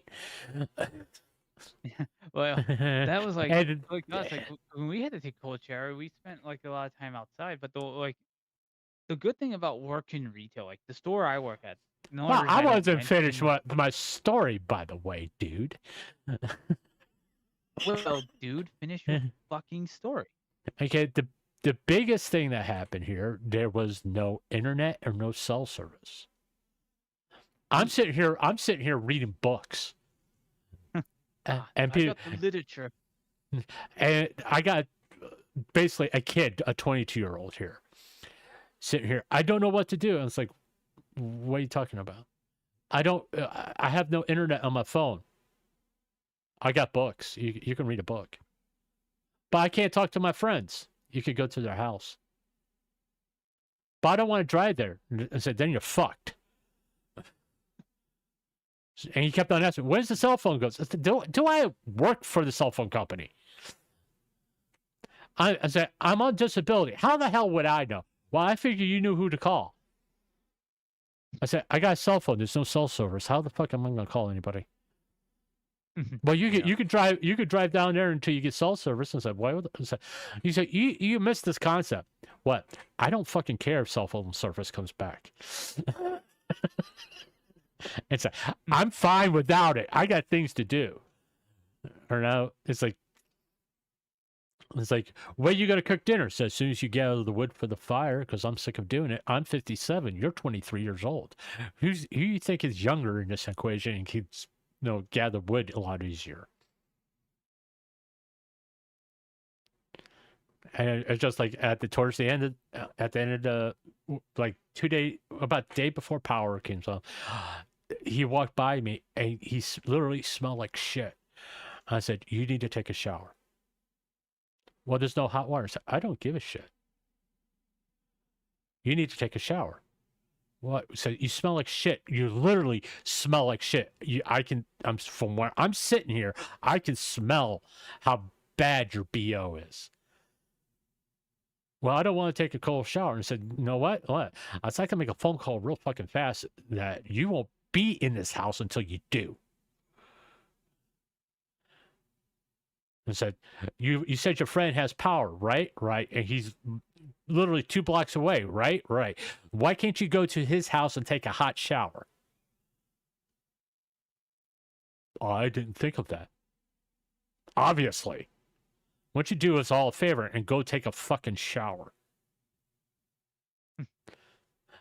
Well, he went until he took a shower and was like, well, I feel better. I was like, yeah, maybe you should start using your brain for other things other than my cell phone don't fucking work. I was like, dude, get over it. You know, you need to adapt to the situations you're in. Okay, if something happens where you know a storm's coming your way, you know it's real easy. Fill up a bunch of pans with water. Fill up your bathtub with water.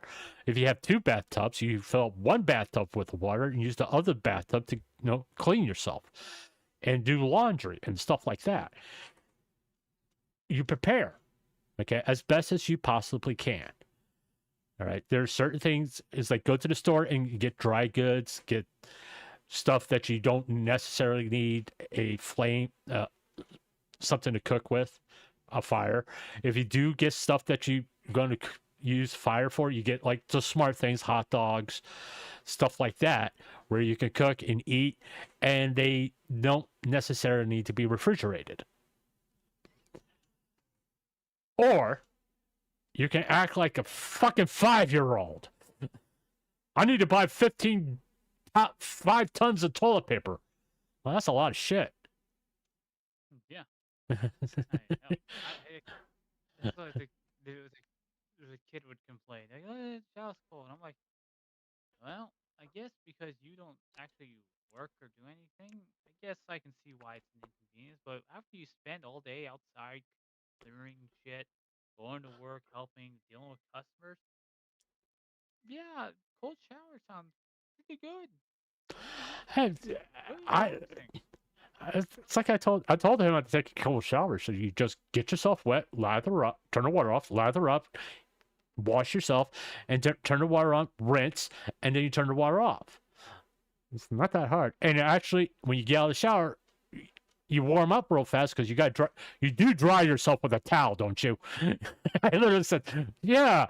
Guess what? When you dry yourself, you dry yourself a little harder. Friction creates warmth, and you warm up pretty quickly. And then after that, you get your clothes on and you step outside and you stand in the sun. And guess what happens then? What? You get warm. Yeah, I mean, that's why it's like, okay, yeah, take a shower. Like, I don't understand. Like, I can understand. Like for example, like when we're done with this, I'm gonna go take a shower because one, it's almost 1 o'clock, and I'm beginning to crash out. So it's like I'm gonna go take a shower, but like after work, I normally all I care about is just relaxing. I like to sit down, chill, relax, eat dinner. Mhm. And I want to take a shower, but like on my days off, like tomorrow I'm off. I usually will take a shower before I go to bed or in the morning. But every day it's like I take a shower every day. Every day I'll take a shower. It's like anybody who doesn't take a shower, I just go, what the fuck is wrong with you? I usually there's like one day a week that I don't take a shower because it helps with my skin. Not that it's actually to help prevent getting skin cancer to not take a shower one day a week, by the way, because it helps oils and trust me.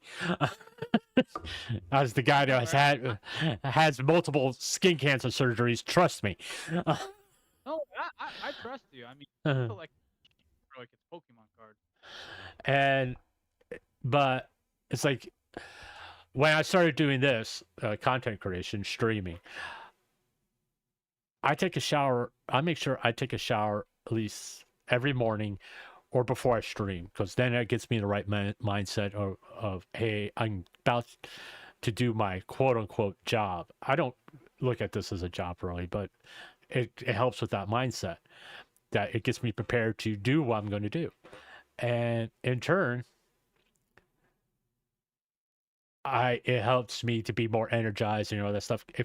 You accomplish something at that point. When you get up in the morning, it's like when I get up in the morning, I have to have a cup of coffee. I don't give a fuck. I'm gonna have a fucking cup of coffee.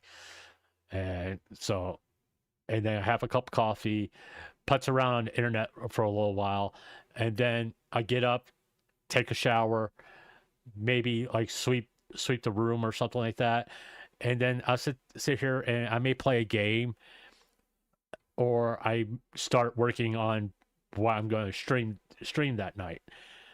sort of like what I did today with the Loli debate.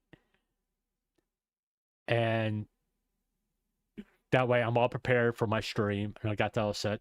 And once I get all done with that, I usually go lay down and take a nap, so I won't sound like I'm about ready to pass out on stream.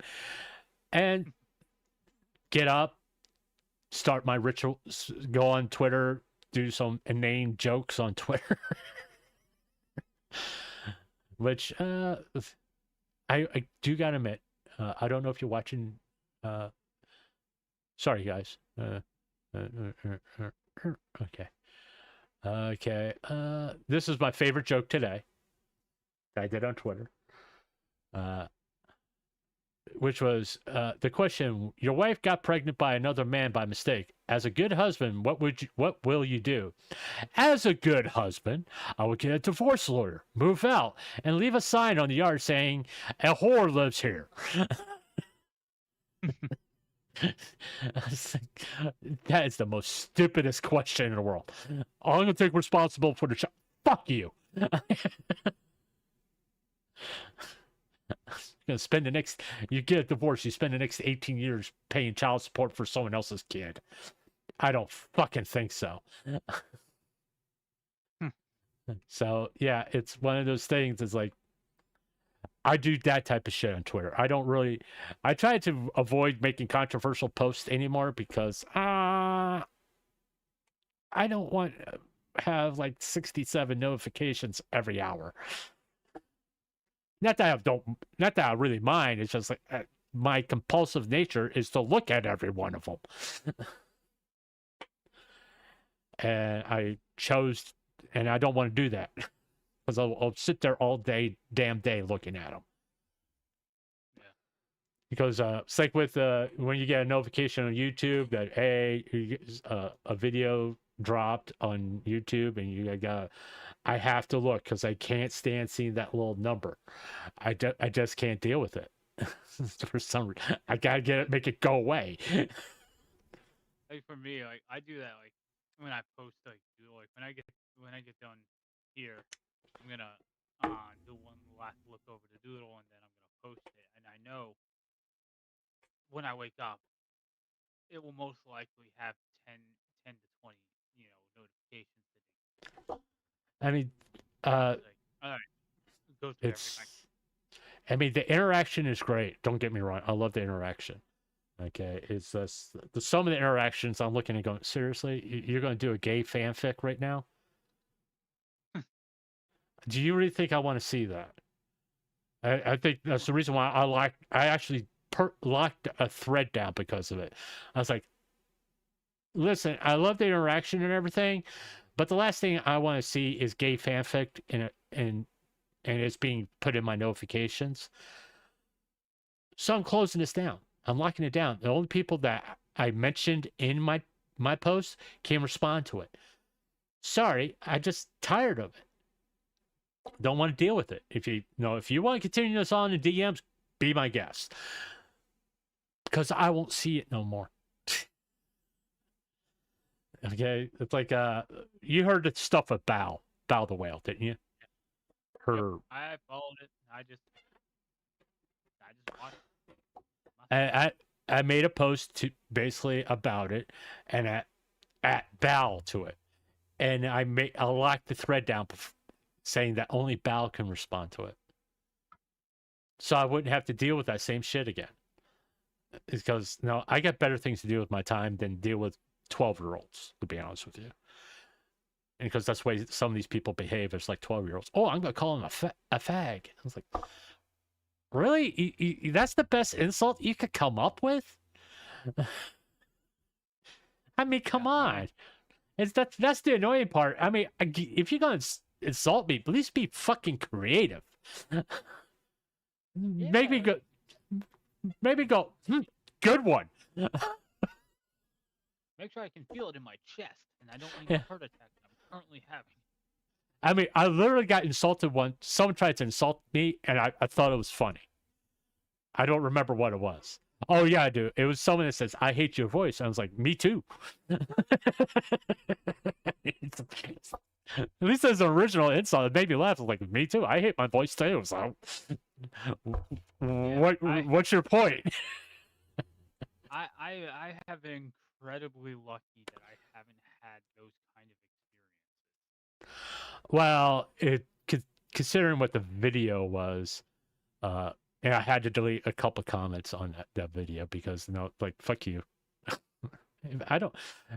Just so you all understand, okay, this is my channel. I decide what stays here. I decide what comments stay here. If I don't like your fucking comment, I will delete it.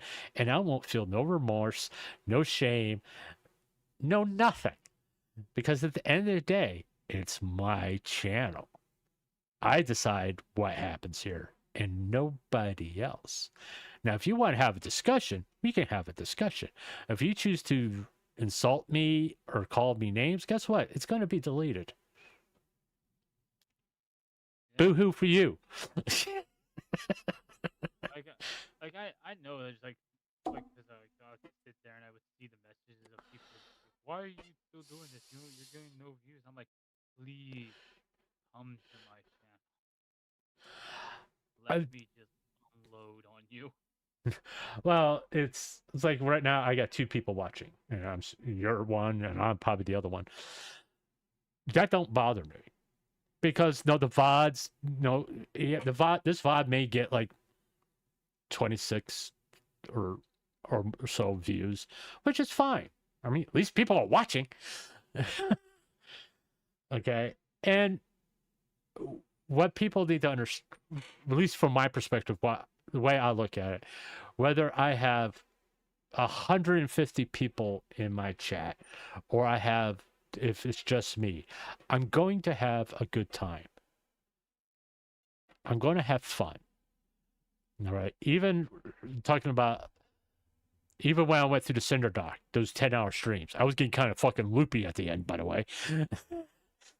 And there were parts that I intentionally made jokes, and I came up with a pet name for Cinder. In certain parts, when she was clapping back at people, it was clap back Cinder, and it was making me laugh every time I said it. Because you go, girl. Just little things in life. Yeah, you got to have fun. Okay, if you're not having fun doing this, then don't do it. Whether if it's just you or you have 1,000 people in chat. If you're not having fun doing it, then you don't do it at all. Okay, don't stream. I mean, make standalone videos, because if you want to do that. But other than that, it's just like, yeah, sorry, I'm not playing Mass Effect tonight. I'll apologize. No, I'm not playing Mass Effect tonight. I mean, be happy we had this unexpected collab.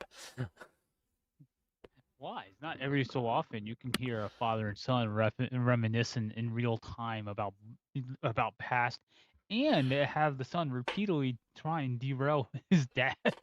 Yeah, I mean, the way I look at it, you got a little insight to understanding who I am. And the way I'm on stream is pretty much the way I am in real life, and he can testify to that. I don't act any different, I'm an asshole. I'm an asshole 24/7. So he is indeed. I'm the grumpy old guy all the time, and let's be real. Like this is like the level of anger I've seen him. Like, okay, there's being angry at me. It's like, but you haven't seen pure funny anger until you've seen this man go full on ham on anything Spider-Man related. Oh yeah, I mean, but they saw me get angry. They were there. There's a stream where I did about the stuff that happened to fruit, and someone posted this Vtuber did a video on fruit, and I just went off because it really pissed me off. I was dropping the C word left and right, left and right, left and right. And I decided to make that into a standalone video, break the stream down to digestible bite bites, and I had to edit every time I dropped the C word. It took me 5 hours. God damn, how many times did you say it? At least 20. You should have had a counter. Ding, ding. Oh, she pissed me off so bad. It wasn't what pissed me off. She kept on showing Fruit's real face. Yeah. That pisses me off.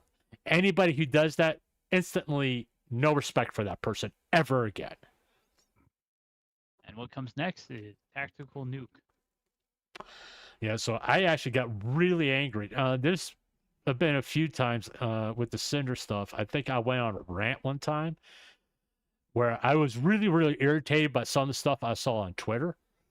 And I was just like, I could make a long ass post or I could stream. I'm going to fucking stream.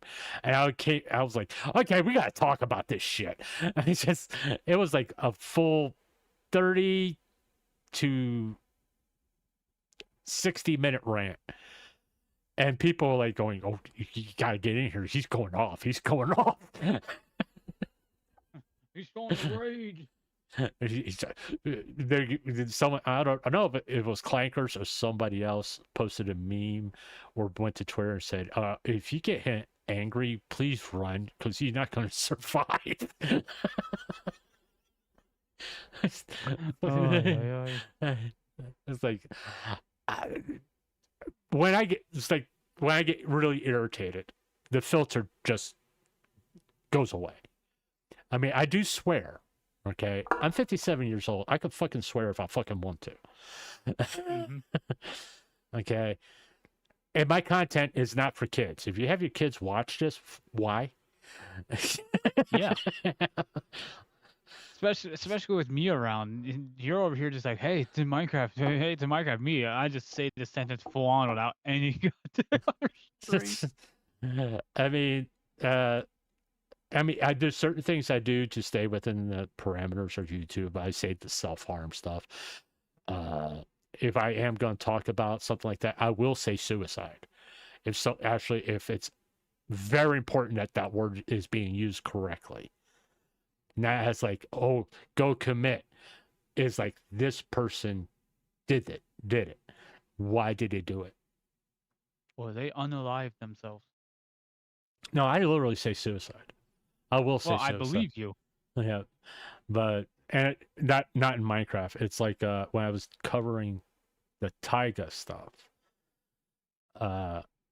which is something that people don't know too much about, of him trying to take his own life at the beginning of 2024 because of all the hate he was getting. People just kind of brush that off. Oh, he just says that. How do you know he didn't really try to do it? That's considering what all the stuff he was being called, how you know he didn't try to do it. All right, that's why I take those things kind of seriously. Unless you can prove the fact that he didn't do it, shut the fuck up. If you're just saying that to make yourselves feel better, that's a you problem. That's not a me problem. It's not Taiga's problem that you can't deal with that stuff. All right. I mean, it's like the stuff with Cinder. There's people who to this day think she's Hitler. I was like, why? She admits to the things she's done wrong, which is a lot better than what other people do. Okay, taking accountability is an adult thing to do. If you fuck up, own your fuck up. All right. Don't hide it. Don't bury it in streams. Stand up and raise your hand and say, I fucked up and I was wrong. All right. Which, well, hopefully I taught you that. If you make a mistake, own your mistake. Learn from it. Grow from it.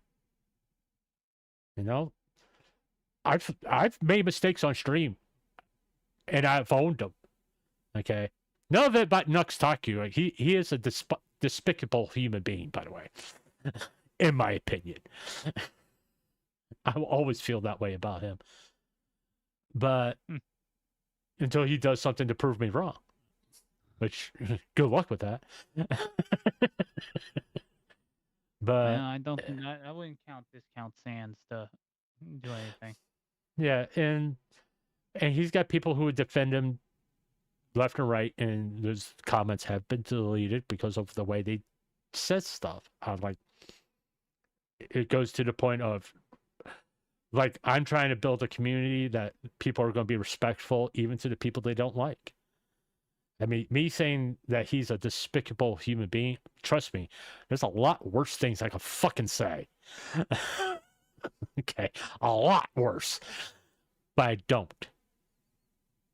I give him a tiny bit of respect being a content creator. Me just saying Wes. Call him that. But at the same token, I don't go around tossing, oh, you're a Nazi, or it's like, fuck off. If that's the best insult you got, something that people started doing in 2021, you have no imagination whatsoever. Because my son will tell you, I can come up with some pretty good insults and it can really piss people off. Especially if I know what buttons to push. Indeed. But okay, let's go ahead and wrap this up. We have gone on for 5 hours. Yeah, I know. But hey, go to his Twitch channel, which is ZeroVtuber on Twitch. Tomorrow at 4 o'clock in the afternoon Eastern 4 o'clock time.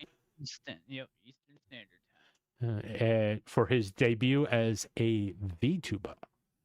And tomorrow, what do I have planned for tomorrow? I gotta look at Twitter. Because I don't remember. What do I got planned for tomorrow? I think I got Halo planned for tomorrow. Yep, I got Halo planned. Maybe if I could get it to work. Let me make that big. Yeah, I got Halo planned for tomorrow. Maybe. If not, we'll play Mass Effect because we didn't play it tonight. So we can put. It's either gonna be Halo or Mass Effect tomorrow. Wednesday you know we how got. tempted it is to get you an Xbox. I have an Xbox. Yeah, But I don't but have. You need I don't the have Elgato, don't you? I don't have a capture card. Yeah, so you need the Elgato. Yeah, I don't have a capture card. I also need a better fucking computer too. Well, your computer. Well, I don't. I would have to look at your computer as it's running to see how it does. Well, put it this way: it can play Cyberpunk, but I can't play Cyberpunk and stream at the same time. It doesn't have enough memory to do all that. Yeah. Okay. That's why I'm curious about whether or not Zero is gonna break the stream tomorrow. We got then Wednesday we got VTuber highlights of Murray EN. Face Connect month is still going on. Thursday, I don't realize that Leaf was blocking half of Thursday. The Feel Good stream, fall Feel Good stream. So it's like gonna be kind of VTuber clips dealing with like Thanksgiving type stuff. I'm thinking or streams that talking about the fall. But yeah, so that's tomorrow. And if you've gotten this far, well, one, thanks. Thanks for being here. Make sure you leave a like, comment, and subscribe. And read the notification bell because I do the community post to let you know when I'm about to stream or when I'm going to stream. And follow me on Twitter at Stands Up. I don't remember why I made it that way, and that way you'll also get I will post when I'm going to stream and when the stream is about to start. So those are the ways you can keep informed on my channel. Do you want to say anything other than the fact that you're going to debut tomorrow? My voice hurts, and I hope to God I still have one when I go live tomorrow. Hall's throat lozenges, cough drops. I have a feeling my voice when my voice gets this way, it just gets deep. So that might actually work Oh yeah, well, in my favor. Make your wife happy. You have a deep, sexy voice now. I mean, I can. That might come in handy. I mean, I am a touch-starved human being, so you know. Well, thanks for being here. I'll see you all anytime. I'll see you all tomorrow. All right. Have a good night.